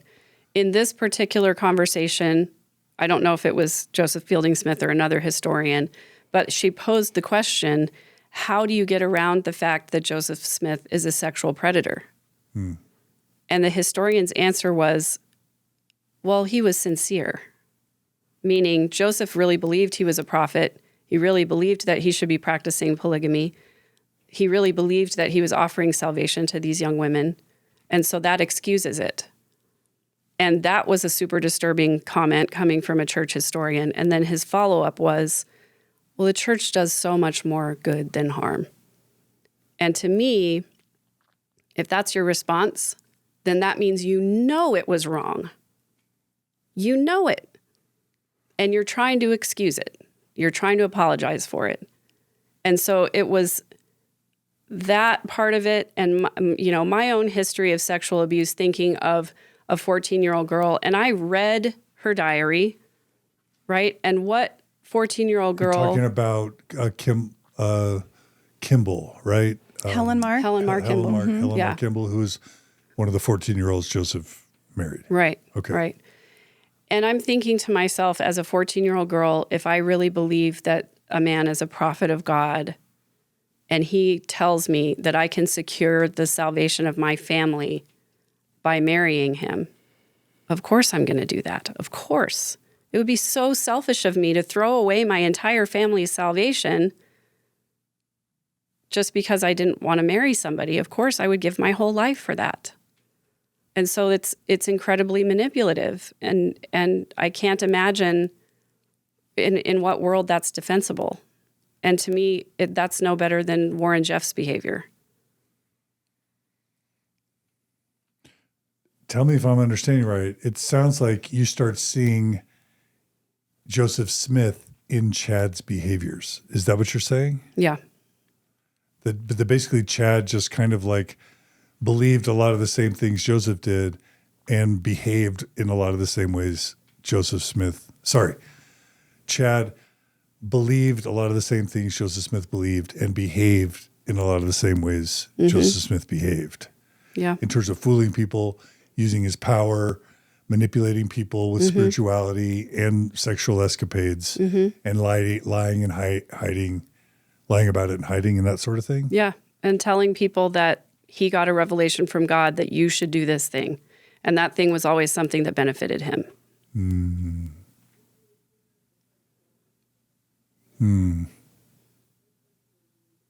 Wow. So Megan, timeline wise, was your processing through this whole Chad and Lori case, was it instrumental in you finally kind of taking a hard look at your faith? And maybe you don't, if it's too personal, you don't have to answer if it's too personal, but I'm just curious if there was a connection between, because you did say that your faith transition has been fairly recent, correct? Yeah, and it's together and it's separate. It's sort of the end of it coincided sort of at the same time, but I really started losing my faith during my divorce process. And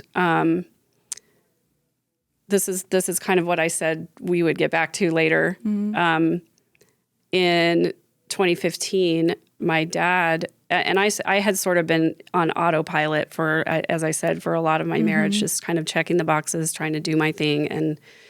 And my dad called me up one day and said that he wanted to talk to me about the kind of father that he had been and to sort of maybe apologize. He didn't use that word, but that was sort of what it felt like. And my immediate reaction was that no, hell no. I don't want to have that conversation. I was like, I'm out. We're good. We have a decent relationship. Let's just move on, you just shall we? Want to go back there and that conversation really it forced me to confront the reality that I had been dissociating from all of that time. And I started having panic attacks whenever I had to spend time with my parents. I would have panic attacks during sacrament meeting. It was just a really destabilizing event for me. But it turned out to be a good thing because I finally, confronted with all of those physical symptoms, had to go and get help because I couldn't function. And so I sought out a therapist that was not an LDS therapist for the first time in my life, and started to work through some of those childhood issues. And through the process of I did talk therapy for about 3 years, and then we got to a point where she couldn't really help me much anymore because there was a lot of trauma that hadn't been addressed. And her idea was that, well, you're just always going to have triggers. You just learn to manage them, and you'll be able to get along okay. And I said, absolutely not. That's not the way I want to live my life. I don't want to. She painted this scenario for me. It's like, what if you're at a party and you and your friends are talking, and something comes up and it triggers you, and you have a panic attack? You just excuse yourself to the bathroom, have a good cry, come out a few minutes later, and say, "I'm really sorry. Something about that just triggered me, and I needed a minute." And I was like, no, I don't want to be that person. Like, I don't want to live that way. I don't want to live my life being afraid that somebody's going to mention something random and it's going to send me off the deep end. Absolutely not. So I started researching trauma-based therapy and came across EMDR therapy. And I started doing that. And it was miraculous for me. I was able to process through all of my childhood trauma and everything that had happened in my home growing up, and my sexual abuse and my sexual assault and all of that over the course of a few years. But the fallout of that is that when you start to reframe those things in your mind, you start seeing everything in a very different way than it was before. And I started systematically removing things from my life that felt abusive or oppressive. And so I got divorced. And after my divorce, I really felt isolated.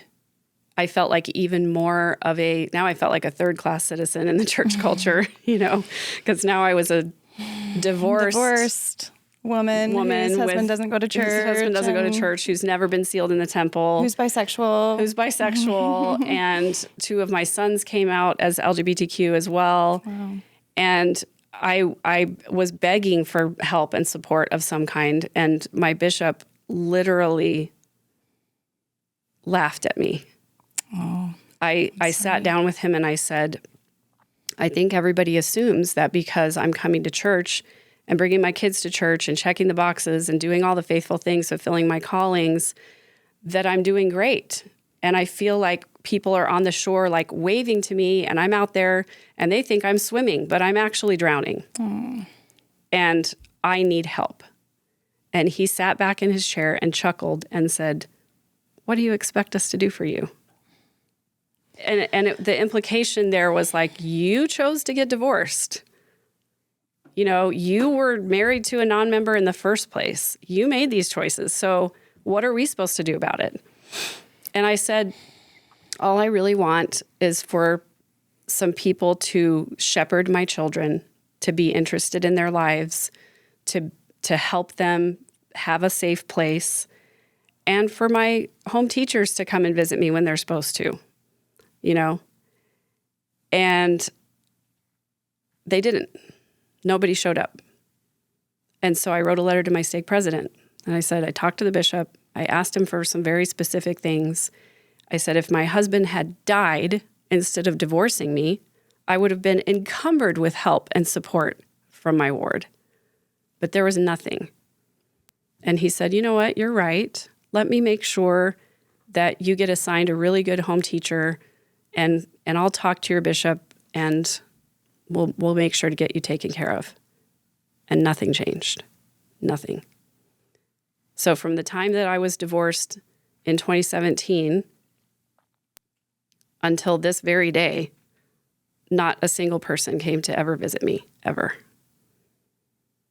So, I mean, that's not a reason to leave the church. It's not a reason to have a faith crisis. But I started doubting, like, are these men inspired or not? Are they going to live by the words that they preach or not? Are they going to take care of people or not? And you think they flagged you because you chose to get divorced, and so you were on their bad list? I don't know. I don't think I thought that. I didn't think I was on any bad list. I thought people just didn't care. And I had always heard that we take care of the widows and the fatherless. And my children were now fatherless. You know, they had a dad who was not involved in their lives. And, you know, are we going to live up to those things that we say, or are we not? You know? So I started to have these creeping doubts, and I resigned from my callings because I was a single mom and I was barely surviving. And so the one calling I kept was to play the organ once a month, and that was it. You know, I was like, I can do that. I could show up once a month. But I had even told them my mental health is suffering, and I get up on a Sunday morning and have a panic attack and can't show up to play the organ. What's going to happen, you know? So I was like, once a month I can probably handle it. If I like psych myself up for it in advance, I can probably do that. So I really started to doubt about whether the brethren were inspired or not.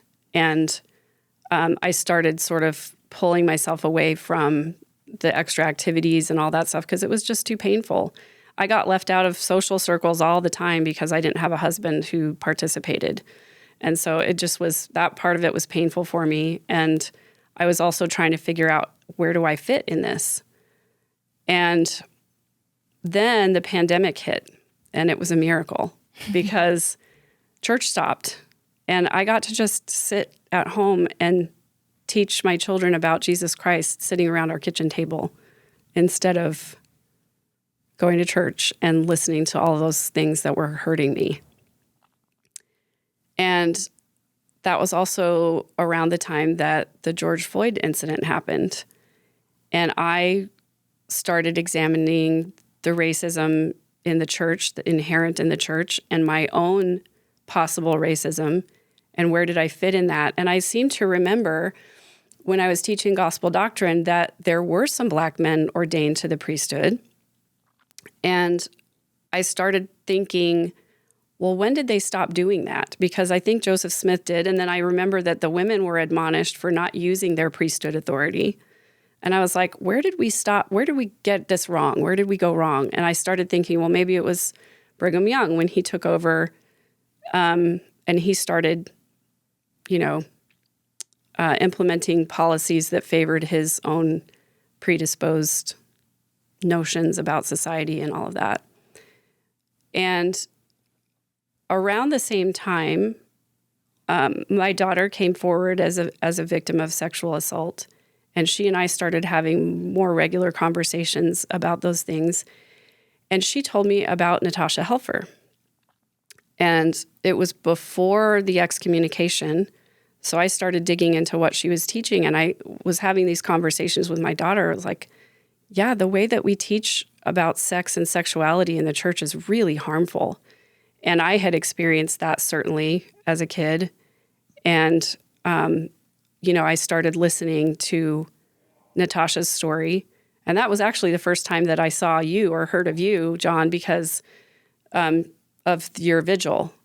And I really, really wanted to dig into it more. But the podcasts were like 4 hours long. And I was like this one? Like this Meanwhile, one. We're 4 hours and 2 minutes right now. Yeah, exactly.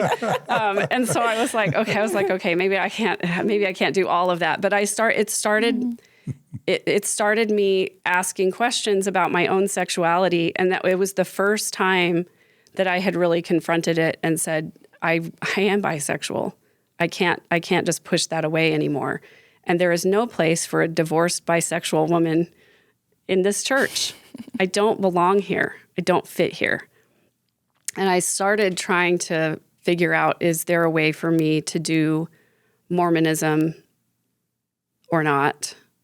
And ultimately came to the conclusion that probably there isn't, So I remember my daughter got married in 2018, and I had my Temple Recommend interview in 2016.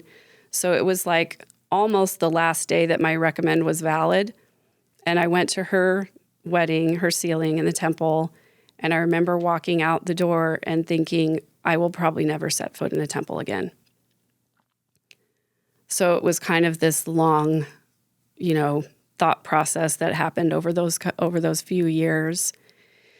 And I had written a book about my healing experiences and my trauma and everything. And I wrote the chapter on Mormonism at the time that my daughter got married. And so I was still very much at the time disaffected with the church and the church culture and the harm. And, certainly Natasha's story contributed to my feelings about that and race in the priesthood and all of that. And so I sort of tweaked that chapter and rewrote it during that pandemic time. And then I got my book ready to be published, and I wanted somebody to read that chapter who had never been in the church and ask them, have I said everything that I needed to say? And so I gave it to my partner, Samuel, and he's never been in the church and has honestly been horrified of the church teachings and everything that he's learned about the church. And I gave it to him and I said, I want to know if I've said everything that needs to be said. And he couldn't even get through the first couple of pages of it, where he started getting angry and asking me questions and like, is this real? Did this really happen? This kind of stuff. And so we came to the conclusion at the end of finally going through that no, I had not said everything that needed to be said, and I needed to go back and write it where I am now instead of the apologetic viewpoint that I had back then. And I wanted to make sure that I got some things right. And so right maybe 2 months before this, I had gone to a business conference on investing, and we were talking about different kinds of investments and how to tell if an investment is right for you or profitable or whatever. And we were in this roundtable discussion, and we had been given a prospectus by somebody who wanted our money. And our job was to go through the prospectus and determine if this was a good investment or not and why. And when it came to my turn to talk about this investment prospectus, I gave my reasons for why or why not I thought it was good. And then he said, if you had to give your money right now today, would you do it? And I said, no. And he said, why not? And I said, because I would never invest in something where the only information I had about it came to me from the source of the person who's asking me for the money.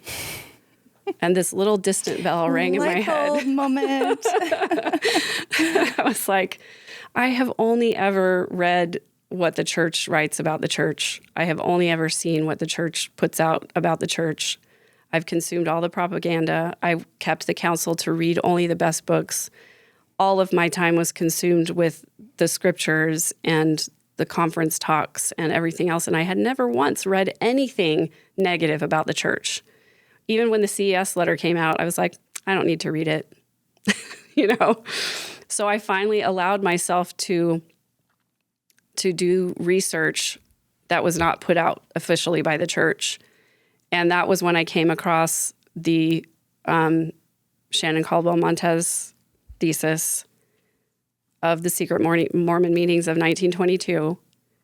And that was a watershed moment for me. It was so just blatant to me that a church historian who worked for the church had gone and done all of this research and found all of these problems with the historicity of the Book of Mormon and presented it to the brethren. And their response was to stand up and bear their testimony. And so he then took it to other people whose response was like, yeah, this is probably a problem, but nobody did anything about it.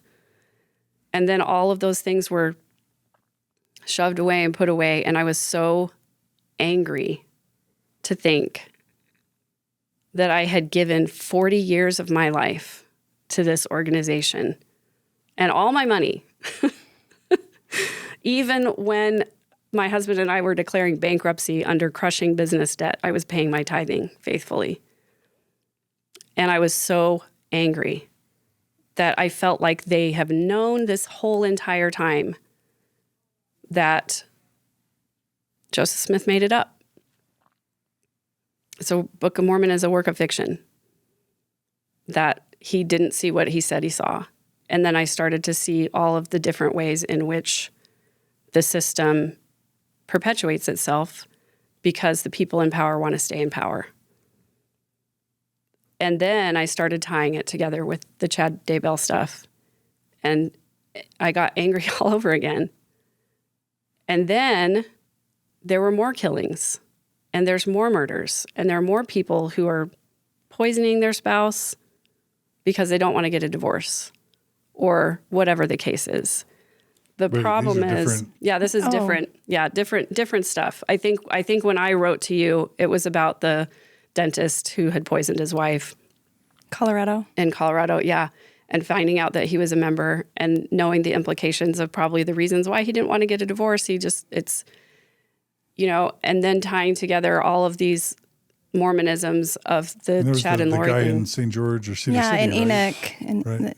That killed himself and his whole family and his mother-in-law. There definitely is something about middle-aged white Mormons offing their spouses both for insurance money and to get out of a marriage they don't want to be in.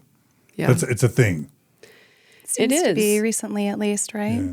And it has so much to do with the shame and the secrecy in the culture of the church. And the thing that my partner Samuel said to me that really just drove it home was I kept talking about the culture. And he said to me, the doctrine determines the culture. And that really hit me hard because he's right. He's absolutely right. If we didn't have the doctrine that we did, we wouldn't have the culture that we do. And therefore, these splinter groups and spin-offs and crazy people would not exist. And I would love it if somebody from the church would tell the truth. If somebody would come forward and say, no, there was no vision, or maybe it was a dream, or maybe it was just inspired, but there's no such thing as justifiable homicide. I would love it if the church would say that. But that causes so many problems because then they have to discredit the Book of Mormon. And the Bible. And the Bible. Yeah. Yeah. So in your view, someone who knew Lori and Alex growing up, can you see these murders and these deaths happening without the doctrine and the theology that Chad and Lori ended up adopting and running with? I think there's an off chance possibility that Lori may have gotten here at some point, because she did talk often about how easy it would be for us to just raise our kids in the millennium instead of now, wait till Jesus comes, or let's just go to heaven now and then raise our kids later when Christ is reigning on the earth. Wasn't there an incident where she spoke about being tempted to drive the kids off a cliff or something for that same reason? Exactly.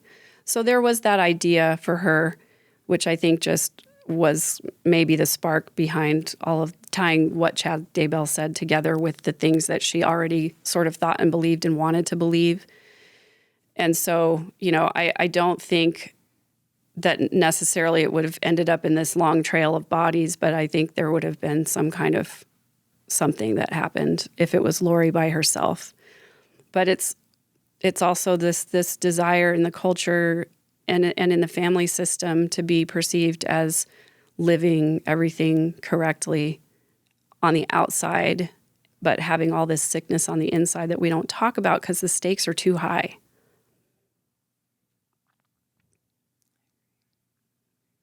And the pressure to appear perfect and to not admit mistakes and that sort of thing. I often said it's okay for us to talk about mistakes if we've already overcome them. How many times did we get counseled as teachers of the gospel to not share personal stories or to not out our personal sins or to talk about them? But it was okay to say, at one point I struggled with the word of wisdom, but even saying that would have been pretty shocking because people look at you differently, So if we were to sort of conclude with your assessment as to whether or not the Mormon Church is somehow in some percentage complicit in the deaths that ended up occurring, it sounds like you're saying at least a little bit complicit. Is that what you're saying? Yeah, definitely. I think that there are just too many parallels for the church to be able to look at a situation like this and say, that has nothing to do with us, is incredibly arrogant and dangerous, I think. And it would have been, even now, if somebody would come out and denounce Chad Daybell and his teachings. I know he's been excommunicated, but Lori hasn't. And she was teaching the same things. And this is what's dangerous about it. In that patriarchal blessing, Chad is talking about the church of the firstborn. This is a real church that he is forming. And those ideas are still out there. And his followers are still out there. There are still people out there who believe these teachings. Now, they may not think that it's okay to murder people, but some of them might. Some of them might use these teachings to justify other things. And now you've got yet another splinter of Mormonism called the Church of the Firstborn, where you can be possessed by demons, and the only way to get rid of that demon is for the body to die. It's incredibly harmful teaching, and the church needs to come and say something about it and denounce it. So I'm hearing you say that some of the ways the church might be complicit are in the parallels between Joseph Smith and Chad Daybell, in the doctrines and the theological concepts that Chad and Lori adopted to be able to end up justifying the things that they did, and through the church's silence and unwillingness to nip all this fundamentalist prepper Mormonism in the bud. Are those the main three ways you're seeing that the church is being complicit? Yeah. And lacking the spirit of discernment to stop it all when they claim the gift of discernment, I guess. Exactly. And it's just stunning to me that, Lori and Chad used the temple too for some of these rituals and, people going to the temple for purposes other than it was intended. I would think that would be a huge slap in the face to the leadership of the church and that they would want to do something about that. Because now you have all these faithful, believing members for whom the temple is a solid place. Because what other people are there using the temple for nefarious purposes, or at least for odd spiritual practices that have no place there? Yeah. Mindy, is there any other? I'm just thinking, where does the church start with this? Yeah, You know, I just feel like there are just so many tentacles that have just branched out. I just feel like it's gotten a little out of control, and the moment maybe to try to put the hammer down on some of these things. I just think it's going to be tricky for them to put a stop to some of these groups, and I'm not sure how they do that or what that looks like. Yeah. It seems like they more eagerly go against, as you were saying on another podcast, John, they more eagerly go against maybe those who are fighting the church in a different way, you know, just maybe more liberal or different things that they see threatening. But I don't know what it looks like for the church to go against these types of groups, other than maybe other church members having the courage now to be more vocal if they see things that maybe are brewing that seem dangerous, or that seem like they could possibly blossom into something that could be harmful, you know, or even deadly. Yeah. And maybe this case has taught leaders to listen, because there were warnings that were given. You know, there were a few people in this circle that were reporting to their leaders that they were nervous about some of the things that were going on.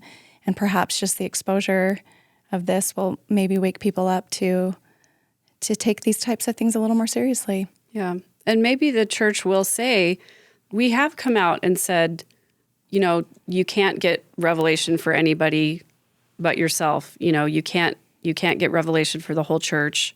You shouldn't be, you know, telling people that they have a mission or whatever the case is. But man, I had a home teacher come to my house one time and tell me that he had a vision that my son was going to go on a mission to Brazil. And this was after he was out already, you know? And so after your son was out. After my son was out, yeah. And so you have these, like you say, they're little tentacles that where do you begin with it? But I think where you begin with it is by addressing this specific group at this specific time and denouncing this group and these teachings and saying that this is not right. And I feel like that's something the church has not done ever, is to address something head on. They will talk about it, but they will not speak directly to it. And that feels very familiar and very gross to me. Familiar meaning kind of like your families of origin, or what? Yeah. Interesting. So you're saying going against like those that were in this actual inner group, making sure that at least if they're going to start somewhere, start with Melanie Gibb and David Warwick, and I don't even know if some of them are still official members. I think they probably are. Zulema and, you know. Yeah. Or, I mean, and there's others, you know, that associated with this group that perhaps wasn't like part of like the trust circle or whatever, Right. but. And I don't think they necessarily need to go and say individual people's names. Okay. But I guarantee you the leadership of the church knows about these teachings and knows the specifics and knows probably a lot more than we do about what's being taught and who's teaching it. And I would think that what I would hope is that they would come out and issue a statement that says the teachings of the Church of the Firstborn are apostate teachings. They are not part of mainstream Mormonism, and they are harmful. And nobody should be affiliating themselves with these groups. That would be a start. I agree. Yeah, I think what's hard is the church can't condemn the idea of personal revelation. The church can't condemn the idea that these are the latter days. It's in the name. Yeah. They can't condemn the idea that Jesus is coming soon, that we should get prepared for it. You know, Yeah. That people can give blessings and have inspiration for others. Like there's so much in this that's so Mormon. Even the church can't even condemn that you shouldn't kill if the Spirit tells you to do so, because it's in the 3rd chapter in the Book of Mormon. Right. Like there's the church's hands are tied in just almost every way, doctrinally and theologically. Yeah. That if they start clamping down on preparedness and end times and prophecy and personal revelation, what do they have left? And Right? I feel like this is what we're all saying, is that they can't denounce these harmful teachings because they originated. Because they're the authors of They're it. the authors of it. Yeah. And they're founded on it, and they still Yeah. rely on it, Yeah. on them, you know. And I think that that concept in itself should be a wake-up call to people to say, okay, if the church can't denounce harmful teachings because they're rooted in the teachings of the actual church, maybe that should be a wake-up call for people. Yeah.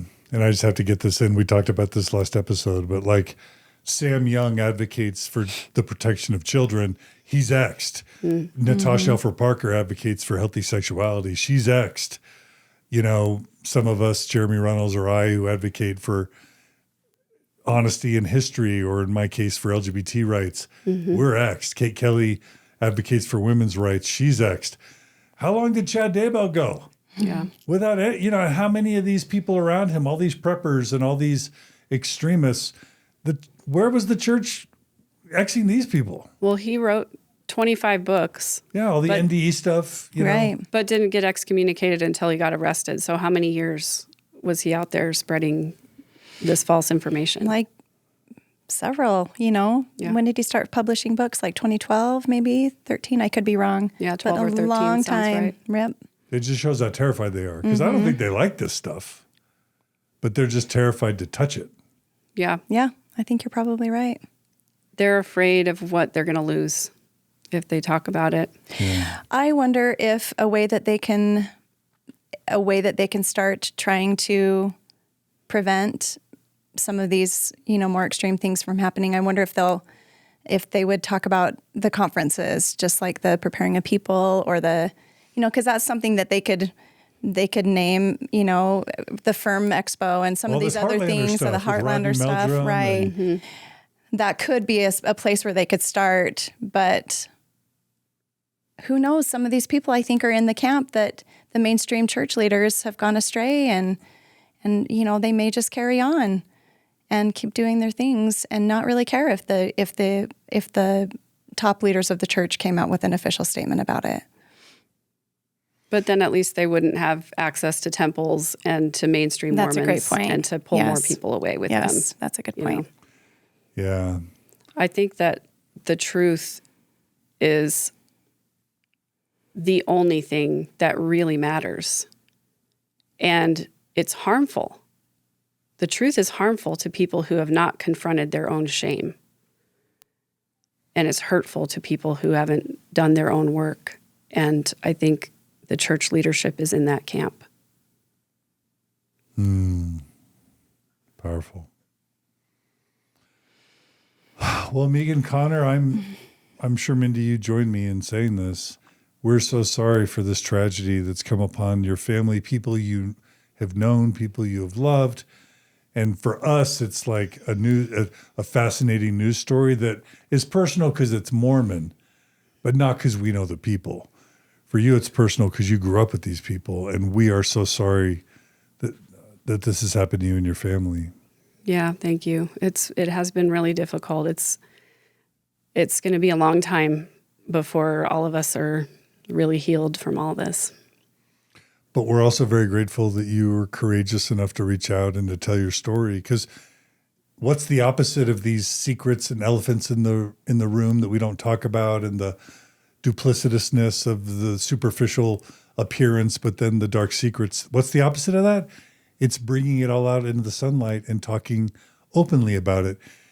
Some of your family members will probably not really love that you did this, but how else are we going to heal and learn and grow if we don't? So we're so grateful that you're willing to kind of share your perspectives with all of us. Yeah, well, thank you for giving me the opportunity to tell the truth, because I really do believe that is the most important thing. Well, thank you. And Mindy, this would be a shadow of the podcast that it has been goodness. without you. Thank you, John. Thanks for coming. I really enjoyed chatting with you, Megan, and hearing your story. And I think you're incredibly brave and wise. And I just wish nothing but the best for you going forward as you continue to heal and process this terrible tragedy. And as you go forward in your own life, I just hope we can keep in touch. Yeah, of course. I would love that. We've got some duets to sing, Yes. Megan. You guys have some karaoke We do. to do together. That's right. Do you see Lori being convicted? I sure hope so. You do. I really do. I've been really nervous up until now that the evidence has been circumstantial and that there is going to be enough reasonable doubt for them to let her go. But I'm really hoping. Today was their announcement. Today was a big announcement. They found a hair of Lori's in the duct tape that was used to wrap JJ. And even though there are some potential holes in that evidence, I hope that that's enough to sway the jury. And I think that it would be a travesty of justice if she was not convicted. Even if she's not convicted here, she still has to stand trial for Charles. But JJ and Tylee deserve justice, and so does Tammy. All right. Well, thanks, Megan, Connor. Thank you so much. Please stay in touch. Yes, I will. Thanks, Mindy. You're welcome, John. Thanks for having me. And thanks, everyone, for joining us today on Mormon Stories Podcast. We appreciate it. We appreciate Lauren Matthias and her podcast, Real Hidden True Crime. Please check her out as well. Subscribe to YouTube, to the Mormon Stories Podcast YouTube channel, but also check out Lauren Matthias and her amazing Hidden True Crime YouTube channel, because she's And her been covering this husband, story and her more husband adult- and John her as well. husband John. Yes. Yeah. And thanks for supporting us on Mormon Stories. And we couldn't do it without your support. So we always appreciate your support. You can go to mormonstories.org and become a supporter there. Thanks, everybody. Take care. Be good to each other. Be kind to each other. Seek the truth. Stay away from harmful supernatural or theological beliefs that aren't grounded in reality. And we'll see y'all again soon on another episode of Mormon Stories Podcast. Take care.